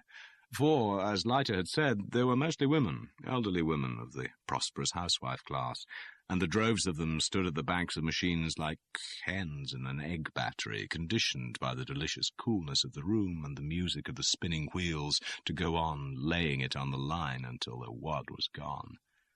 Then, as Bond watched, a change girl's voice bawled, "Jackpot!" and some of the women raised their heads, and the picture changed. Now they reminded Bond of Dr. Pavlov's dogs, the saliva drooling down from their jaws at the treacherous bell that brought no dinner, and he shuddered at the thought of the empty eyes of these women, and their skins, and their wet, half-open mouths, and their bruised hands. Bond turned his back on the scene and sipped at his martini, listening with half his mind to the music from the famous name band at the end of the room, next to the half-dozen shops. Over one of the shops, there was a pale blue neon sign which said, "The House of Diamonds." Bond beckoned to the barman. "Mr. Spang been around tonight?" "Ain't seen him," said the barman. "Mostly comes in after the first show, around 11. You know him?" "Not personally." Bond paid his check and drifted over to the blackjack tables. He stopped at the center one. This would be his, at exactly 5 minutes past 10. He glanced at his watch. 8:30. The table was a small, flat kidney of green baize. 8 players sat on high stools facing the dealer, who stood with his stomach against the edge of the table and dealt 2 cards into the 8 numbered spaces on the cloth in front of the stakes. The stakes were mostly 5 or 10 silver dollars, or counters worth 20. The dealer was a man of about 40. He had a pleasant half-smile on his face. He wore the dealer's uniform, white shirt buttoned at the wrists, a thin black Western gambler's tie, a green eyeshade, black trousers. The front of the trousers was protected from rubbing against the table by a small green baize apron. Jake was embroidered in one corner. The dealer dealt and handled the stakes with unruffled smoothness. There was no talk at the table except when a player ordered a courtesy drink or cigarettes from one of the waitresses in black silk pajamas who circulated in the central space inside the ring of tables. From this central space, the run of the play was watched over by 2 tough, lynx-eyed pit bosses with guns at their waists. The game was quick and efficient and dull. It was as dull and mechanical as the slot machines. Bond watched for a while and then moved away towards the doors marked smoking room and powder room on the far side of the casino. On his way, he passed 4 sheriffs in smart grey Western uniforms. The legs of their trousers were tucked into half-Wellingtons. These men were standing about unobtrusively, looking at nothing, but seeing everything. At each hip they carried a gun in an open holster, and the polished brass of 50 cartridges shone at their belts. Plenty of protection around, thought Bond, as he pushed his way through the swing door of the smoking room. Inside, on the tiled wall, was a notice which said, "Stand up closer, it's shorter than you think." Western humour. Bond wondered if he dared include it in his next written report to M. He decided it would not appeal. He went out and walked back through the tables to the door beneath a neon sign which said, "The Opal Room." The low circular restaurant, pink and white and grey, was half full. The hostess swept over and piloted him to a corner table. She bent over to arrange the flowers in the middle of the table, and to show him that her fine bosom was at least half real, gave him a gracious smile and went away. After 10 minutes, a waitress with a tray appeared and put a roll on his plate and a square of butter. She also set down a dish containing olives and some celery lined with orange cheese. Then a second and older waitress bustled over and gave him the menu and said, "Be right with you." 20 minutes after he'd sat down, Bond was able to order a dozen cherry-stone clams and a steak, and, since he expected a further long pause, a second vodka dry martini. "The wine waiter will be right over," said the waitress primly, and disappeared in the direction of the kitchen. Long on courtesy and short on service, reflected Bond, and resigned himself to the gracious ritual. During the excellent dinner that finally materialized, Bond wondered about the evening ahead and about how he could force the pace of his assignment. He was thoroughly bored with his role as a probationary crook who was about to be paid off for his first trial job and might then, if he found favor in the eyes of Mr. Spang, be given regular work with the rest of the teenage adults who made up the gang. It irked him not to have the initiative, to be ordered to Saratoga, and then to this hideous sucker trap at the say-so of a handful of big-time hoodlums. Here he was, eating their dinner and sleeping in their bed, while they watched him, James Bond, and weighed him up and debated whether his hand was steady enough, his appearance trustworthy enough, and his health adequate to some sleazy job in one of their rackets. Bond munched his steak as if it was Mr. Serafimo Spang's fingers, and cursed the day he had taken on this idiotic role. But then he paused and went on eating more calmly. What the hell was he worrying about? This was a big assignment, which so far had gone well, and now he had penetrated right to the end of the pipeline, right into the parlour of Mr. Serafimo Spang, who, with his brother in London and with the mysterious ABC, ran the biggest smuggling operation in the world. What did Bond's feelings matter? It was only a moment of self-disgust, a touch of nausea brought on by being a stranger who had spent too many days too close to these sordidly powerful American gangs, too close to the gunpowder-scented, gracious life of gangland aristocracy. The truth of the matter, Bond decided over coffee, was that he felt homesick for his real identity. He shrugged his shoulders. To hell with the Spangs and the hood-ridden town of Las Vegas. He looked at his watch. It was just 10 o'clock. He lit a cigarette and got to his feet, and walked slowly across the room and out into the casino. There were two ways of playing the rest of the game: by lying low and waiting for something to happen, or by forcing the pace so that something had to happen. Chapter 17. Thanks for the ride. The scene in the big gambling room had changed. It was much quieter. The orchestra had gone, and so had the droves of women, and there were only a few players at the tables.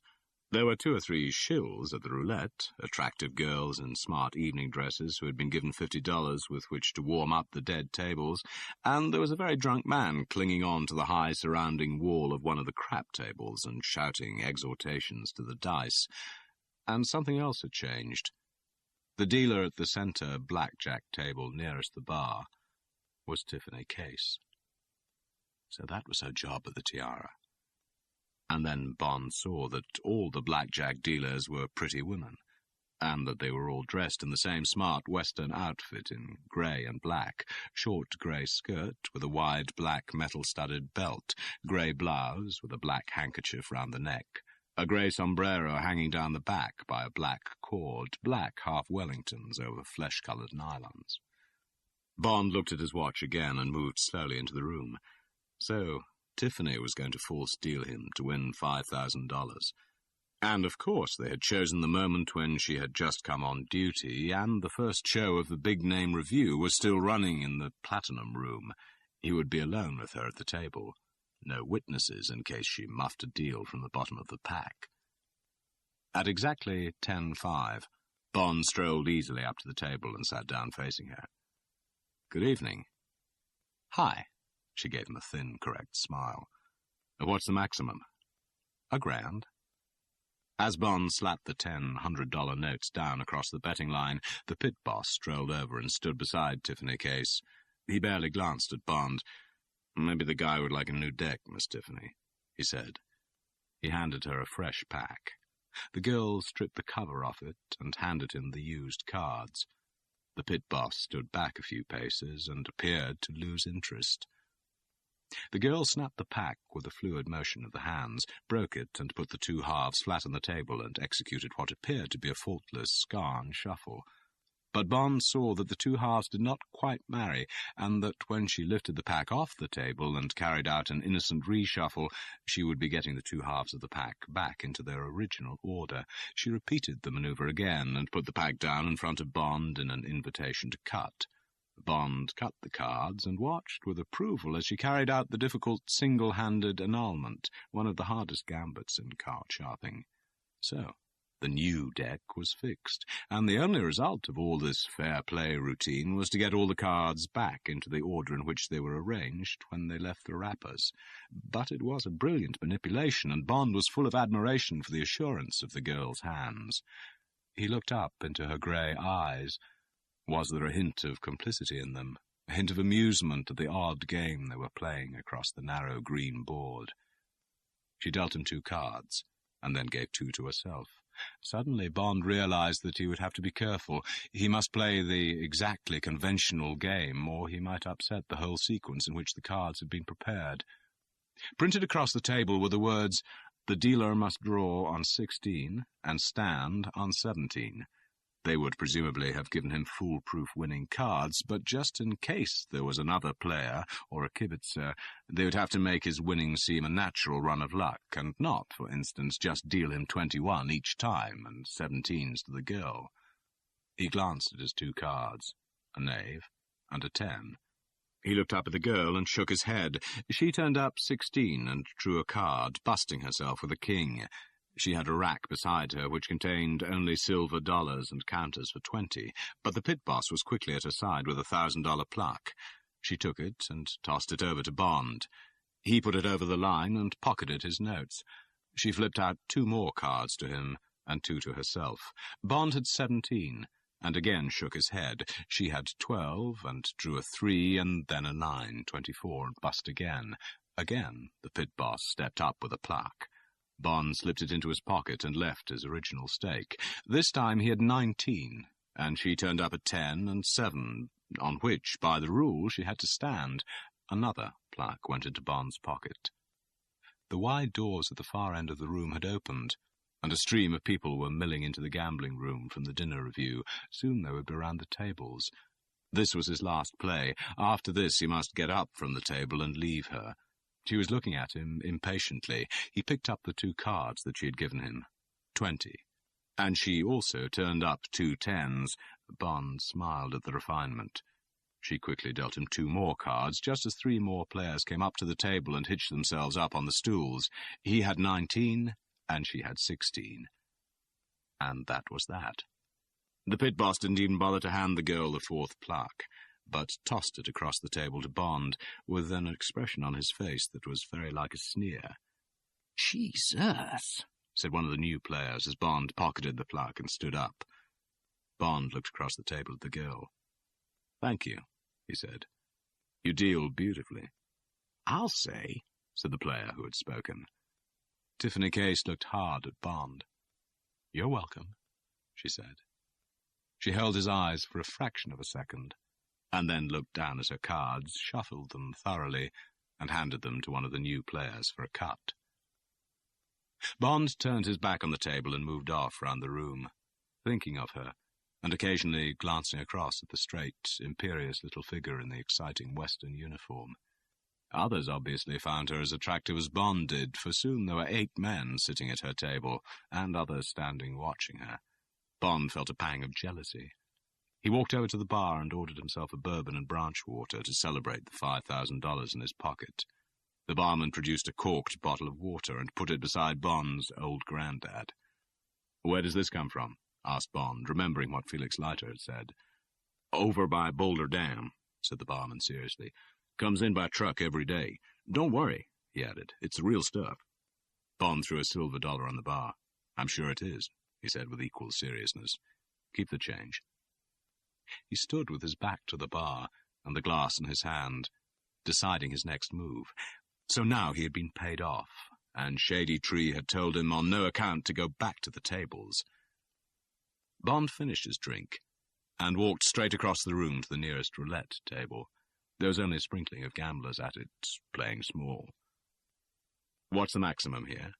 he said to the stick man, an elderly, balding individual with dead eyes who was just picking the ivory ball out of the wheel. $5 grand, said the man indifferently. Bond took the 4 plaques and the 10 $100 notes out of his pocket and put them beside the croupier. On red. The croupier sat up straighter in his chair and squinted sideways at Bond. He tossed the 4 plaques one by one down onto the red, catching them there with his stick. He counted out Bond's notes, pushed them through a slot in the table, took a 5th plaque from the rack of counters beside him, and tossed this down to join the others. Bond saw his knee go up under the table. The pit boss heard the buzzer and strolled over to the table just as the croupier spun the wheel. Bond took out a cigarette and lit it. His hand was steady. He felt a wonderful sense of freedom at having at last taken the initiative from these people. He knew he was going to win. He hardly glanced at the wheel as it slowed down, and the little ivory ball rattled into its slot. 36, red, high and even. The stick man raked in a few losing counters and silver dollars and tossed some money down the table to the winners. Then he took a thin plaque as big as a prayer book out of his rack and put it softly down beside Bond. "Black," said Bond. The man threw a single plaque for $5,000 onto black and raked in Bond's stake from the red. There was a buzz of conversation around the table, and several more people drifted up and stood watching. Bond felt the curious eyes on him, but he only looked across the table into the eyes of the pit boss. They were as hostile as an adder's, and yet somehow scared.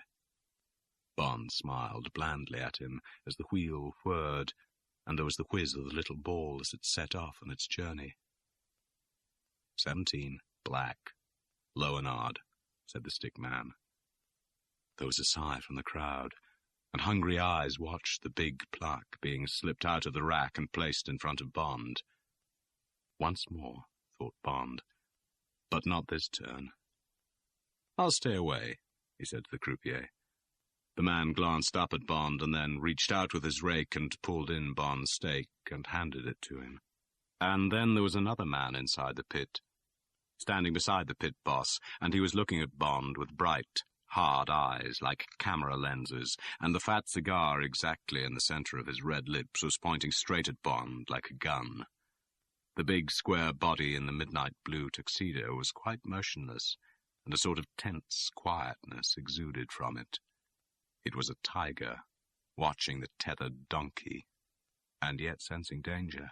The face was ivory pale, but there was a likeness to the brother in London, in the very straight, angry black brows and the short cliff of wiry hair cut en brosse, and in the ruthless jut of the jaw.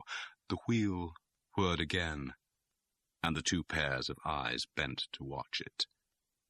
It fell into one of the two green slots in the wheel, and Bond's heart lifted at the escape he had had. 00, said the stick man, raking in all the money on the table. Now for the last throw, thought Bond, and then out of here with $20,000 of the Spang money. He looked across at his employer. The two camera lenses and the cigar were still trained on him, but the pale face was expressionless. "Red." He handed a $5,000 plaque to the croupier and watched it slither down the table. Would the last coup be asking too much of the wheel? No, decided Bond with certitude. It would not. 5, red, Lowenard, said the croupier, obediently. "I'll take the stake," said Bond. "And thanks for the ride." "Come again," said the stick man, unemotionally. Bond put his hand over the 4 fat plaques in his coat pocket and shouldered his way out of the crowd behind him and walked straight across the long room to the cashier's desk. 3 bills of 5,000 and 5 of ones, he said to the man with the green eye shade behind the bars.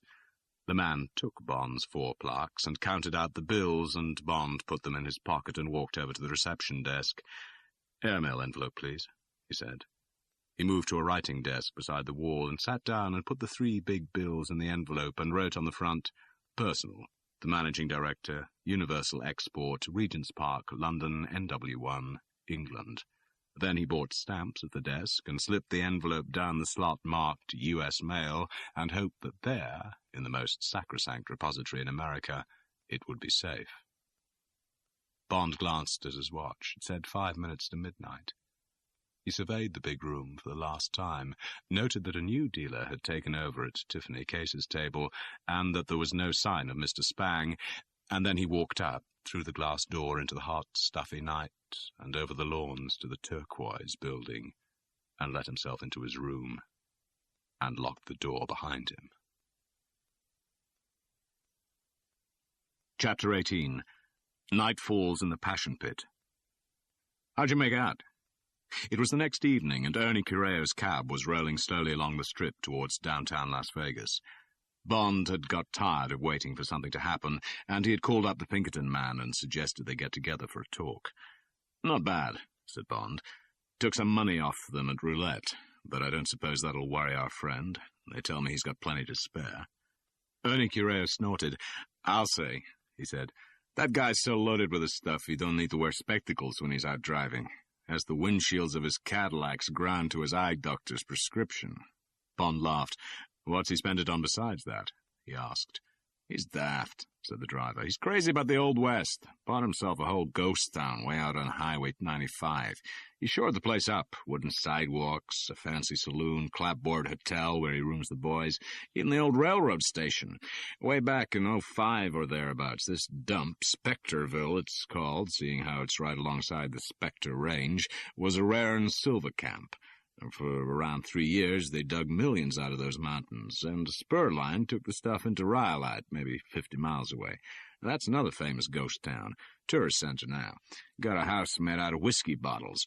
It used to be the railhead where the stuff got shipped to the coast. Well, Spang bought himself one of the old locos, one of the old Highland Lights, if you've ever heard of the engine, and one of the first Pullman state coaches, and he keeps them there in the station at Spectreville, and weekends he takes his pals for a run into Rhyolite and back. Drives the train himself. Champagne and caviar, orchestra girls, the works. It must be something.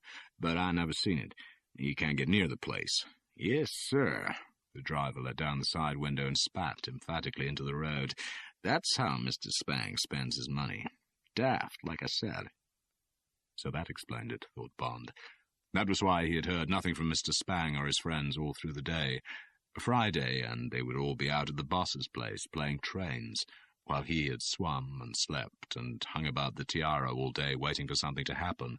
It was true that he had caught an occasional eye shifting away from his, and there had always been a servant of some sort, or one of the uniformed sheriffs hanging around in his neighborhood, rather elaborately doing nothing in particular, but otherwise Bond might have been just any of the hotel guests. He had caught a single glimpse of the big man, and the circumstances had given him a perverse pleasure. At about 10 o'clock in the morning, after a swim and breakfast, Bond had decided to get a haircut at the barber's shop. There were still very few people about, and the only other customer in the shop was a large figure in a purple terrycloth bath wrap, whose face, as the man lay tilted back in the chair, was hidden beneath hot towels. His right hand, dangling down over the arm of the chair, was being attended to by a pretty manicurist.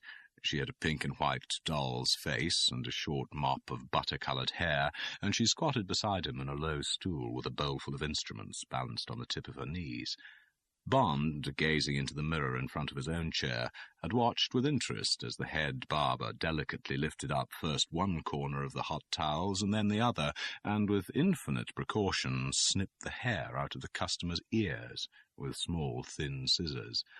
Before he replaced the edge of the towel over the second ear, he bent down and said deferentially into it, "And the nostrils, sir?" There was an affirmative grunt from behind the towels, and the barber proceeded to open a window through the towels in the neighbourhood of the man's nose. Then he again went cautiously to work with the thin scissors. After this ceremony, there was dead silence in the small, white-tiled room, except for the soft clacking of the scissors round Bond's head, and the occasional ting as the manicurist dropped an instrument into her enamel bowl. And then there was a soft creaking as the head barber carefully wound the handle of the customer's chair so that it came upright. "How's that, sir?" said Bond's barber, holding a hand mirror behind his head. It was as Bond was inspecting the back of his head that it happened. Perhaps, with the changing elevation of the chair, the girl's hand slipped, but there was suddenly a muffled roar, and the man in the purple dressing-gown sprang out of his chair, tore the towels off his face, and plunged a finger into his mouth. Then he took it out and bent quickly down and slapped the girl hard across the cheek so that she was knocked off her stool, and the enamel bowl of instruments went flying across the room. The man straightened himself and turned a furious face on the barber. "Fire that bitch!" he snarled. He put the hurt finger back in his mouth, and his slippers crunched amongst the scattered instruments as he strode blindly out of the door and disappeared. "Yes, sir, Mr. Spang," said the barber in a stunned voice. He started to bawl out the sobbing girl. Bond turned his head and said quietly, "Stop that." He got up from his chair and unwrapped the towel from round his neck. The barber gave him a surprised glance. Then he said quickly, "Yes, sir, mister," and bent to help the girl gather up her instruments. While Bond paid for his haircut, he heard the kneeling girl say plaintively, "It weren't my fault, Mr. Lucian. He was nervous today. His hands were trembling. Honest they were. I ain't never seen him like that before. Tension, sort of." And Bond had a bad moment of pleasure at the thought of Mr. Spang's tension. Ernie Cureo's voice broke sharply in on his thoughts. "We got ourselves a tail, mister," he said out of the corner of his mouth. "Two of 'em, fore and aft. Don't look back. See that black Chevy sedan in front, with the two guys? They got two driving mirrors, and they've been watching us and keeping step for quite a while. Back of us, there's a little red sex ship, old sports model Jag with a rumble seat. Two more guys with golf clubs in the back. But it just happens I know them guys. Detroit Purple Mob. Couple of lavender boys, pansies. Golf ain't their game. The only irons they can handle are in their pockets. Just swivel your eyes round as if you was admiring the scenery. Watch their gun hands while I try 'em out. Ready?" Bond did as he was told. The driver put his foot on the accelerator and simultaneously turned off the ignition switch. The exhaust let go like an 88mm, and Bond saw the two right hands dive into the two brightly coloured sports jackets. Bond casually turned his head back. "You're right," he said. He paused. "Better let me out, Ernie. I don't want to get you into trouble." "Shucks," said the driver disgustedly. "They can't do nothing to me. You pay for any damage to the cab and I'll try and shake 'em, okay?" Bond took a $1,000 bill out of his note-case and leant over and stuffed it into the pocket of the driver's shirt. "There's $1,000 to go on with," he said. "And thanks, Ernie. Let's see what you can do." Bond slipped his Beretta out of the holster and cradled it in his hand. This, he thought to himself, was just what he'd been waiting for. "Okay, fella," said the driver cheerfully. "I've been looking for a chance to take a poke at the gang. I don't like being led on, and they've been leaning on me and some of my friends for too long. Hold tight. Let's go." It was a straight stretch of road with not much traffic about. The distant tops of the mountains were yellow in the setting sun, and the street was beginning to get blue with the 15 minutes of dusk when you can't make up your mind whether to switch on your lights. They were riding easily along at 40 with the low-slung Jaguar right on their tail and the black sedan a block ahead of them. Suddenly, so that Bond pitched forward, Ernie Cureo put his brakes full on and dry skidded to a stop with the scream of his tires. There was a shattering splinter of metal and glass as the Jaguar hit their fenders. The cab lurched forward against its brakes, and then the driver jammed it into gear and, with a horrible tearing of iron, freed himself from the smashed radiator of the car behind and accelerated away down the road. "That's screwed him proper," said Ernie Cureo with satisfaction. "How'd they make it out?" "Bust radiator grill," said Bond, watching out of the rear window. "Both front wings flattened, fender hanging off, windshield starred, maybe broken." He lost the car in the dusk and turned round. "They're out on the road trying to pull the front wings off the tires. They may be able to go before long, but it was a good start. Got any more like that?" "Not so easy now," grunted the driver. "War's been declared. Watch it. Better get down. The Chevy's pulled up at the side of the road. They may try shooting. Here we go." Bond felt the car surge forward. Ernie Cureo was half lying along the front seat, driving with one hand and with his eyes watching the road ahead from just above the dash. There was a clang and two sharp cracks as they flashed past the Chevrolet. A handful of safety glass showered round Bond. Ernie Cureo swore, and the car gave a swerve and then got back on its course. Bond knelt on the back seat and knocked out the glass of the rear window with the butt of his gun. The Chevrolet was coming after them, its eyes blazing. "Hold it," said Cureo with an odd, muffled voice. "Come into a sharp turn and stop under cover in the next block. Give you a clear shot as they come around after us." Bond braced himself as the tires screamed and the car lurched on two wheels and then righted itself and stopped. Then he was out of the door and crouching with his gun up. The lights of the Chevrolet tore into the side road, and there was a squeal of tortured rubber as it made the turn on the wrong side. Now, thought Bond, before he can straighten up. Crack! A pause. Crack, crack, crack. 4 bullets at 20 yards, dead on the target. The Chevrolet didn't straighten up. It went over the curb on the other side of the road, hit a tree broadside, bounced off it and smashed into a lamp standard and turned completely round and slowly toppled over on its side. As Bond watched it, waiting for the echoes of the smashing metal to stop ringing in his ears. Flames started to bleed slowly from the chromium mouth of the car. Someone was scrabbling at a window, trying to get out. At any moment, the flames would fill the vacuum pump and run the whole length of the chassis to the tank, and then it would be too late for the man inside. Bond had started to cross the road when there was a groan from the front seat of the cab, and he turned round to see Ernie Cureo slip from under the wheel to the floor. Bond forgot the burning car as he tore open the door of the cab and leant over the driver. There was blood everywhere, and the whole of the driver's left arm was soaked in it. Bond somehow hauled him into a sitting position on the seat, and the driver's eyes opened. "Oh, brother," he said through clenched teeth. "Get me out of here, mister. And drive like hell. Next thing, that jag will be after us. Then get me to a medic." "Okay, honey," said Bond, slipping behind the wheel. "I'll take care of it." He rammed the car into gear and moved fast off down the road and away from the blazing pyre and the frightened people who had materialized out of the dusk and were standing watching the flames, their hands up to their mouths. "Keep going," muttered Ernie Cureo. "This'll get you out near the Boulder Dam Road. See him in the mirror." "There's a low-slung car with a spotlight coming after us fast," said Bond. "Could be the Jag, about 2 blocks away now." He stamped on the accelerator and the cab hissed through the deserted side street. "Keep going," said Ernie Cureo. "We gotta hide up someplace and let 'em lose us. Tell you what, there's a passion pit just where this comes out on 95. Drive-in movie. Here we come, slow, sharp right. See those lights? Get in there, quick, right. Straight over the sand and between those cars. Off lights. Easy. Stop."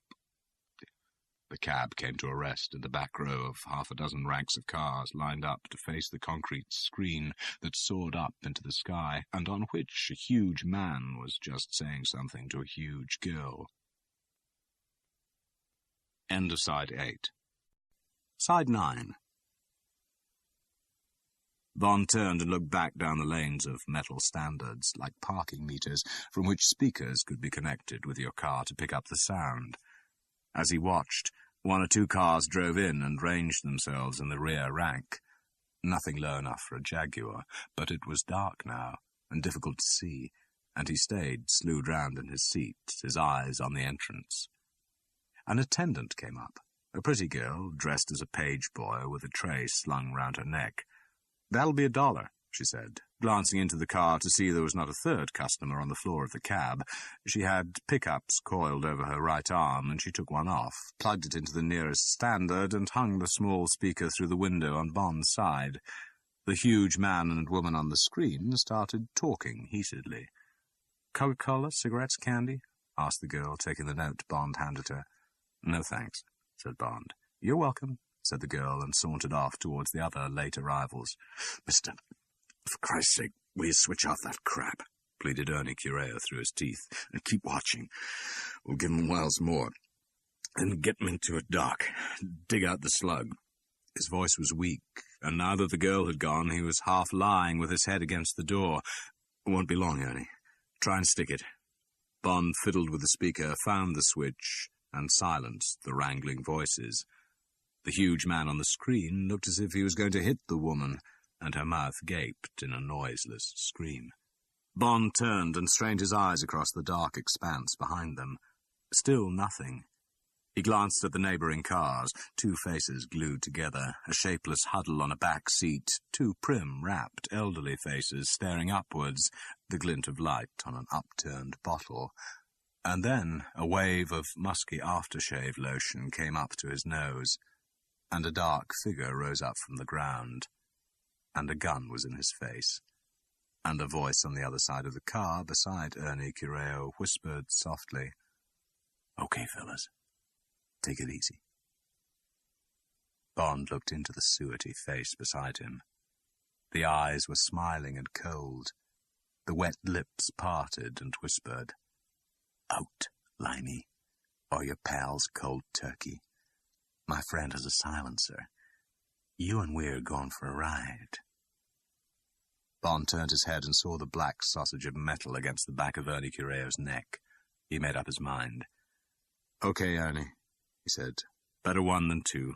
I'll go with them. I'll soon be back to get you to the dock. Take care of yourself." "Funny guy," said Suet-Face. He opened the door, keeping his gun trained on Bond's face. "Sorry, friend," said Ernie Cureo in a tired voice. "I guess." But then there was a sharp thud as the gun hit him behind the ear, and he slumped forward and was silent. Bond gritted his teeth and his muscles lumped under his coat. He wondered if he could reach the Beretta. He glanced from one gun to the other, measuring, adding up odds. The four eyes above the two guns were greedy, longing for an excuse to kill him. The two mouths were smiling, wanting him to try something. He felt his blood cooling. He gave it another minute, and then, with his hands in sight, he stepped slowly out of the car with murder tucked away in the back of his mind. "Go ahead to the gate," said Suet-Face softly. "Look natural. I got you covered." His gun had disappeared, but his hand was in his pocket. The other man joined them, and his right hand was at the waistband of his trousers. He ranged himself on Bond's other side. The three men walked swiftly towards the entrance, and the moon rising over the mountains straddled their long shadows in front of them across the white, sandy floor. Chapter 19. Spectreville. The red Jaguar was outside the entrance, up against the wall of the enclosure. Bond let them take his gun and climbed in beside the driver. "No funny tricks, if you want to keep your head on straight," said Suet-Face, climbing into the rumble seat beside the golf clubs. "There's a gun on you." "Nice little car you once had," said Bond. The shattered windshield had been lowered flat, and a piece of chrome from the radiator stuck up like a pennant between the two wingless front tires. "Where are we going in the remains?" "You'll see," said the driver, a bony man with a cruel mouth and sideburns. He swung the car out onto the road and accelerated back towards the town, and they were soon in amongst the jungle of neon, and then through it and going fast down a two-lane highway that ribboned away across the moonlit desert towards the mountains. There was a big sign which said 95, and Bond remembered what Ernie Cureo had told him, and knew that he was on his way to Spectreville. He hunched down in his seat to protect his eyes from the dust and flies, and thought about the immediate future and how to revenge his friend. So these men and the other two in the Chevrolet had been sent to bring him to Mr. Spang. Why had 4 men been necessary? Surely they were rather a heavyweight answer to Bond's defiance of his orders in the casino. The car lapped up the dead-straight road with the needles of the speedometer wavering around 80. The telegraph poles shifted by with the click of a metronome. Bond suddenly felt that he didn't know quite enough of the answers. Was he completely exposed as an enemy of the Spangled Mob? He could argue himself out of the game of roulette on the grounds that he hadn't understood his orders, and if he had been a bit troublesome when the 4 men came for him, he could at least pretend that he had thought it was a tale from a rival mob. "If you wanted me, why didn't you just call me in my room?" Bond could hear himself saying in an injured tone of voice. At least he had shown that he was tough enough for any job Mr. Spang might offer him. And in any case, Bond reassured himself, he was just about to achieve his main objective, to get to the end of the pipeline and somehow link Serafimo Spang with his brother in London. Bond crouched, his eyes on the luminous dials in front of him, and concentrated on the interview ahead, and on wondering how much evidence about the pipeline he could possibly extract from it. Later he thought about Ernie Cureo, and the revenge he owed him. It was not in his make-up to worry about how he himself was going to get away once he had achieved these 2 objectives. His own safety gave him no concern. He still had no respect for these people, only contempt and dislike. Bond was still rehearsing imaginary conversations with Mr. Spang when, after 2 hours driving, he felt the speed of the car coming down. He lifted his head above the dashboard. They were coasting up to a section of high wire fence with a gate in it, and a big notice lit up by their single spotlight. It said, "Spectreville, city limits, do not enter, dangerous dogs." The car drew up behind the notice, and beside an iron post embedded in concrete. On the post there was a bell push and a small iron grill, and written in red, "Ring and state your business." Without leaving the wheel, Sideburns reached out and pressed the button. There was a pause, and then a metallic voice said, "Yes?" "Brasso and McGonagall," said the driver, loudly. "Okay," said the voice. There was a sharp click. The high wire gate slowly opened. They drove through and over an iron strip in the narrow dirt road beyond. Bond looked back over his shoulder and saw the gate close behind them. He also noticed with pleasure that the face of, presumably, McGonagall was plastered with dust and the blood of dead flies. The dirt road continued for about a mile across the brutal, stony surface of the desert, in which an occasional clump of gesticulating cactus was the only vegetation. Then there was a glow ahead, and they rounded a spur of mountain and went down a hill and into a brightly lit, straggling assembly of about 20 buildings. Beyond, the moon glinted on a single railway track which lanced off, straight as a die, towards the distant horizon. They drew up among the grey clapboard houses and shops marked Drugs, Barber, Farmer's Bank and Wells Fargo, under a hissing gaslight outside a 2-story building which said in faded gold, Pink Garter Saloon, and underneath, Beers and Wines. From behind the traditional sawn-off swing doors, yellow light streamed out onto the street and onto the sleek black and silver of a 1920s Stutz Bearcat roadster at the curb. There was the sweet, nasal twang of a honky-tonk piano playing I Wonder Who's Kissing Her Now, slightly flat. The music reminded Bond of sawdust floors, nursed drinks, and girls' legs in the widest mesh stockings. The whole scene was like something out of an exceptionally well-mounted western.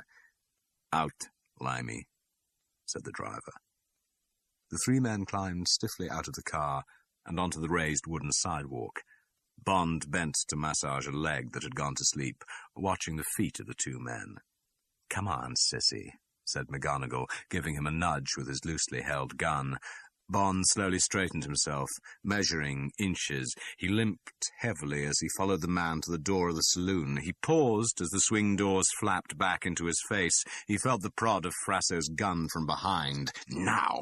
Bond straightened himself and leapt through the still swinging door. McGonagall's back was just in front of him, and beyond there was a brightly lit, empty bar room in which an automatic piano was playing to itself. Bond's hands shot out and caught the man above the elbows. He lifted him off his feet and swung him round and into the swing doors and into Frasso, who was halfway through them. The whole clapboard house trembled as the 2 bodies met, and Frasso fell back through the doors and crashed onto the sidewalk. McGonagall catapulted back and twisted to face Bond. There was a rising gun in his hand. Bond's left caught him on the shoulder. At the same time, his open right hand slapped down hard on the gun. McGonagall went back on his heels against the door jamb. The gun clattered to the floor.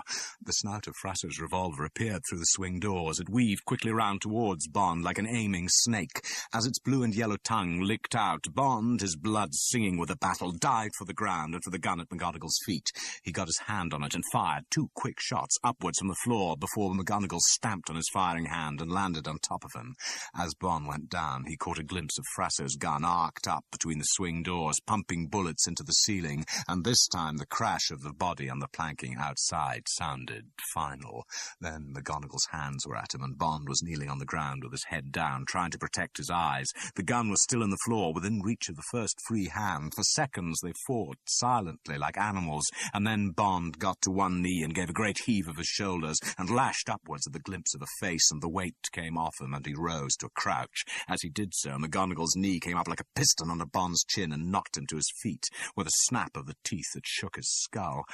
Bond had no time to clear his head before the gangster gave a thick grunt and came for him, head downwards, with both arms flailing. Bond twisted to protect his stomach, and the gangster's head hit him in the ribs, and the 2 fists crashed into his body.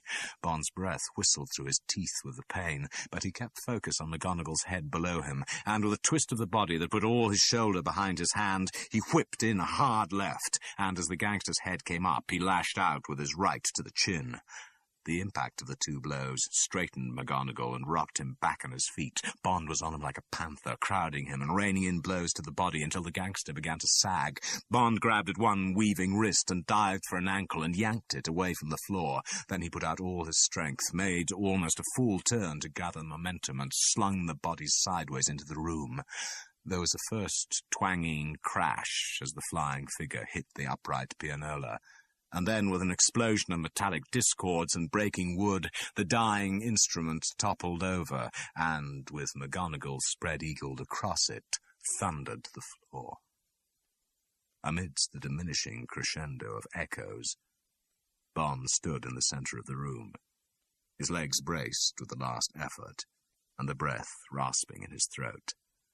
Slowly, he lifted one bruised hand and ran it through his dripping hair. Cut. It was a girl's voice, and it came from the direction of the bar. Bond shook himself and turned slowly round.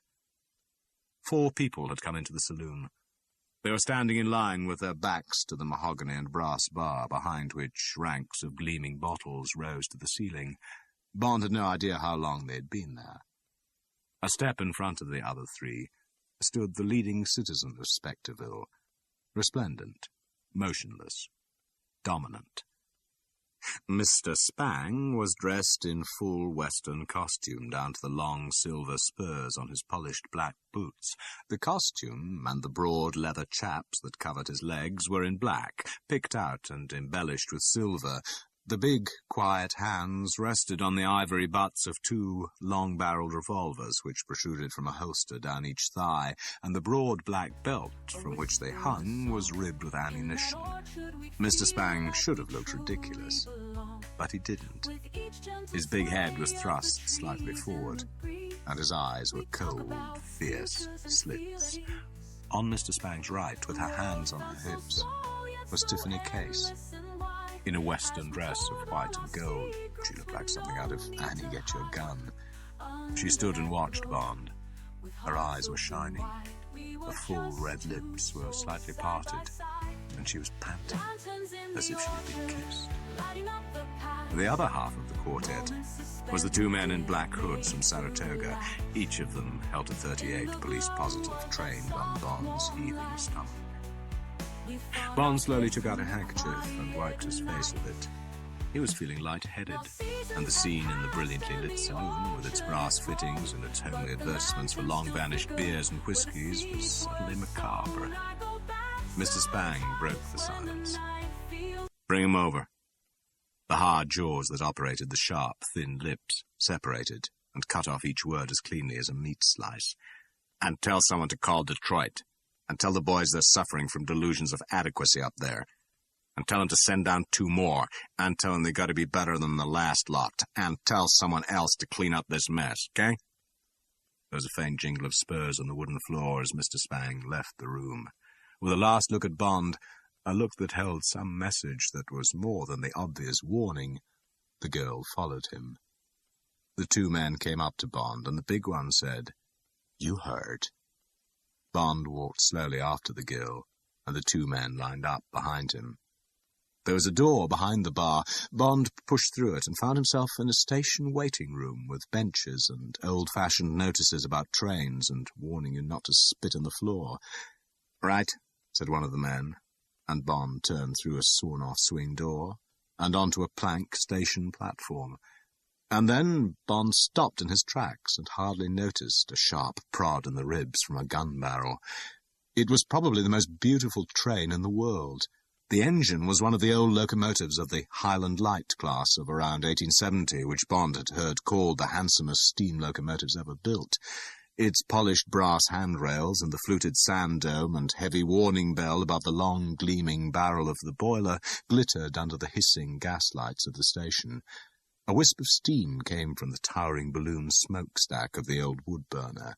The great sweeping cowcatcher was topped by 3 massive brass lights, a bulging pilot beam at the base of the smokestack, and 2 storm lanterns below.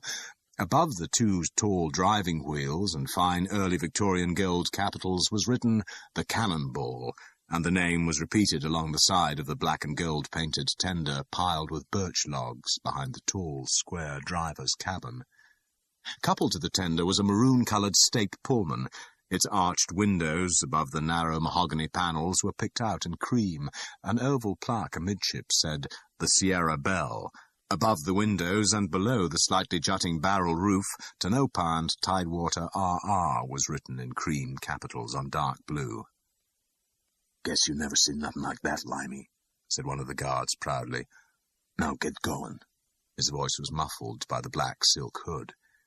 Bond walked slowly across and stepped up to the brass-railed observation platform with the shining brakeman's wheel in the centre.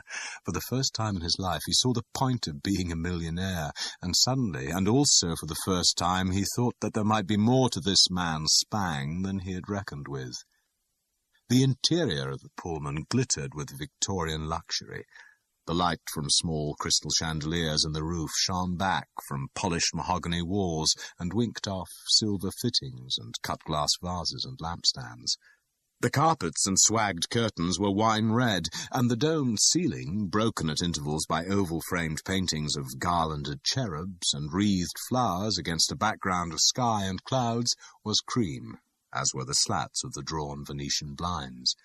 First came a small dining room, with the remains of a supper for two, a basket of fruit and an open bottle of champagne in a silver bucket, and then a narrow corridor from which 3 doors led, Bond assumed, to the bedrooms and lavatory. Bond was still thinking about this arrangement as, with the guards at his heels, he pushed open the door into the stateroom. At the far end of the stateroom, with his back to a small open fireplace, flanked by bookshelves gleaming richly with gold-tooled leather bindings, stood Mr. Spang. In a red leather armchair near a small writing desk halfway down the car, Tiffany Case sat bolt upright. Bond didn't care for the way she was holding her cigarette. It was nervous and artificial. It looked frightened. Bond took a few steps down the car to a comfortable chair. He turned it round to face them both, and sat down and crossed one knee over the other. He took out his cigarette case and lit a cigarette, and swallowed a deep lungful of smoke, and let the smoke come out between his teeth with a long, relaxed hiss. Mr. Spang had an unlighted cigar jutting from the exact centre of his mouth.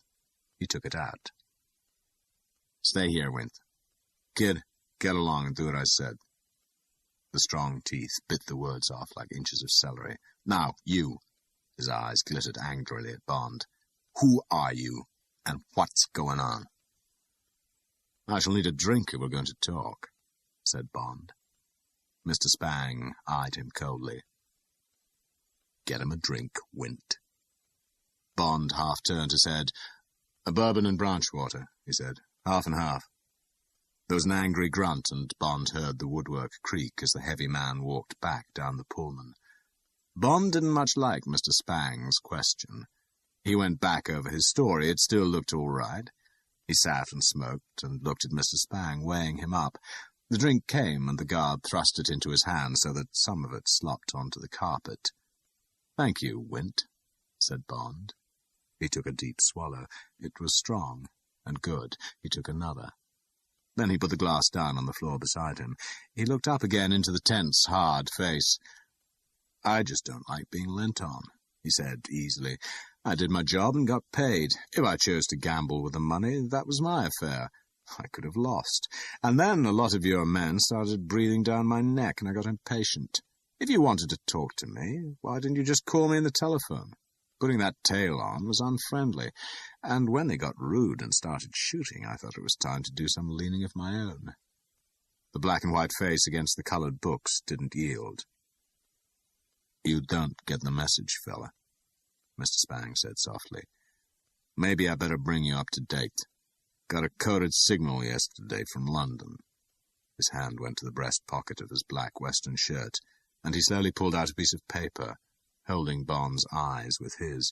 Bond knew the piece of paper was bad news, really bad news, just as surely as you do when you read the word deeply at the beginning of a telegram. "This is from a good friend in London," said Mr. Spang. He slowly released Bond's eyes and looked down at the piece of paper. "It says, reliably informed, Peter Franks held by police on unspecified charge. Endeavor at all costs, hold substitute carrier. Ascertain if operations endangered.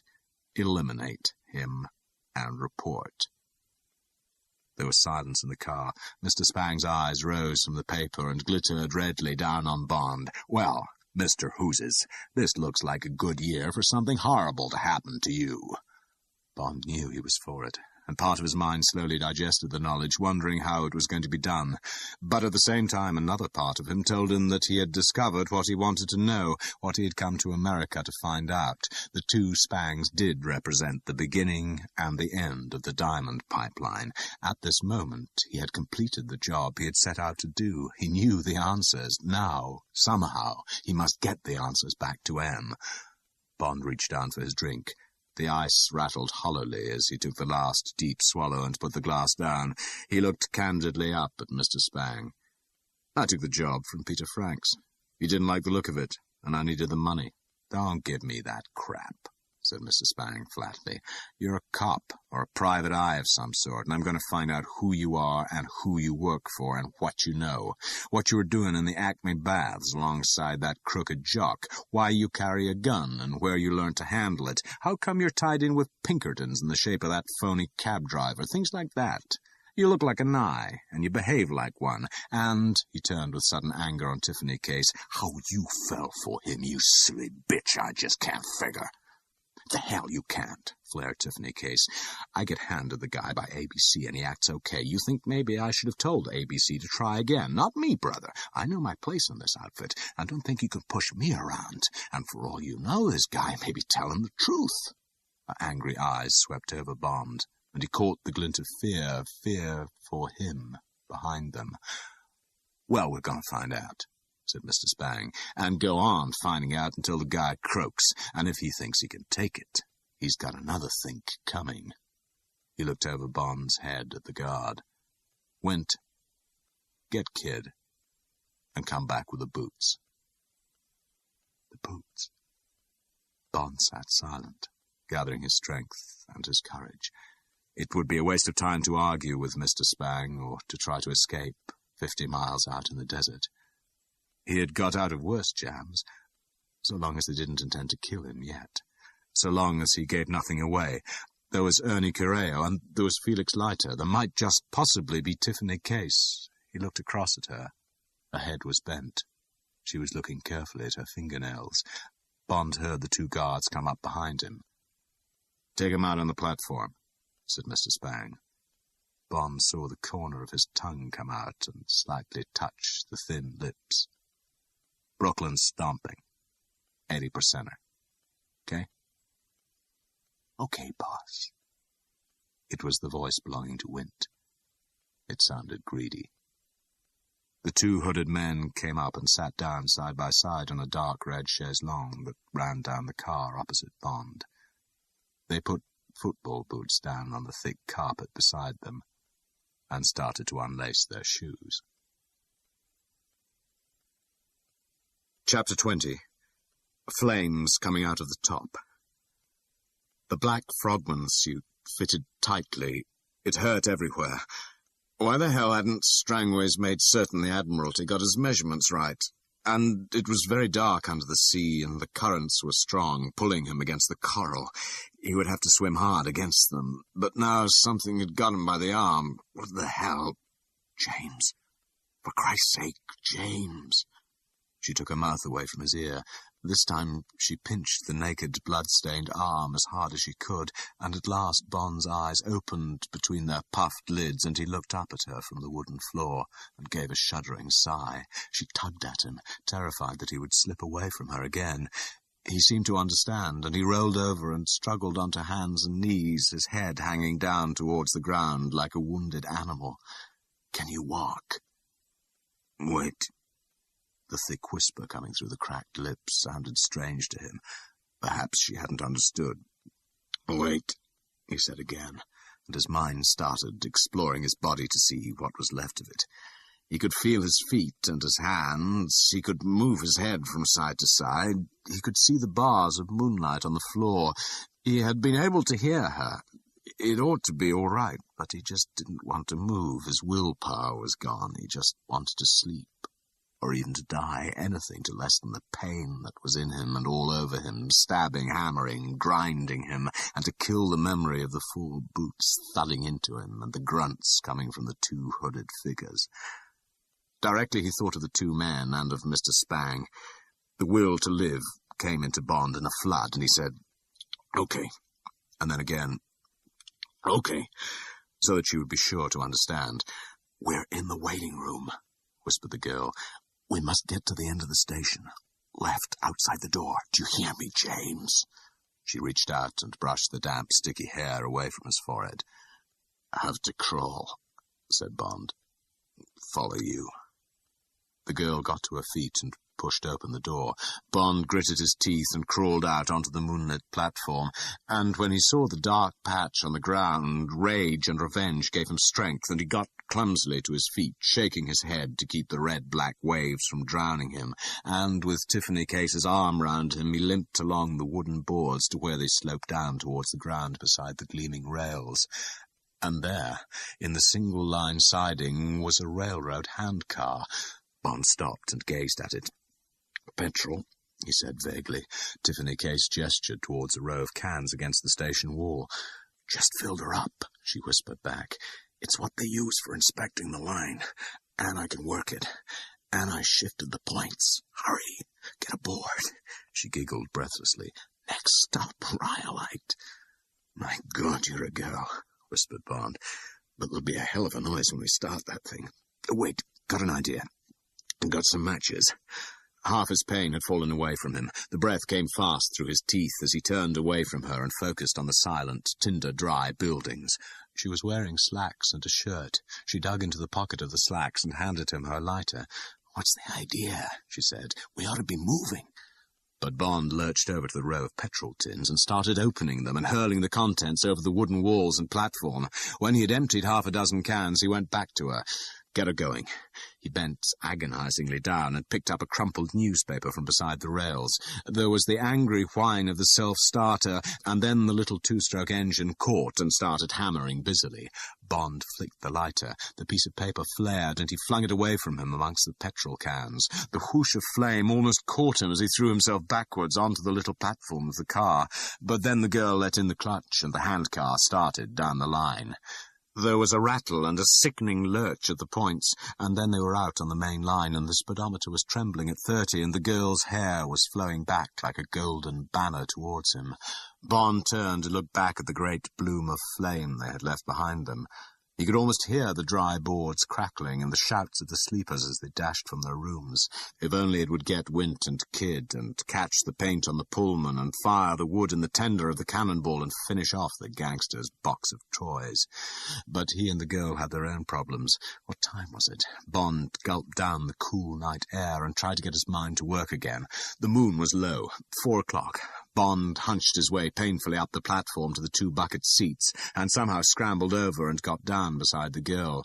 He put an arm round her shoulders, and she turned and smiled into his eyes. She raised her voice above the noise of the engine and the hammer of the iron wheels on the rails. That was quite an exit, like something out of an old Buster Keaton film. How'd you feel?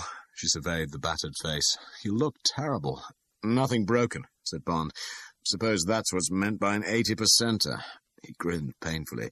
It's better being kicked than being shot. The girl's face cringed.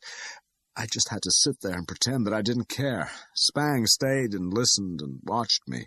Then they checked up on the ropes and slung you into the waiting room, and everyone went happily to bed. I waited an hour in my room, and then I got busy. The worst part was trying to wake you up. Bond tightened his arm round her shoulders. I'll tell you what I think of you when it doesn't hurt so much. But what about you, Tiffany? You'll be in a jam if they catch up with us. And who are those 2 men in the hoods, Wint and Kidd? What are they going to do about all this? I wouldn't mind seeing a little more of those 2. The girl glanced sideways at the grim curl of the bruised lips. Never seen them without those hoods on, she said truthfully. They're supposed to be from Detroit, strictly bad news. They do the strong-arm work and special undercover jobs. They'll all be after us now, but don't you worry about me. She looked up at him again, and her eyes were shining and happy. First thing is to get this crate to Rhyolite. Then we'll have to find a car somewhere and get over the state border into California. I've got plenty of money. Then we'll get you to a doctor and buy you a bath and a shirt and think again. I got your gun. One of the helps brought it over when they'd finished picking up the pieces of those 2 guys you wrestled with in the Pink Garter. I collected it after Spang had gone to bed. She unbuttoned her shirt and dug into the waistband of her slacks. Bond took the Beretta, feeling the warmth of her on the metal. He flicked out the magazine, 3 rounds left, and 1 in the breech. He replaced the magazine, put the gun on safe, and tucked it into the top of his trousers. For the first time he realized that his coat was gone. One of his shirt sleeves hung in tatters. He tore it off and threw it away. He felt for the cigarette case in his right-hand hip pocket. It was gone, but in the left-hand pocket there was still his passport and note case. He pulled them out. By the light of the moon he could see they were cracked and dented. He felt for his money in the note case. It was still there. He put the things back in his pocket. For a while they drove on, with only the purr of the little engine and the clickety-click of the wheels to break the looming silence of the night. For as far as they could see, the thin silver line of the rails spun on towards the horizon with only an occasional break, marked by a points lever, where a rusty branch line curved off into the dark mass of the Spectre Mountains on their right. To the left there was nothing except the endless floor of the desert on which the hint of dawn was beginning to edge the writhing cactus clumps with blue, and, 2 miles away, the gunmetal shimmer of the moon on Highway 95. The handcar sang happily on down the rails. There were no controls to bother with except a brake lever and a kind of joystick with a twist-grip accelerator, which the girl held fully open with the speedometer steady at 30. And the miles and the minutes clicked by, and every now and then Bond turned painfully in his seat and inspected the blossoming red glow in the sky behind them. They had been going nearly an hour when a thin, humming undertone in the air, or on the rails, made Bond stiffen. Again he looked back over his shoulder. Was there a tiny glowworm glimmer between them and the false red dawn of the burning ghost town? Bond's scalp tingled. "Do you see anything back there?" She turned her head. Then, without replying, she slowed the engine down so that they were coasting quietly. They both listened. Yes, it was in the rails, a soft, quivering, not more than a distant sigh. "It's the cannonball," said Tiffany flatly. She gave a sharp twist to the accelerator and the handcar sped on again. "What can she do?" asked Bond. "Maybe 60. How far to Rhyolite?" "Around 30. Bond worked on the figures for a moment in silence. "It's going to be a near thing. Can't tell how far away he is. Can you get anything more out of this?" "Not a scrap," she said grimly, "even if my name was Casey Jones instead of Case." "We'll be all right," said Bond. "You keep her rolling. Maybe he'll blow up or something." "Oh, sure," she said. "Or maybe the spring will run down and he's left the key of his engine at home in his pants pocket." For 15 minutes they sped along in silence, and now Bond could clearly see the great pilot light of the engine cutting through the night, not more than 5 miles away, and an angry fountain above it from the wood sparks flaming out of the great dome of the smokestack. The rails were trembling beneath them, and what had been a distant sigh was now a low, threatening murmur. "Perhaps he'll run out of wood," thought Bond. On an impulse he said casually to the girl, "I suppose we're all right for gas?" "Oh, sure," said Tiffany. "Put in a whole can. There's no indicator, but these things will run forever on a gallon of gas." Almost before the words were out of her mouth, as if to comment on them, the little engine gave a deprecating cough. "But, then it ran merrily on." "Christ," said Tiffany. "Do you hear that?" Bond said nothing. He felt the palms of his hands go wet. And again, "Put." Tiffany Case gingerly nursed the accelerator. "Oh, dear little engine," she said plaintively. "Beautiful, clever little engine. Please be kind." Put, hiss, put, hiss, and suddenly they were free-wheeling along in silence. 25, said the speedometer. 20, 15, 10, 5. A last savage twist of the accelerator and a kick from Tiffany Case at the engine housing, and they had stopped. "Christ," said Bond, once. He got painfully out on the side of the track and limped to the petrol tank at the rear, pulling his blood-stained handkerchief out of his trouser pocket. He unscrewed the filler cap and lowered the handkerchief down so that it reached the bottom of the tank. He pulled it out and felt it, and sniffed it. Dry as a bone. "That's that," he said to the girl. "Now just let's think hard." He looked all round. No cover to the left, and 2 miles at least to the road. On the right, the mountains, perhaps a quarter of a mile away. They might get there and hide up, but for how long? It looked the best chance. The ground beneath his feet was shaking. He looked down the line at the glaring, implacable eye. How far? 2 miles. Would Spang see the handcar in time? Would he be able to stop? Might he be derailed? But then Bond remembered the great jutting cowcatcher that would sweep the light car out of the way like a bale of straw.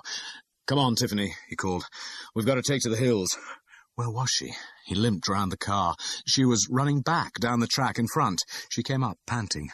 "There's a branch line just ahead," she gasped. "If we can push the thing there and you can work the old points, he might miss us." "My God," said Bond slowly. Then, with awe in his voice, "There's something better than that. Give me a hand." And he bent down and gritted his teeth against the pain and started pushing. Once started, the car moved easily, and they only had to follow behind it and keep it rolling. They came to the points, and Bond went on pushing until they were 20 yards past. "What the hell?" panted Tiffany. "Come on," said Bond, half stumbling, half running back to where the rusty switch stuck up beside the rails. "We're going to put the cannonball onto the branch line." "Oh, boy," said Tiffany Case reverently. And then they were both at the switch, and Bond's bruised muscles were cracking as he heaved. Slowly the rusty metal shifted in the bed where it had lain unmoved for 50 years, and millimetre by millimetre the rails showed a crack and then a widening gap as Bond strained and jerked at the lever. And then it was done. And Bond knelt on the ground with his head down, fighting the dizziness that threatened to drown him. But then there was a glare of light on the ground, and Tiffany tugged at him, and he was on his feet again and stumbling back to the car, and the whole air was full of thunder and the doleful clanging of the warning bell as the great flaming iron beast came roaring towards them. "Get down and don't move!" shouted Bond above the noise, and he thrust her to the ground behind the flimsy shelter of the handcar. Then he limped quickly to the side of the track and drew his gun and stood sideways on with his pistol arm up like a duelist and squinted back up the track into the great onrushing eye below the volcano of swirling fire and smoke. God, what a monster! Could it possibly take the curve? Wouldn't it just hurtle onto them and smash them to pulp? On it came. Flip! Something whipped into the ground beside him, and there was a pinpoint flash from the cabin. Boing! There was another flash, and the bullet hit the rail and whined off into the night. Crack! Crack! Crack! Now he could hear the gun above the roar of the engine. Something sang sharply in his ear. "I left my heart." Bond held his fire. Only 4 bullets, and he knew when they would go. And then, 20 yards away, the flying engine thundered into the curve and took the siding with a lurch that sent logs hurtling towards Bond off the top of the tender. There was a shrill scream of metal as the flanges on the 6-feet-tall driving wheels ground into the bend, a swift impression of smoke and flame and pounding machinery, and then a glimpse into the cabin and of the black and silver figure of Spang, spread-eagled, clinging to the side of the cabin with one hand, and with the other hand outflung to the long iron handle of the throttle lever. Bond's gun shouted its 4 words.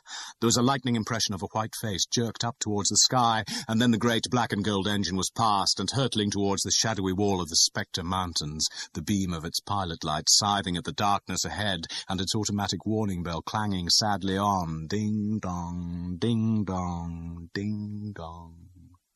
Bond slowly tucked the Beretta into his trousers and stood looking after the coffin of Mr. Spang, and the trail of smoke drifted over his head, and for a moment put out the moon.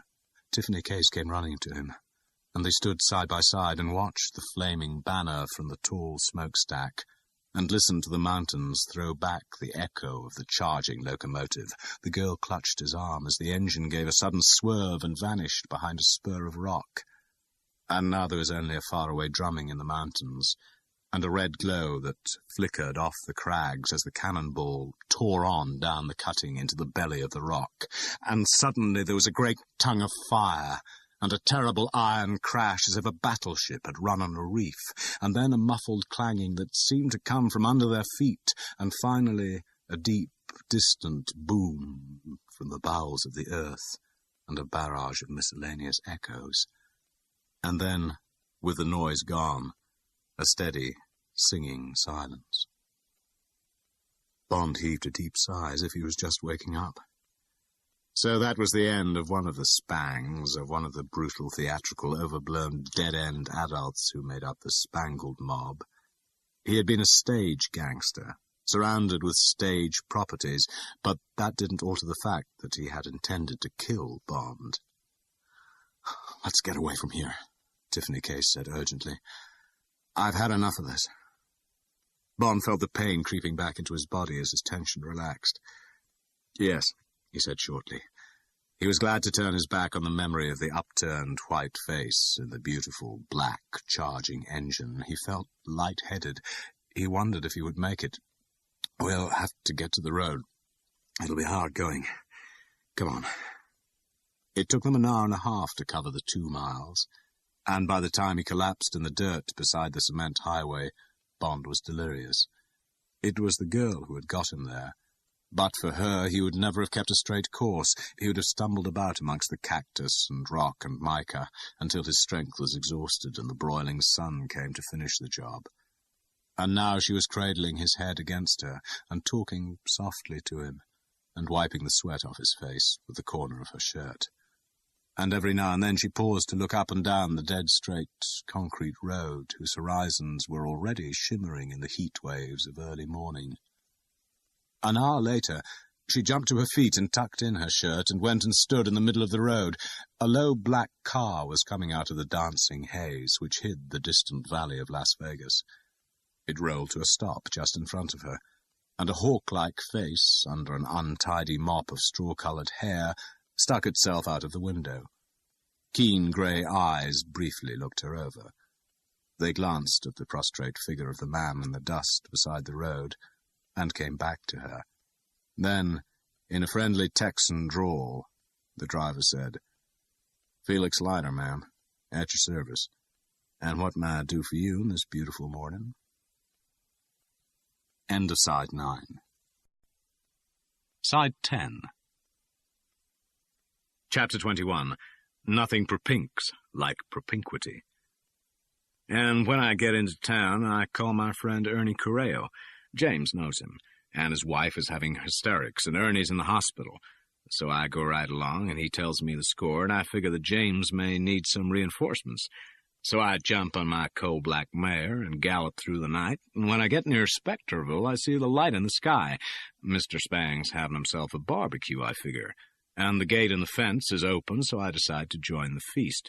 Well, believe me or believe me not, there's not a soul in the place except a guy with a busted leg and multiple contusions who's crawling down the road trying to get away, and he looks to me mighty like a young hood called Frasso from Detroit. Ernie Correo tells me was one of the guys that took James. The fellow's in no state to deny this, and I more or less get the picture, and I figure that Rhyolite's my next stop. So I tell the kid he'll soon be having plenty of company from the fire department, and I take him to the gate and leave him there. And then, after a while, there's a girl standing in the middle of the desert, looking as if she's been fired out of a cannon, and here we all are. And now you tell. So, it's not all part of a dream, and I am lying in the back of the Studerlack, and this is Tiffany's lap under my head, and that is Felix, and we are going hell for leather down the road for safety, a doctor, a bath, some food and drink, and an endless amount of sleep. Bond moved, and he felt Tiffany's hand in his hair, to tell it was all real, and just like he hoped, and he lay still again, and said nothing, and held each moment to him, and listened to their voices and the zip of the tires on the road. At the end of Tiffany's story, Felix Leiter gave a reverent whistle. "Geez, ma'am," he said, "the two of you sure seem to have busted a hole in the Spangled mob. What in hell's going to happen now? There are plenty of other hornets in the nest, and just sitting around buzzing ain't going to be their way. They'll want some action." "Check," said Tiffany. "Spang was a member of the syndicate at Vegas, and these guys stick pretty much together. Then there's Shady Tree and those two torpedoes, Wint and Kids, whoever they may be. The sooner we cross the state line, the better. Then what?" "Oh, we're doing all right so far," said Felix Leiter. "Be at Beatty in 10 minutes. Then we'll get on a 58 and be over the line in half an hour. And then there's a long ride through Death Valley and over the mountains down to Olancha, where we hit number 6. We could stop there and get James to a dock and do some eating and cleaning up. Then just stay on 6 until we get to L.A. It'll be a hell of a drive, but we should make L.A. by lunchtime. Then we can relax a bit and think again. My guess is that we ought to get you and James out of the country pretty quick. The boys will try and fix all kinds of phony raps on you both, and once you're located, I wouldn't give a nickel for either of you. Best chance would be to get you both on a plane to New York tonight and off to England tomorrow. James can take it from there." "I guess that makes sense," said the girl. "But who is this Bond guy, anyway? What's his racket? Is he an eye?" "You'd better ask him yourself, ma'am," Bond heard Leiter say carefully. "But I wouldn't let that worry you over much. He'll take care of you." Bond smiled to himself, and in the long silence that followed he dropped off into an uneasy sleep, which lasted until they were halfway across California and had pulled up outside a white wicket gate that said, "Otis Fairplay, M.D." And then, a mass of surgical tape and streaked with mercurochrome, washed and shaved and with a huge breakfast inside him, he was back in the car and back in the world, and Tiffany Case had withdrawn into her old ironical and uncompromising manner, and Bond was making himself useful by watching for speed cops as Leiter kept the car in the 80s down the endless, dazzling road towards the distant cloud line that hid the high Sierras. Then they were rolling easily along Sunset Boulevard between the palm trees and the emerald lawns, the dust-streaked Studellac looking incongruous among the glittering Corvettes and Jaguars. And finally, towards evening, they were sitting in the dark, cool bar of the Beverly Hills Hotel, and there were new suitcases in the lobby and brand-new Hollywood clothes, and even Bond's battle-scarred face didn't mean they hadn't all just finished work at the studios. There was a telephone on the table beside their martinis. Felix Leiter finished talking to New York for the 4th time since their arrival. "Well, that's fixed," he said, putting back the receiver. "My pals at the office have got you on the Elizabeth. Been delayed by a strike at the docks. Sails tomorrow night at 8. They'll meet you in the morning at LaGuardia with the tickets, and you'll go on board any time in the afternoon. They picked up the rest of your things at the Astor, James. One small case and your famous golf clubs. And Washington's obliged with a passport for Tiffany. There'll be a man from the State Department at the airport. You'll both have some forms to sign. Got one of my old pals at the CIA to work it. The middays have made a big splash with the story. Ghost Town goes west, and so on. But they don't seem to have found our friend Spang yet, and your names don't figure. My boys say there's no call-out for you with the cops, but one of our undercover men says the gangs are looking for you, and your description's been circulated. 10 grand attached, so it's as well you're skipping quick. Better go aboard separately. Cover up as much as you can and go down to your cabins and stay there. All hell's going to bust loose when they get to the bottom of that old mine. That'll make leastwise 3 corpses to nothing, and they don't like that kind of score." "The Pinkertons seem to have quite a machine," said Bond with admiration, "but I'll be glad when we're both out of here. I used to think your gangsters were just a bunch of Italian greaseballs who filled themselves up with pizza pie and beer all the week and on Saturday knocked off a garage or a drugstore so as to pay their way at the races. But they've certainly got plenty of violence on the payroll." Tiffany Case laughed derisively. "You ought to get your head examined," she said flatly. "If we make the Lizzie all in one piece, it'll be a miracle. That's how good they are. Thanks to Captain Hook here, we've got a chance, but it's not more than that." "Greaseballs." Felix Leiter chuckled. "Come on, lovebirds," he said, looking at his watch. "We ought to get going. I've got to get back to Vegas tonight and start looking for the skeleton of our old dumb friend, Shy Smile. And you've got your plane to catch. You can go on fighting at 20,000 feet. Get a better perspective from there. May even decide to make up and be friends. You know how they say," he beckoned to the waiter, "nothing propinks like propinquity." Leiter drove them out to the airport and dropped them there. Bond felt a lump in his throat when the lanky figure limped off to his car after being warmly embraced by Tiffany Case. "You got yourself a good pal there," said the girl as they watched Leiter slam the door and heard the deep boom of the exhaust as he accelerated away on his long drive back into the desert. "Yes," said Bond. "Felix is all right." There was the glint of moonlight on the steel hook as Leiter waved a last goodbye, and then there was the dust settling on the road, and the iron voice of the loudspeaker saying, "Transworld Airlines, Flight 93, now boarding at gate number 5 for Chicago and New York. All aboard, please." And they pushed their way through the glass doors and took the first steps of their long journey halfway across the world to London. The new Super-G constellation roared over the darkened continent, and Bond lay in his comfortable bunk, waiting for sleep to carry away his aching body, and thinking of Tiffany, asleep in the bunk below, and of where he stood with his assignment. He thought of that lovely face cradled in the open hand below him, innocent and defenceless in sleep, the scorn gone from the level grey eyes, and the ironical droop from the corners of the passionate mouth, and Bond knew that he was very near to being in love with her. And what about her? How strong was this masculine protest that had been born on that night in San Francisco when the men had broken into her room and taken her? Would the child and the woman never come out from behind the barricade she had started to build that night against all the men in the world? Would she ever come out of the shell that had hardened with each year of solitude and withdrawal? Bond remembered moments in the last 24 hours when he had known the answer, moments when a warm, passionate girl had looked out happily from behind the mask of the toughie from the gangs, the smuggler, the shill, the blackjack dealer, and had said, "Take me by the hand, open the door, and we will walk away together into the sunshine. Don't worry, I will keep step with you.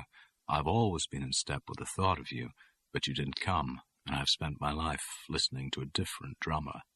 Yes, he thought, it will be all right, that side of it, but was he prepared for the consequences? Once he had taken her by the hand, it would be forever. He would be in the role of the healer, the analyst, to whom the patient had transferred her love and trust on her way out of the illness. There would be no cruelty equal to dropping her hand once he had taken it in his. Was he ready for all that meant in his life and his career? Bond stirred in his bunk and put the problem away. It was too early for that. He was going too fast. Wait and see, one thing at a time. And he obstinately shelved the issue and shifted his thoughts to M and to the job which still had to be finished before he could spend time worrying about his private life. Well, part of the snake had been smashed. Was it the head or the tail? Difficult to say, but Bond was inclined to think that Jack Spang and the mysterious ABC were the real operators of the smuggling racket, and that Serafimo had only handled the receiving end. Serafimo could be replaced. Tiffany could be discarded. Shady Tree, whom she could implicate in the diamond smuggling, would have to be got under cover until the storm, if Bond was indeed a storm signal, had blown over. But there was nothing to implicate Jack Spang or the House of Diamonds, and the only clue to ABC was the London telephone number, which Bond reminded himself to extract from the girl as soon as possible.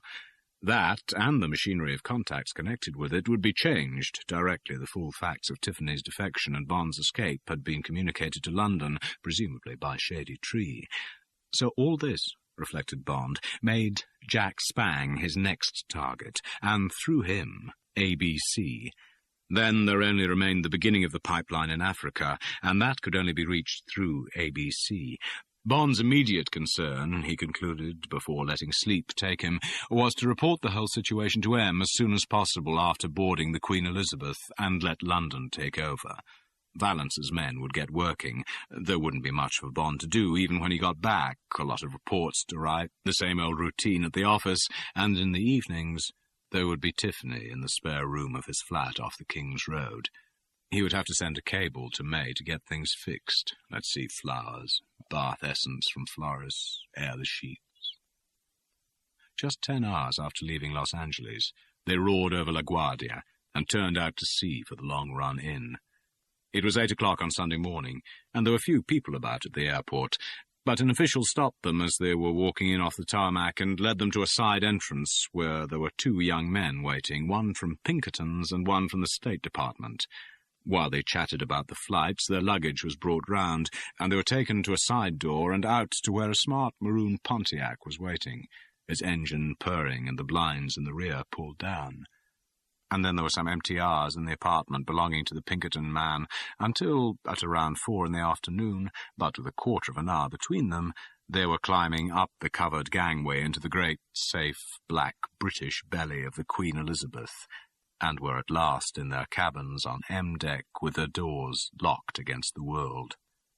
But as first Tiffany Case and then James Bond went into the mouth of the gangway, a dockhand from Anastasia's Longshoremen's Union had walked swiftly to a phone booth in the customs shed.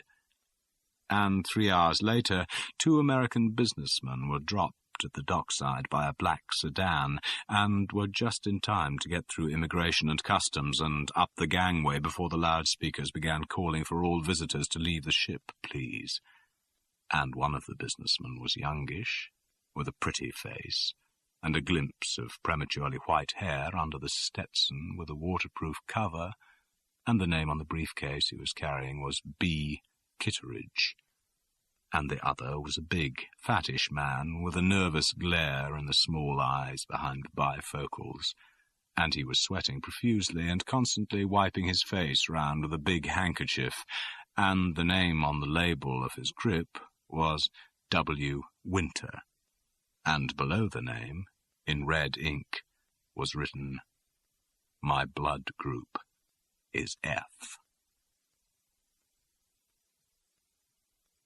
Chapter 22. Love and Sauce Bernaise. Punctually at 8, the great reverberating afflatus of the Queen Elizabeth's siren made the glass tremble in the skyscrapers, and the tugs fussed the big ship out into midstream and nosed her round, and at a cautious 5 knots she moved slowly downriver on the slack tide. There would be a pause to drop the pilot at the Ambrose Light, and then the quadruple screws would whip the sea into cream, and the Elizabeth would give a shudder of release and lance off on the long, flat arc up from the 45th to the 50th parallel, and the dot on it that was Southampton. Sitting in his cabin, listening to the quiet creak of the woodwork, and watching his pencil on the dressing-table roll slowly between his hairbrush and the edge of his passport, Bond remembered the days when her course had been different, when she had zigzagged deep into the South Atlantic as she played her game of hide-and-seek with the U-boat wolf-packs en route for the flames of Europe.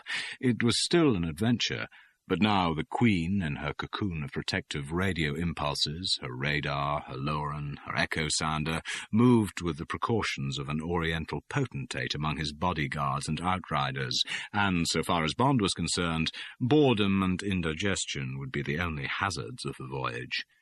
He picked up the telephone and asked for Miss Case. When she heard his voice, she gave a theatrical groan.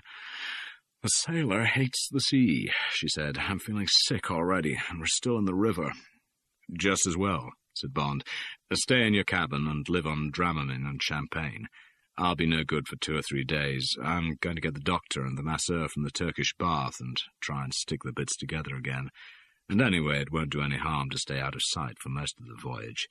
It's just conceivable they picked us up in New York." "Well, if you promise to call me up every day," said Tiffany, "and promise to take me to this veranda grill place as soon as I feel I can swallow a little caviar. Okay?" Bond laughed. "If you absolutely insist," he said. "And now listen, in exchange, I want you to try and remember anything you can about ABC and the London end of this business, that telephone number, and anything else. I'll tell you what it's all about and why I'm interested as soon as I can, but in the meantime, you've just got to trust me. Is it a deal?" "Oh, sure," said the girl indifferently, as if all that side of her life had lost its importance, and for 10 minutes Bond questioned her minutely, but except for small details, fruitlessly, about the ABC routine.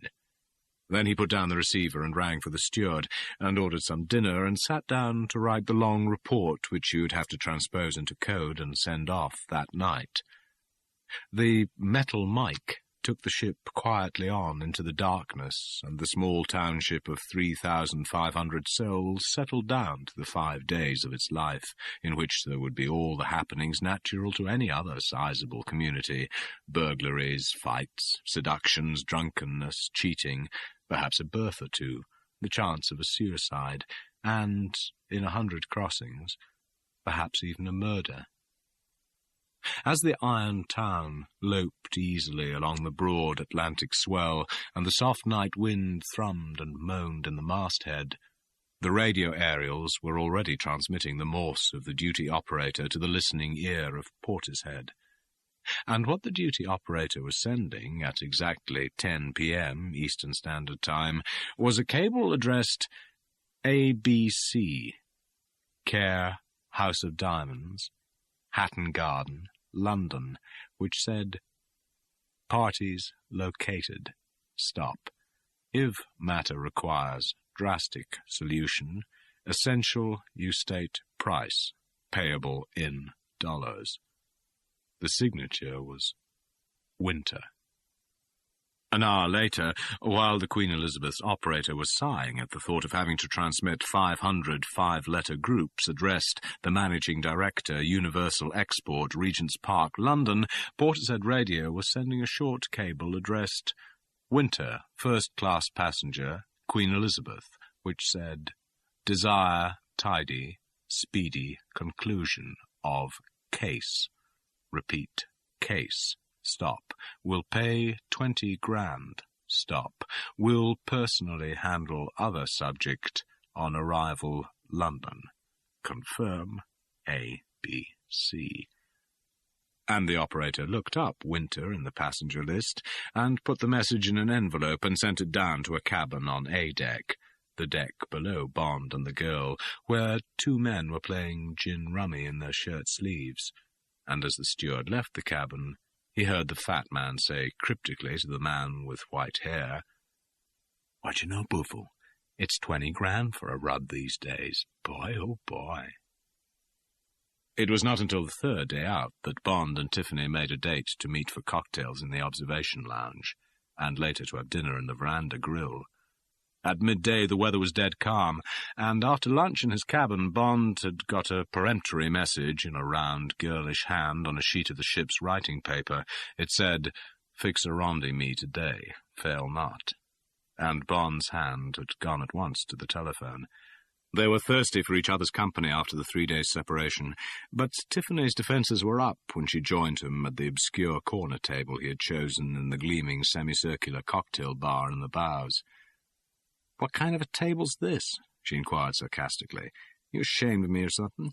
Here I put on the best those Hollywood pansies can dream up, and you hide me away like I was Miss Rheingold 1914. I want to have myself some fun on this old paddle boat, and you put me in a corner as if I was catching." "That's about it," said Bond. "All you want to do is put the other men's temperatures up. What do you expect a girl to do on the Queen Elizabeth? Fish?" Bond laughed. He signalled to the waiter and ordered vodka dry martinis with lemon peel. "I could give you one alternative." "Dear diary," said the girl, "having wonderful time with handsome Englishman. The trouble is, he's after my family jewels. What do I do? Yours truly, puzzled." Then suddenly she leant over and put her hand on his. "Listen, you Bond person," she said, "I'm as happy as a cricket. I love being here. I love being with you. And I love this nice dark table where no one can see me holding your hand.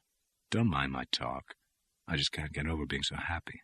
Don't mind my silly jokes, will you?" She was wearing a heavy cream shantung silk shirt and a charcoal skirt in a cotton and wool mixture. The neutral colours showed off her café au lait sunburn.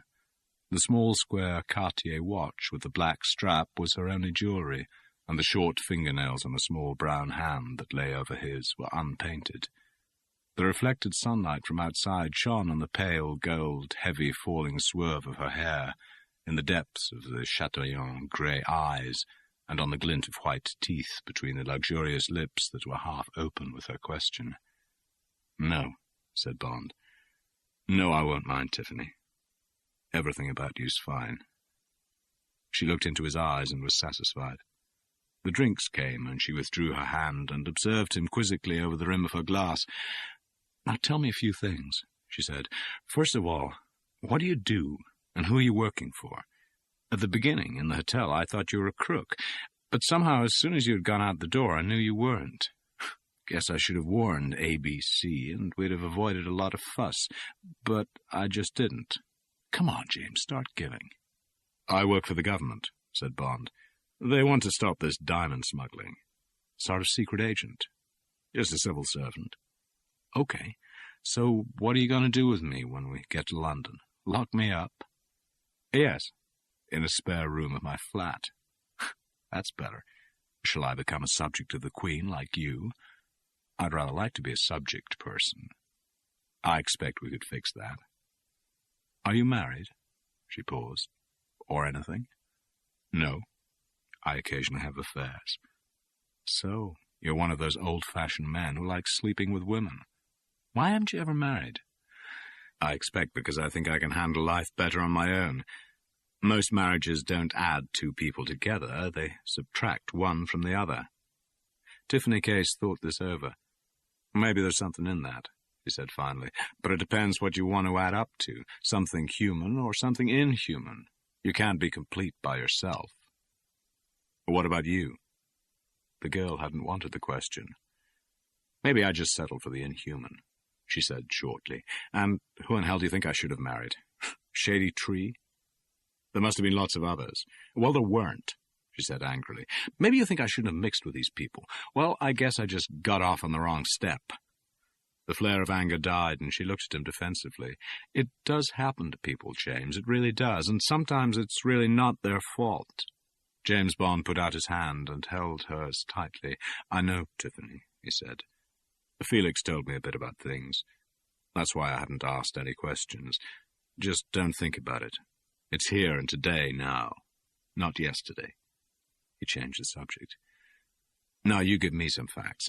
For instance, why are you called Tiffany?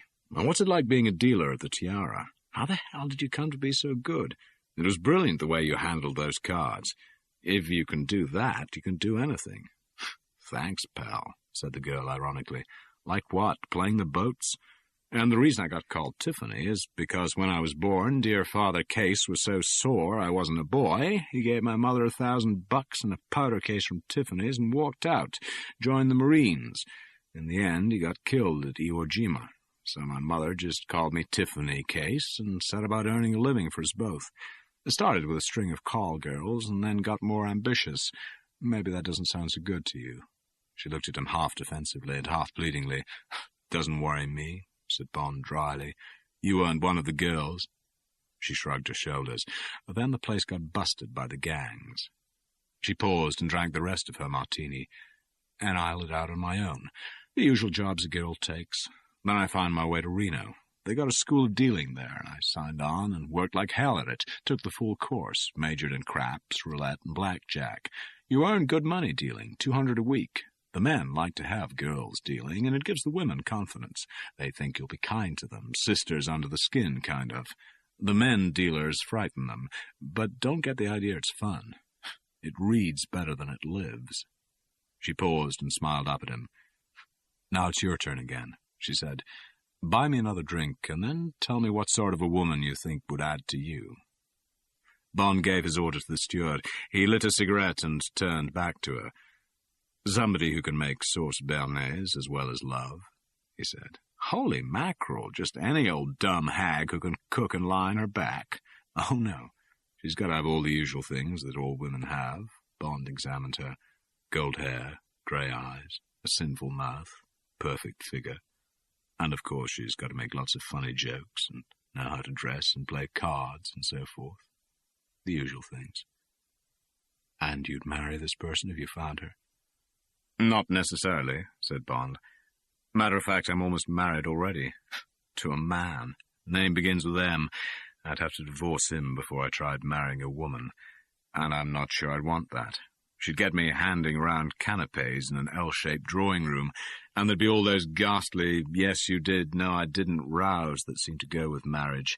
It wouldn't last. I'd get claustrophobia and run out in her. Get myself sent to Japan or somewhere. What about children? Like to have some, said Bond shortly, but only when I retire. Not fair on the children otherwise. My job's not all that secure. He looked into his drink and salted it down. And what about you, Tiffany? He said to change the subject. I guess every girl would like to come home and find a hat on the hall table, said Tiffany moodily. Trouble is, I've never found the right sort of thing growing under the hat. Maybe I haven't looked hard enough or in the right places. You know how it is when you get in a groove. You get so that you're quite glad not to look over the edges. In that way, I've had it good with the Spangs. Always knew where the next meal was coming from. Put some money by. But a girl can't have friends in that company. You either put up a notice saying no entry, or you're apt to pick up a bad case of round heels. But I guess I'm fed up with being on my own. You know what the Coreans say on Broadway. It's a lonesome wash without a man's shirt in it. Bond laughed. Well, you're out of the groove now, he said. He looked at her quizzically. But what about Mr. Serafima? Those 2 bedrooms in the Pullman, the champagne supper laid for 2. Before he could finish, her eyes blazed briefly, and she stood up from the table and walked straight out of the bar. Bond cursed himself.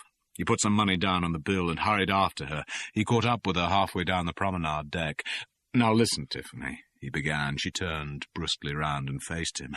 "How mean can you be?" she said, and angry tears glistened on her eyelashes. "Why do you have to spoil everything with an abrasive remark like that?" "Oh, James." Forlornly, she turned to the window, searching for a handkerchief in her bag. She dabbed her eyes. "You just don't understand." Bond put an arm round her and held her to him. "My darling." He knew that nothing but the great step of physical love would cure these misunderstandings, but that words and time still had to be wasted. "I didn't mean to hurt you. I just wanted to know for certain. That was a bad night on the train, and that supper table hurt me much more than what happened later. I had to ask you." She looked up at him doubtfully. "You mean that?" she said, searching his face. "You mean you like me already?" "Don't be a goose," said Bond impatiently. "Don't you know anything about anything?" She turned away from him and looked out of the window at the endless blue sea and at the handful of dipping gulls that were keeping company with their wonderfully prodigal ship. After a while she said, "You ever read Alice in Wonderland?" "Years ago," said Bond, surprised. "Why?" "There's a line there I often think of," she said. "It says, 'Oh, Mouse, do you know the way out of this pool of tears? I'm very tired of swimming about here, oh, Mouse. Remember?' Well, I thought you were going to tell me the way out. Instead of that, you dumped me in the pool. That's why I got upset." She glanced up at him. "But I guess you didn't mean to hurt." Bond looked quietly at her mouth, and then kissed her hard on the lips. She didn't respond, but broke away, and her eyes were laughing again. She linked her arm high up in his and turned towards the open doors that led to the lift. "Take me down," she said. "I must go and rewrite my face, and anyway, I want to spend a long time dressing the business for sale." She paused and then put her mouth close up to his ear. "In case it interests you, James Bond," she said softly, "I've never, what you'd call, slept with a man in my life." She tugged at his arm. "And now come on," she said brusquely. "And anyway, it's time you went and had a hot domestic. I suppose that's part of the subject language you'll be wanting me to pick up. You subject people surely do write up the craziest things in your bathrooms." Bond took her to a cabin, and then went on to his and had a hot salt bath, followed by a cold domestic shower. Then he lay on his bed and smiled to himself over some of the things she had said, and thought of her lying in her bath, looking at the forest of bath taps and thinking how crazy the English were. There was a knock on the door, and his steward came in with a small tray which he placed on the table. "What the hell's that?" said Bond. "Just come up from the chef, sir," said the steward, and went out and closed the cabin door. Bond slipped off the bed and went over and examined the contents of the tray. He smiled to himself. There was a quarter bottle of Bollinger, a chafing dish containing 4 small slivers of steak on toast canapes, and a small bowl of sauce. Beside this was a penciled note which said, "This sauce béarnaise has been created by Miss T. Case without my assistance. Signed, the chef." Bond filled a glass with champagne and spread a lot of the béarnaise on a piece of the steak and munched it carefully. And then he went to the telephone. "Tiffany?" He heard the low, delighted laugh at the other end. "Well, you can certainly make wonderful sauce béarnaise." He put the receiver back on its cradle. Chapter 23. The job comes second. It is an intoxicating moment in a love affair when, for the first time, in a public place, in a restaurant or a theatre, the man puts his hand down and lays it on the thigh of the girl, and when she slips her hand over his and presses the man's hand against her. The two gestures say everything that can be said. All is agreed, all the pacts are signed, and there is a long minute of silence, during which the blood sings. It was 11 o'clock, and there was only a scattering of people left in the corners of the veranda grill. There was a soft sighing from the moonlit sea outside as the great liner scythed the black meadow of the Atlantic, and, in the stern, only the slightest lope in her stride indicated a long, soft swell, the slow 12-a-minute heartbeat of the sleeping ocean, to the two people sitting close together behind the pink-shaded light. The waiter came with the bill, and their hands separated. But now there was all the time in the world, and no need for reassurance from words or contact, and the girl laughed happily up into Bond's face as the waiter drew out the table and they walked towards the door. They got into the lift for the promenade deck. "And now what, James?" said Tiffany. "I'd like some more coffee and a stinger made with white creme de menthe while we listen to the auction pool. I've heard so much about it, and we might make a fortune." "All right," said Bond. "Anything you say." He held her arm close to him as they sauntered through the big lounge where bingo was still being played, and through the waiting ballroom where the musicians were trying out a few chords. "But don't make me buy a number. It's a pure gamble, and 5% goes to charity. Nearly as bad as Las Vegas odds. But it's fun if there's a good auctioneer, and they tell me there's plenty of money on board this trip." The smoking room was almost empty, and they chose a small table away from the platform where the chief steward was laying out the auctioneer's paraphernalia, the box for the numbered slips, the hammer, the carafe of water. "In the theatre, this is what's known as dressing a thin house," said Tiffany, as they sat down amidst the forest of empty chairs and tables. But as Bond gave his order to the steward, the doors leading to the cinema opened, and soon there were nearly 100 people in the smoking room. The auctioneer, a paunchy, jovial Midlands businessman with a red carnation in the buttonhole of his dinner jacket, rapped on the table for silence and announced that the captain's estimate for the next day's run lay between 720 and 739 miles, that any distance shorter than 720 was the low field, and anything longer than 739 the high field. "And now, ladies and gentlemen, let's see if we can't break the record for this trip, which stands at the impressive figure of £2,400 in the pool." Applause. A steward offered the box of folded numbers to the richest-looking woman in the room, and then handed up the piece of paper she had drawn to the auctioneer. "Well, ladies and gentlemen, here we have an exceptionally good number to start with, 738, right in the top range, and since I see a lot of new faces here tonight," laughter, "I think we can all agree that the sea is exceptionally calm. Ladies and gentlemen, what do I bid for 738? May I say £50? Will anyone bid me £50 for this lucky number? 20 was it, you said, sir? Well, we've got to start somewhere. Any increase? 25, thank you, madam. And 30. 40 over there, steward. And 45 from my friend, Mr. Rothblatt. Thank you, Charlie. Any increase in 45 for number 738? 50, thank you, madam. And now we're all back where we started." Laughter. "Any increase on 50? Nobody tempted? High number, calm sea, £50. Will anyone say 55? Going at 50. Going once, going twice," and the raised hammer fell with a bang. "Well, thank heavens he's a good auctioneer," said Bond. "That was a good number, and cheap if this weather goes on and nobody falls overboard. The Highfield will cost a packet this evening. Everyone will expect us to do more than 739 miles in this weather." "What do you mean by packet?" asked Tiffany. £200, perhaps more. I expect the ordinary numbers will sell for around 100. The first number's always cheaper than the others. People haven't warmed up. The only smart thing you can do at this game is buy the first number. Any of them can win, but the first costs less." As Bond finished speaking, the next number was knocked down for £90 to a pretty, excited girl who was obviously being staked by her companion, a grey-haired, fresh-complexioned man who looked a caricature of an Esquire sugar daddy. "Go on, buy me a number, James," said Tiffany. "You really don't treat a girl right. Look at the way that nice man treats his girl." "He's past the age of consent," said Bond. "He must be 60. Up to 40, girls cost nothing. After that, you have to pay money or tell a story. Of the two, it's the story that hurts most." He smiled into her eyes. "Anyway, I'm not 40 yet." "Don't be conceited," said the girl. She looked at his mouth. "They say that older men make much the best lovers. And yet you're not naturally a tightwad. I bet it's because gambling's illegal in subject ships or something."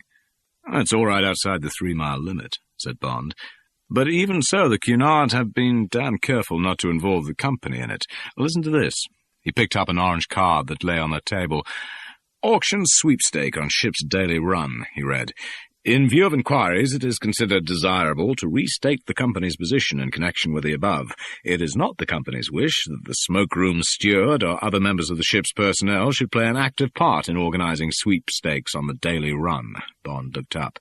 You see, he said, playing it pretty close to the chest. And then they go on, the company suggests that the passengers should elect a committee from amongst themselves to formulate and control the details. The smoke-room steward may, if requested, and if his duties permit, render such assistance as the committee require for auctioning of numbers. Pretty cagey, commented Bond. It's the committee that holds the baby if there's any trouble. And listen to this. This is where the trouble comes in. He read on, the company draws special attention to the provisions of the United Kingdom finance regulations as affecting the negotiability of sterling cheques and the limitation on the importation of sterling banknotes into the United Kingdom. Bond put down the card, and so forth, he said. He smiled at Tiffany Case. So, I buy you the number that's just being auctioned, and you win £2,000. That'll be a pile of dollars and pound notes and cheques. The only way of spending all that sterling, even suppose that those cheques are all good, which is doubtful, would be by smuggling it through under your suspender belt. And there we'd be, back in the same old racket, but now with me on the side of the devil. End of side 10. Side 11. The girl was not impressed. There used to be a guy in the gangs called Abba Dabba, she said. He was a crooked egghead who knew all the answers, worked out the track odds, fixed the percentage on the numbers rackets, did all the brain work. They called him the Wizard of Odds. Got rubbed out, quite by mistake, in the Dutch Schultz killing, she added parenthetically. I guess you're just another Abba Dabba, the way you talk yourself out of having to spend more money on a girl. Oh, well, she shrugged her shoulders resignedly. Will you stake your girl to another stinger? Bond beckoned to the steward. When he had gone, she leant over so that her hair brushed his ear, and said softly, I don't really want it. You have it. I want to stay sober as Sunday tonight. She sat up straight. And now, what's going on around here? She said impatiently. I want to see some action. Here it comes, said Bond. The auctioneer raised his voice, and there was a hush in the room. And now, ladies and gentlemen, he said impressively, we come to the $64,000 question. Who is going to bid me £100 for the choice of high or low field? We all know what that means. The option to choose the high field, which I seem to feel may be the popular choice this evening. Laughter, in view of the wonderful weather outside. So, who will open the bidding with £100 for the choice of high or low field? Thank you, sir. And 110, 120, 130, thank you, madam. 150, said a man's voice not far from their table. 160. This time it was a woman. Monotonously, the man's voice called the 170. 80, said someone. £200. Something made Bond turn round and look at the man who had spoken. It was a biggish man. His face had the glistening, pasty appearance of a spat-out bullseye. Small, cold, dark eyes were looking towards the auctioneer's platform through motionless bifocals. All the man's neck seemed to be at the back of his head. Sweat matted the curly black algae of his hair, and now he took off his glasses and picked up a napkin and wiped the sweat off with a circular motion that started with the left side of the face and swirled round to the back of his head, where his right hand took over and completed the circuit as far as the dripping nose. 210, said someone. The big man's chin wobbled, and he opened his tight-buttoned mouth and said, 220, in a level American voice. What was there about this man that struck a chord in Bond's memory? He watched the big face, running his mind's eye over the filing system of his brain, pulling out drawer after drawer, hunting for the clue, the face, the voice. England, America. Bond gave up and turned his attention to the other man at the table.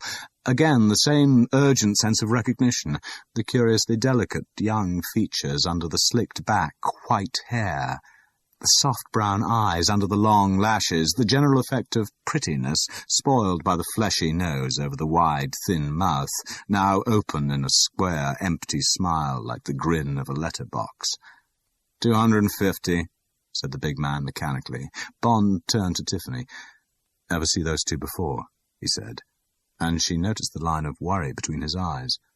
"Nope," she said definitely. "Never did. Looked like something from Brooklyn to me, or a couple of cloak and suitors from the garment district. Why? Do they mean anything to you?" Bond gave them another glance.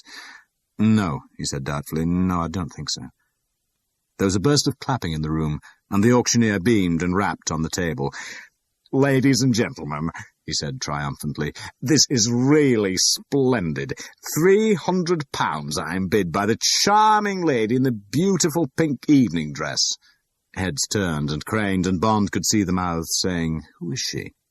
"And now, sir," he turned towards the fat man's table, "may I say £325? "350, said the fat man. 400, squealed the pink woman. 500. The voice was toneless, indifferent. The pink girl chattered angrily at her escort. The man suddenly looked bored. He caught the auctioneer's eye and shook his head. "Any increase on £500? said the auctioneer. He now knew that he had squeezed all he would get out of the room. "Going once? Going twice?"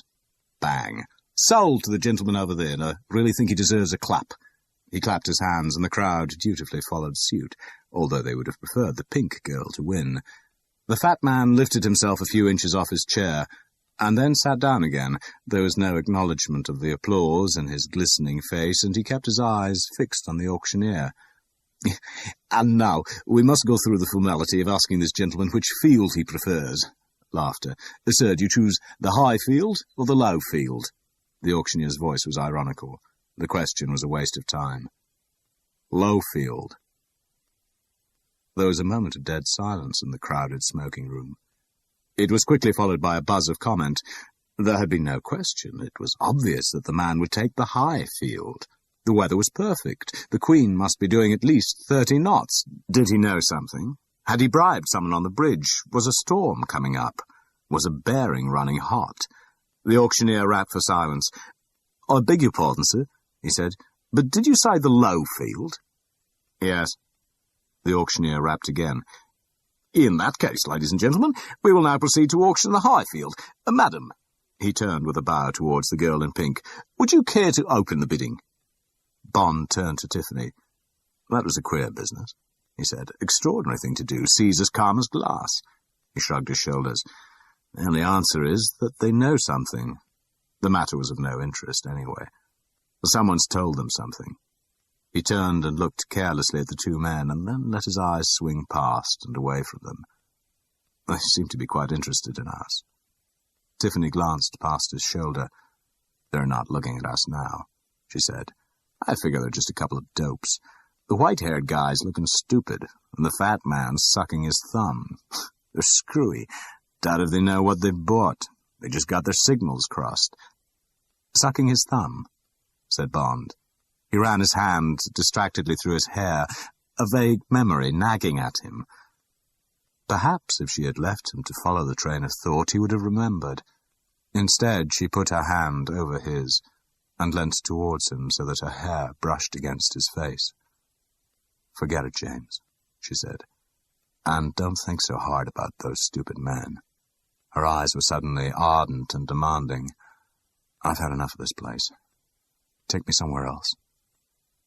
Without saying anything more, they got up and left the table and walked out of the noisy room to the staircase. As they went down the stairs to the deck below, Bond's arm went round the girl's waist, and her head fell against his shoulder.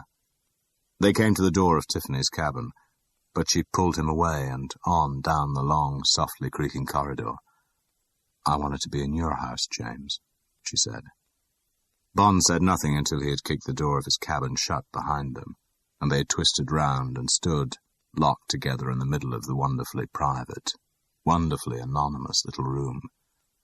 And then he just said softly, "My darling," and put one hand in her hair so that he could hold her mouth where he wanted it. And after a while his other hand went to the zip fastener at the back of her dress, and without moving away from him, she stepped out of her dress and panted between their kisses, "I want it all, James. Everything you've ever done to a girl. Now. Quickly."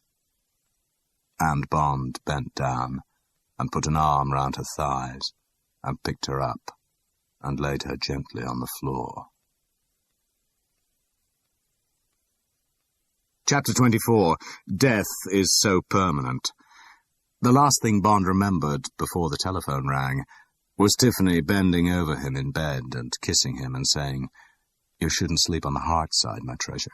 It's bad for the heart. It might stop beating. Turn over."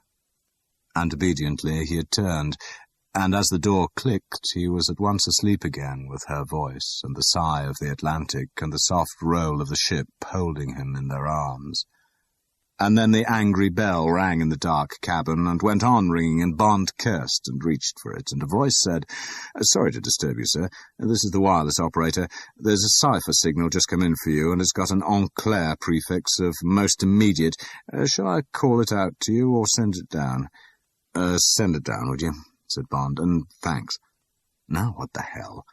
All the beauty and heat and excitement of passionate love were pushed roughly away as he turned on the lights, slipped out of bed, and, shaking his head to clear it, took the 2 steps into the shower.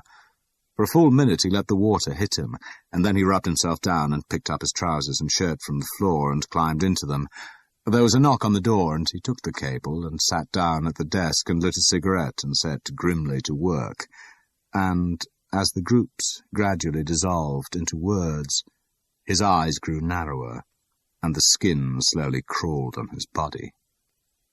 The cable was from the Chief of Staff. It said, "Firstly, clandestine search of Say's office revealed signal from QE, addressed ABC, signed Winter, advising of your and Case's presence aboard, requesting instructions, stop.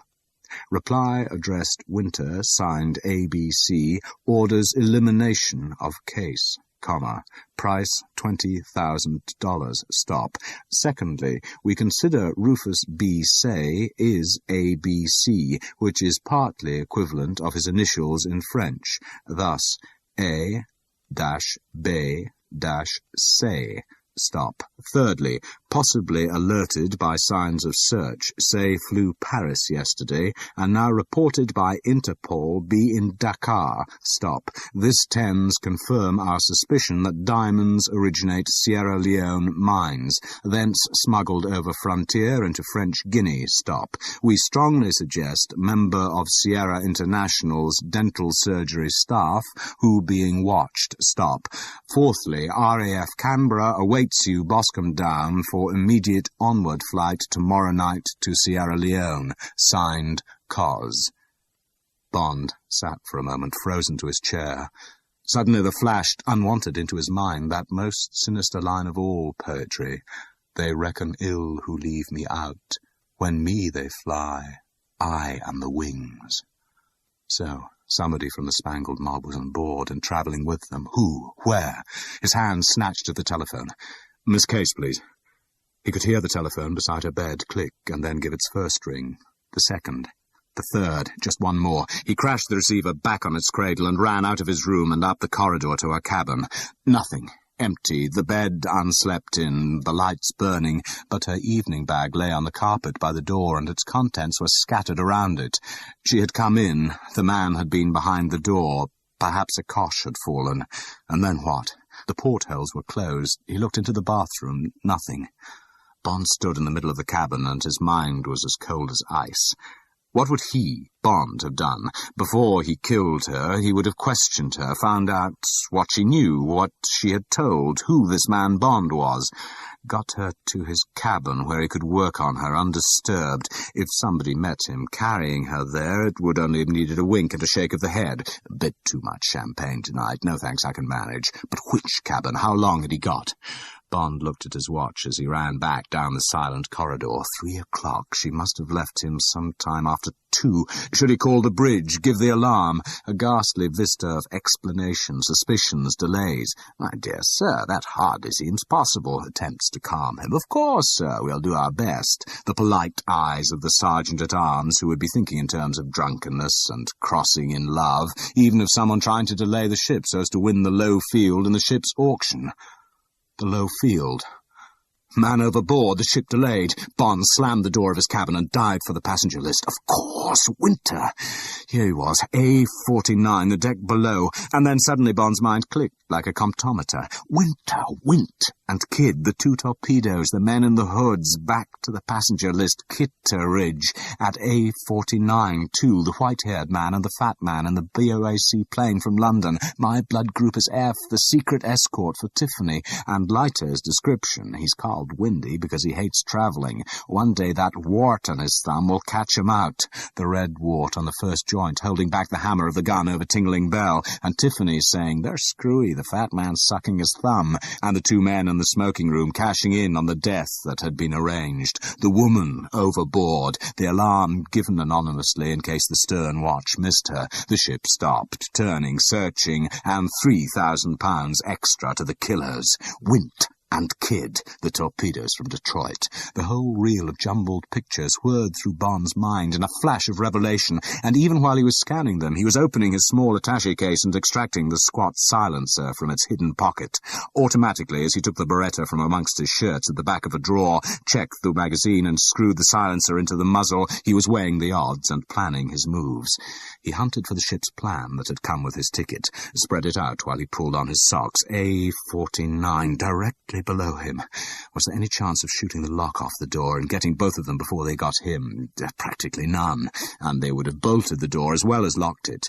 Or take some of the staff with him if he could persuade them of the danger to Tiffany.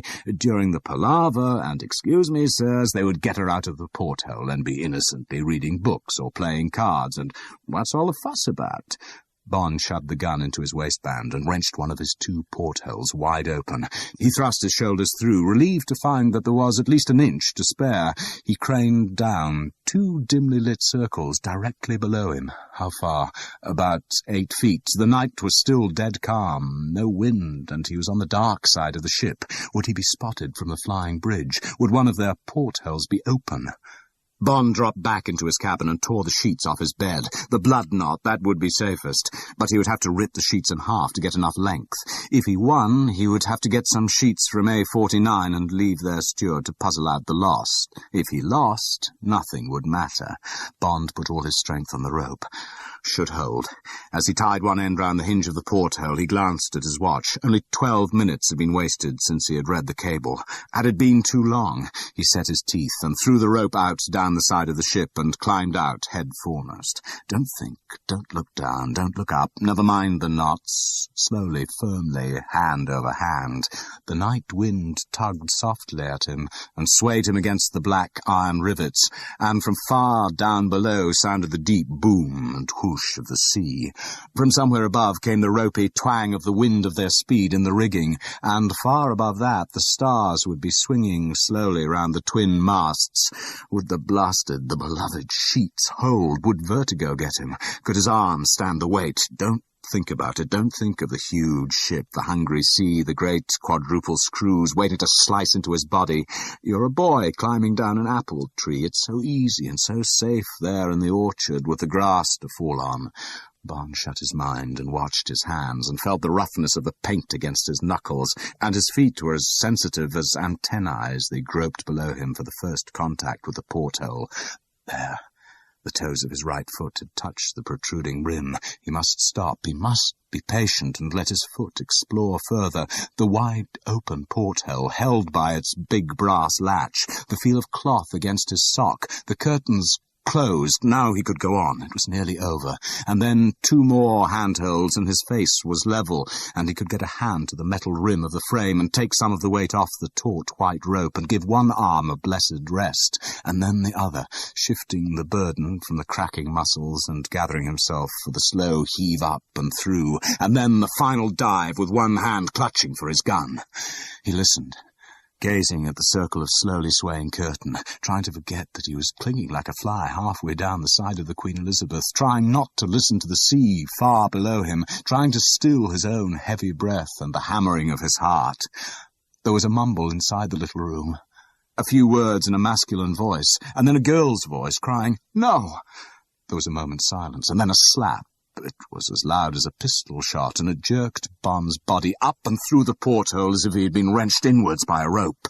Even as he somehow dived cleanly through the 3-foot circle, he was wondering what he would hit, and his left arm protected his head as his right went to his gun. Crash onto a suitcase under the porthole, a ragged somersault that took him half across the room, and he was on his feet and backing, crouched low towards the portholes, and the knuckles were white with tension on his gun hand, and there was a thin white line round his clenched lips. Through the slitted lids, the ice-grey eyes flickered from side to side. The blunt, black gun stood at dead centre between the two men. "All right," said Bond, coming slowly to his full height. It was a statement of fact. He had the control, and the mouth of his gun had said he should have it. "Who sent for you?" said the fat man. "You're not in the act."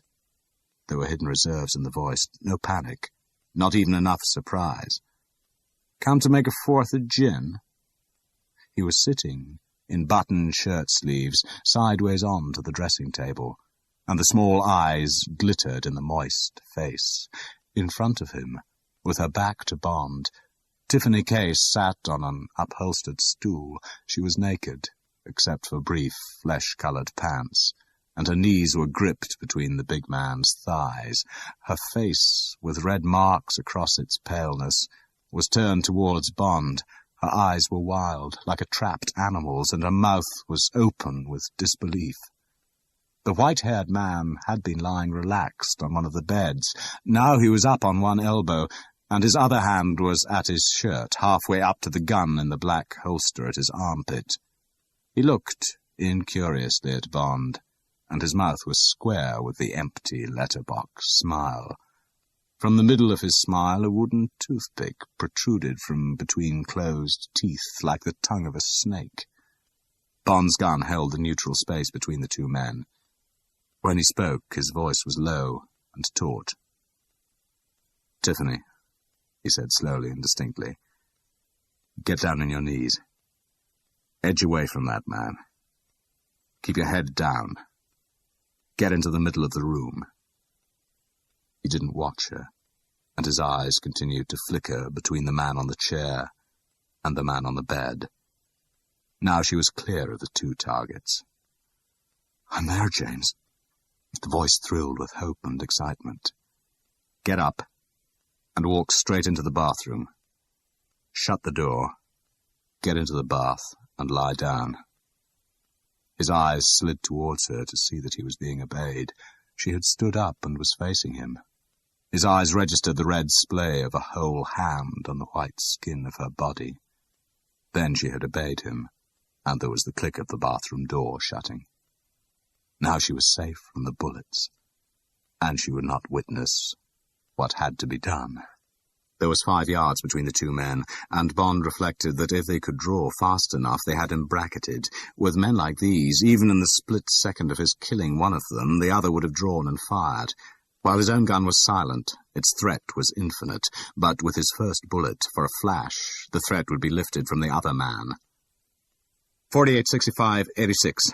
The variation on the American football signal, one of 50 other combinations which they must have practiced together 1,000 times, spat out of the fat man's mouth. Simultaneously he hurled himself on the floor, and his hand flashed to his waistband. In a swirl of motion, the man on the bed swung his legs sideways and away from Bond, so that his body was now only a narrow head-on target. The hand at his chest flickered up. Thud! Bond's gun gave a single muffled grunt. A blue keyhole opened just between the peak of the white hair. Boom! Answered the dead man's pistol, fired by the last twitch of his finger, and the bullet buried itself into the bed beneath his corpse. The fat man on the floor let out a scream. He was looking up into the single empty black eye that didn't care about him one way or the other, but was only interested in which square centimetre of his envelope it would open first. And the fat man's gun had only achieved the elevation of Bond's knees, and was pointing futilely between Bond's braced legs at the white-painted ironwork behind him. "Drop it." There was a small noise as the gun fell to the carpet. "Get up." The fat man scrambled to his feet, and stood looking into Bond's eyes, as a tubercular looks into his handkerchief, with fearful expectancy. "Sit down." Was there a flash of relief in the surrendered eyes? Bond stayed tense as a stalking cat. The fat man turned slowly. He stretched his hands above his head, although Bond had not told him to do so. He took the 2 steps back to his chair and slowly turned round as if to sit down. He stood facing Bond, and quite naturally he let his hands fall down to his sides, and the 2 hands, relaxed, swung naturally back, the right hand more than the left, and then, suddenly, at the top of the backswing, the right arm tautened and flashed forward, and the throwing knife bloomed from the tips of the fingers like a white flame. Thud! The quiet bullet and the quiet knife crossed in mid-air, and the eyes of the 2 men flicked simultaneously as the weapons struck, but the flinch in the eyes of the fat man turned into an upward roll of the eyeballs as he fell backwards, clawing at his heart, while Bond's eyes only looked incuriously down at the spreading stain on his shirt and at the flat handle of the knife hanging loosely from its folds. There was a crash as the chair splintered under the fat man, and a rasping noise, and then a drumming on the floor. Bond looked once, and then turned away towards the open porthole. For a while he stood with his back to the room, staring at the softly swaying curtains. He gulped down the air, and listened to the beautiful sea sounds from the world outside that still belonged to him and to Tiffany, but not to the 2 others. Very slowly his body and his strung nerves relaxed. After a time he pulled the knife out of his shirt. He didn't look at it, but reached up and drew the curtain aside and threw the knife far out into the blackness. Then, still looking out into the quiet night, he put up the safe of the Beretta, and with a hand that suddenly seemed as heavy as lead, slowly thrust the gun back into the waistband of his trousers. End of Side 11. Side 12. Almost reluctantly he turned back and faced the shambles of the cabin. He looked it over thoughtfully, and with an unconscious gesture he wiped his hands down his flanks. Then he carefully picked his way across the floor to the bathroom and said, "It's me, Tiffany," in a tired, flat voice, and opened the door. She hadn't heard his voice. She was lying face downwards in the empty bath with her hands over her ears, and when he had half lifted her out and had taken her into his arms, she still couldn't believe it, but clung to him, and then slowly explored his face and his chest with her hands to make sure it was true. He flinched as her hand touched his cut rib, and she broke away from him and looked at his face, and then at the blood on her fingers, and then at his scarlet shirt. "Oh, God, you're hurt," she said flatly, and her nightmares were forgotten as she took off his shirt and washed the gashed rib with soap and water, and bound it with strips of towel cut with one of the dead men's razor blades. She still asked no questions when Bond collected her clothes from the floor of the cabin and gave them to her, and told her not to come out until he was ready, and to clean up everything and wipe every object she had touched to kill the fingerprints. She just stood and looked at him with her eyes shining, and when Bond kissed her on the lips, she still said nothing. Bond gave her a reassuring smile and walked out and shut the door of the bathroom behind him and went about his business, doing everything with great deliberation and pausing before each move so as to examine its effect on the eyes and minds of the detectives who had come on board at Southampton. First he tied an ashtray in his blood-stained shirt to weigh it, and went to the porthole and threw the shirt as far as he could. The men's tuxedos were hanging behind the door. He took the handkerchiefs out of the breast pockets and wrapped them round his hands, and searched through the cupboards and the chest of drawers until he found the white-haired man's evening shirts. He put one on and stood for a moment in the centre of the cabin, thinking. Then he gritted his teeth and heaved the fat man into a sitting position, took off the fat man's shirt, and went to the porthole and took out his Beretta, held it against the small hole over the heart of the shirt, and fired another bullet through the hole. Now there was a smoke smudge round the hole to look like suicide. He dressed the corpse again in its shirt, wiped his Beretta thoroughly, pressed the fingers of the dead man's hand all over it, and finally fitted the gun into his hand with the index finger on the trigger. After another pause in the middle of the room, he took Kid's tuxedo down from its hook and dressed the corpse of Kid in it. Then he dragged the man across the floor to the porthole and, sweating with the effort, heaved him up into the porthole and pushed him through. He wiped the porthole for prints and paused again, getting his breath and surveying the small stage. And then he went over to the card table that stood with the litter of an unfinished game against the wall and upset it on the floor so that the cards scattered on the carpet. As an afterthought, he went again to the fat man's body, extracted the wad of notes from his hip pocket and strewed them amongst the cards. Surely the picture would stand up. There would be the mystery of the bullet fired into the bed by the dying Kid, but that would have been part of the struggle. There were 3 shots gone from the Beretta, and 3 cartridges on the floor. 2 of the bullets could have been in the body of Kid, which was now in the Atlantic. There were the 2 sheets he would have to steal off the second bed. Their loss would be unexplained. Perhaps Wint had wrapped Kid's body in them as a shroud before he pushed Kid out of the porthole. That would fit in with Wint's remorse and suicide following the gunfight over the cards. At all events, reflected Bond, it would stand up until the police arrived at the dock, and by that time he and Tiffany would be off the ship and away, and the only trace of them in the cabin would be Bond's Beretta, and that, like all other guns belonging to the Secret Service, had no numbers. He sighed and shrugged his shoulders.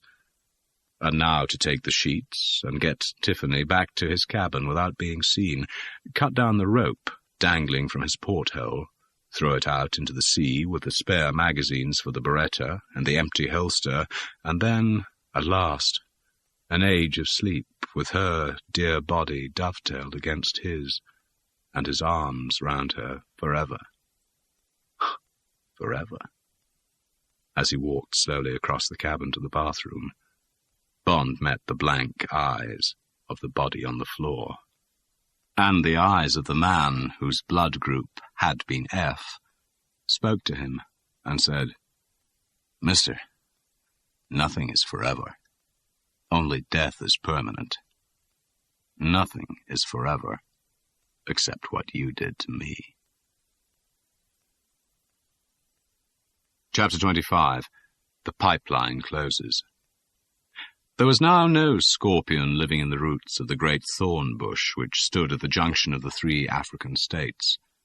The smuggler from the mines had nothing to occupy his mind except an endless column of driver ants flowing along between the low walls which the soldiers had built on both sides of the 3-inch highway. It was hot and sticky, and the man hiding in the thorn bush was impatient and ill at ease. This was the last time he would make the rendezvous, that was definite. They'd have to find someone else. Of course, he would be fair with them. He would warn them he was quitting and tell them the reason. The new dental assistant who had joined the staff and who didn't seem to know quite enough about dentistry. The man was certainly a spy. The careful eyes, the little ginger moustache, the pipe, the clean fingernails. Had one of the boys been caught? Had one of them turned Queen's evidence? The smuggler shifted his position. Where the hell was the plane? He picked up a handful of dirt and threw it into the middle of the flowing column of ants. They hesitated and spilled over the walls of their road as the hurrying rear ranks crowded into them. Then the soldiers started frantically digging and carrying, and in a few minutes the highway was clear. The man took off his shoe and slapped it down hard across the moving column. There was another brief moment of confusion. Then the ants set upon the dead bodies and devoured them, and the road was open again, and the black river flowed on. The man swore briefly in Afrikaans and pulled on his shoe. Black bastards! He would show them. Crouching and holding up an arm against the thorns, he stamped along the column of ants and out into the moonlight. That would give them something to think about. Then he forgot the hatred he had for all black things, and cocked his head towards the north. Thank heavens! He moved round the bush to get the torches and the packet of diamonds out of the toolboxes.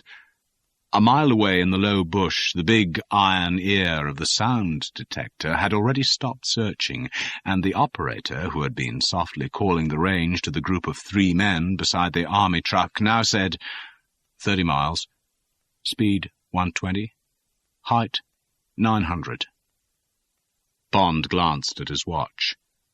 "Looks as if midnight at full moon is the rendezvous," he said, "and he'll be about 10 minutes late." "Looks like it, sir," said the officer from the Freetown garrison force who was standing next to him. He turned to the third man. "Corporal, make sure there's no metal showing through the camouflage net. This moon will pick up anything." The truck was standing under cover of the low bush on a dirt track that ran across the plain in the direction of the village of Telebadu in French Guinea. That night they had started off from the hills as soon as the locator had picked up the sound of the dentist's motorcycle on the parallel track. They had driven without lights, and they had stopped as soon as the motorcycle had stopped and there was no longer protection from the noise of its engine. They had put a camouflage net over the truck and over the locator and over the bulge of the Beauforts mounted beside it. Then they had waited, not knowing what to expect at the dentist's rendezvous. Another motorcycle, a rider on a horse, a jeep, an aeroplane. Now they could hear the distant clatter in the sky. Bond gave a short laugh. "Helicopter," he said. "Nothing else makes that racket. Get ready to take the net down when he lands. We may have to give him a warning shot. Is the loud hailer switched on?" "Yes, sir," said the corporal at the locator. "And he's coming in quick. You should be able to see him in a minute. See those lights just come on, sir? Must be the landing ground." Bond glanced at the 4 thin shafts of light, and then he looked up again into the great African sky. So, here came the last of them, the last of the gang, and yet the first. The man he'd taken a look at in Hatton Garden, the first of the Spangled Mob, the gang that had rated so high in Washington, the only one, except the harmless, rather likeable Shady Tree, Bond had not yet had to kill. Or he thought of the Pink Garter Saloon and the 2 men from Detroit. Almost kill. Not that he had wanted to kill these people. The job M had given him had only been to find out about them, but one by one they had tried to kill him and his friends. Violence had been their first resort, not their last. Violence and cruelty were their only weapons. The 2 men in the Chevrolet in Las Vegas who had shot at him and hit Ernie Correo. The 2 men in the Jaguar who had bludgeoned Ernie and had been the first to draw guns when it came to the fight. A Serafimo Spang who had started to torture him to death and had then tried to shoot them or smash them down on the railway track. Wint and Kidd who had given Tingling Bell the treatment, and then Bond, and then Tiffany Case. And of the 7, he had killed 5, not because he liked it, but because somebody had had to. And he had had luck, and 3 good friends, Felix and Ernie and Tiffany. And the bad man had died. And now here came the last of the bad men, the man who had ordered his death, and Tiffany's, the man who, according to M, had built up the traffic in diamonds, organized the pipeline, and run it ruthlessly and efficiently through the years. On the telephone to Boscombe Down, M had been brief, and his voice had had an edge to it. He had reached Bond on the Air Ministry line a few minutes before the Canberra was due to take off for Freetown.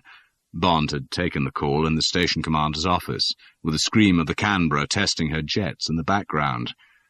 "I'm glad you got back all right." "Thank you, sir. What's this in the evening papers about a double killing in the Queen Elizabeth?" There was more than suspicion in M's voice. "They were the 2 killers from the gang, sir, travelling as Winter and Kitteridge. My steward told me they were supposed to have had a row over cards."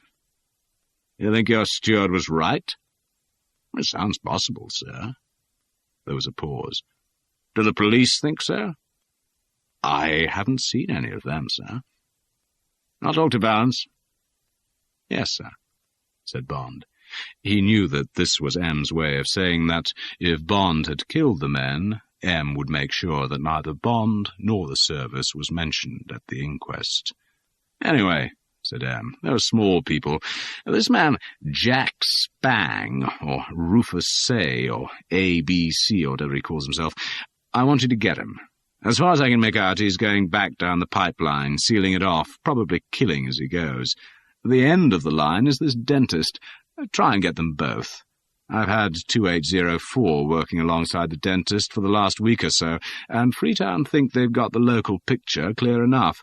But I want to close this case and get you back on your proper job. This has been a messy business, never liked it from the first. More luck than good management that we've got as far as we have."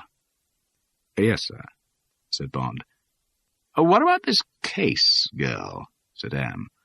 I've talked to Valance. He doesn't want to prosecute, unless you feel strongly about it. Was M's voice a shade too indifferent? Bond tried to prevent his answer being too breezy. She's been a great help, sir, he said. Easily, he hoped. Perhaps we could decide when I've put in my final report. Where is she now? The black receiver was getting slippery in Bond's hand.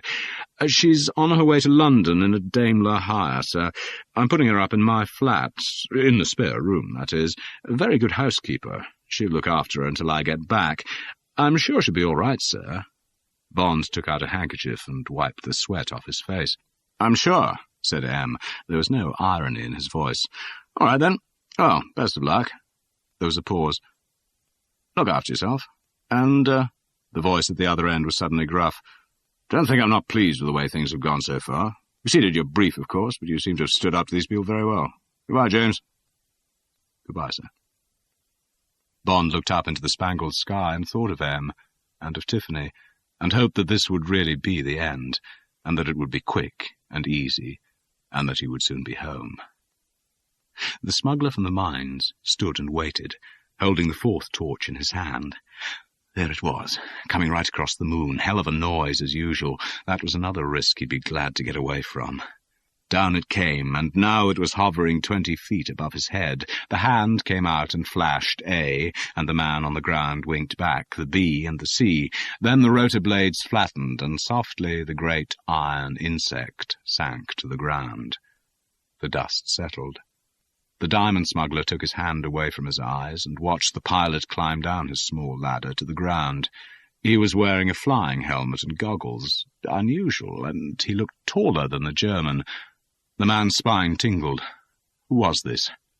He walked slowly to meet him. Got the stuff.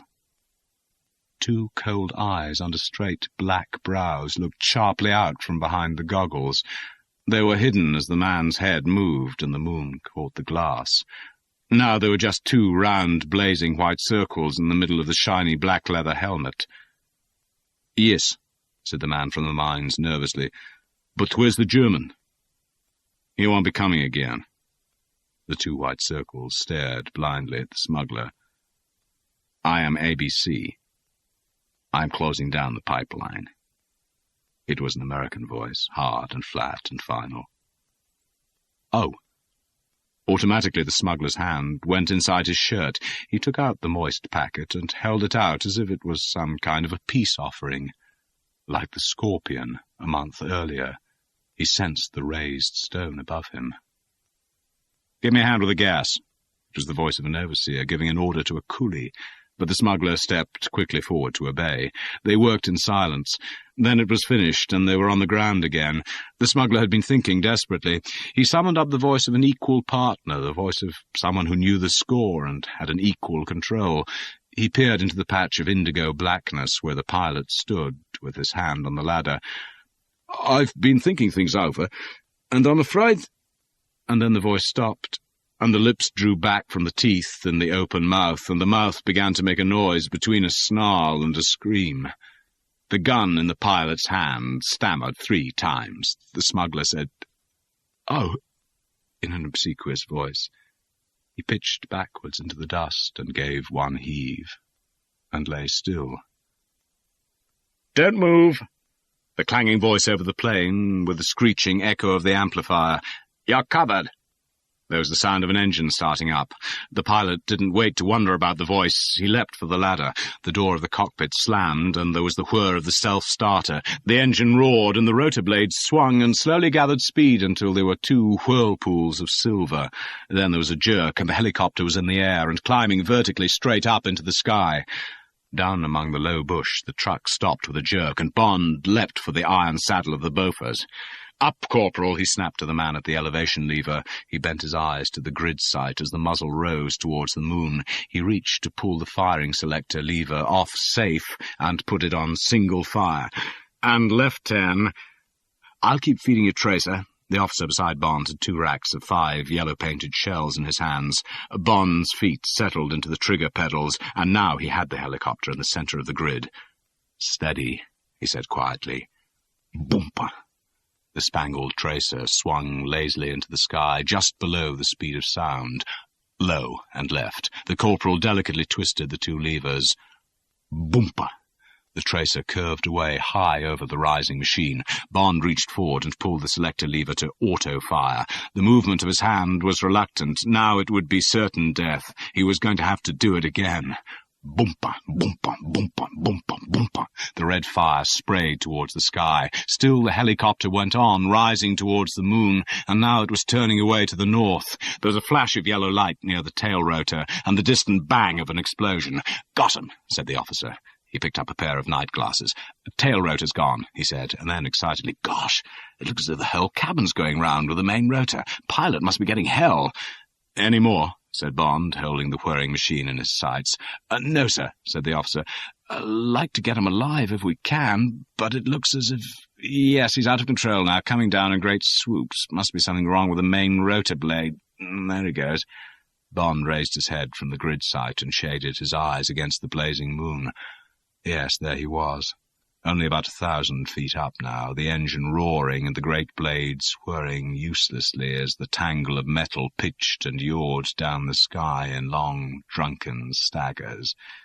Jack Spang, the man who had ordered Bond's death, who had ordered Tiffany's death, the man Bond had only seen for a few minutes in an overheated room in Hatton Garden, Mr. Rufus B. Say, of the House of Diamonds, Vice President for Europe, the man who played golf at Sunningdale and visited Paris once a month. Model citizen, M had called him, Mr. Spang of the Spangled Mob, who had just killed a man, the final one of how many others. Bond could imagine the scene in the narrow cockpit. The big man holding on with one hand and wrenching at the controls with the other as he watched the needle of the altimeter dip down through the hundreds, and there would be the red glare of terror in the eyes, and the 100,000-pound pocketful of diamonds would be just so much dead weight, and the gun, which had been a strong right arm since boyhood, would be no comfort. "He's coming right back to the bush," shouted the corporal above the clatter in the sky. "He's a goner now," said the captain, half to himself. They watched the last bucketing lurches, and then they held their breath as the aircraft, seesawing wildly, gave a final tip to its nose and, as if the bush had been its enemy, made an angry dive through a 20-yard curve and hurled itself and the thrashing rotors into the stack of thorns. Before the echoes of the crash had died, there came a hollow boom out of the heart of the bush, followed by a jagged ball of flame that grew and billowed up into the air so that the moon was dimmed and the whole plain was bathed in an orange glare. The captain was the first to speak. "Ouch," he said with feeling. He slowly lowered his night glasses and turned to Bond. "Well, sir," he said resignedly, "that's just about that. Afraid it's going to be morning before we can get anywhere near that lot, and then it's going to be hours more before we can start raking about in it, and this is going to bring the French frontier guards along at the gallop. Luckily, we're on good terms with them, but the governor's going to have a fine time arguing the toss with Dakar." The officer saw a vista of paperwork stretching ahead. The prospect made him tireder than he already was. He was matter of fact. He had had enough for one day. "Mind if we get a bit of shut-eye, sir?" "Go ahead," said Bond. He looked at his watch. "Better get under the truck. Sun will be coming up in about 4 hours. Not feeling tired myself. I'll keep an eye out in case the fire looks like spreading." The officer gave a curious glance at this quiet, enigmatic man who had suddenly arrived in the Protectorate amidst a flurry of absolute priority signals. If ever a man needed sleep. But all this was nothing to do with Freetown, London stuff. "Thanks, sir," he said, and jumped down from the truck. Bond slowly took his feet off the trigger pedals and sat back in the iron saddle. Automatically, with his eyes still on the leaping flames, his hands felt in the pockets of the faded khaki bush shirt, borrowed from the garrison CO, for his lighter and cigarettes, and he took out a cigarette and lit it and put the things back in his pockets. So, this was the end of the diamond pipeline, and the last page on the file. He took a deep lungful of smoke and let it out between his teeth in a long, quiet sigh. 6 corpses to love, game, and set. Bond put up a hand and wiped it across his dripping forehead.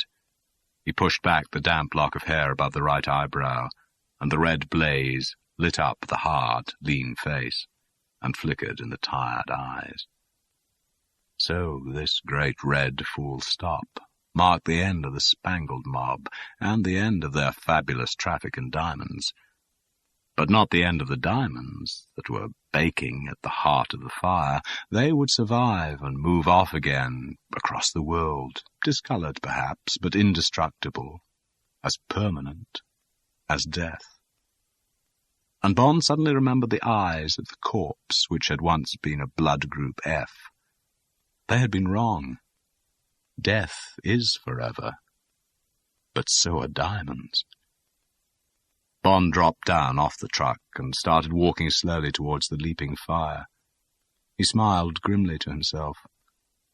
All this business about death and diamonds was too solemn. For Bond, it was just the end of another adventure for which a wry phrase of Tiffany Case might be the epitaph. He could see the passionate, ironical mouth saying the words. It reads better than it lives.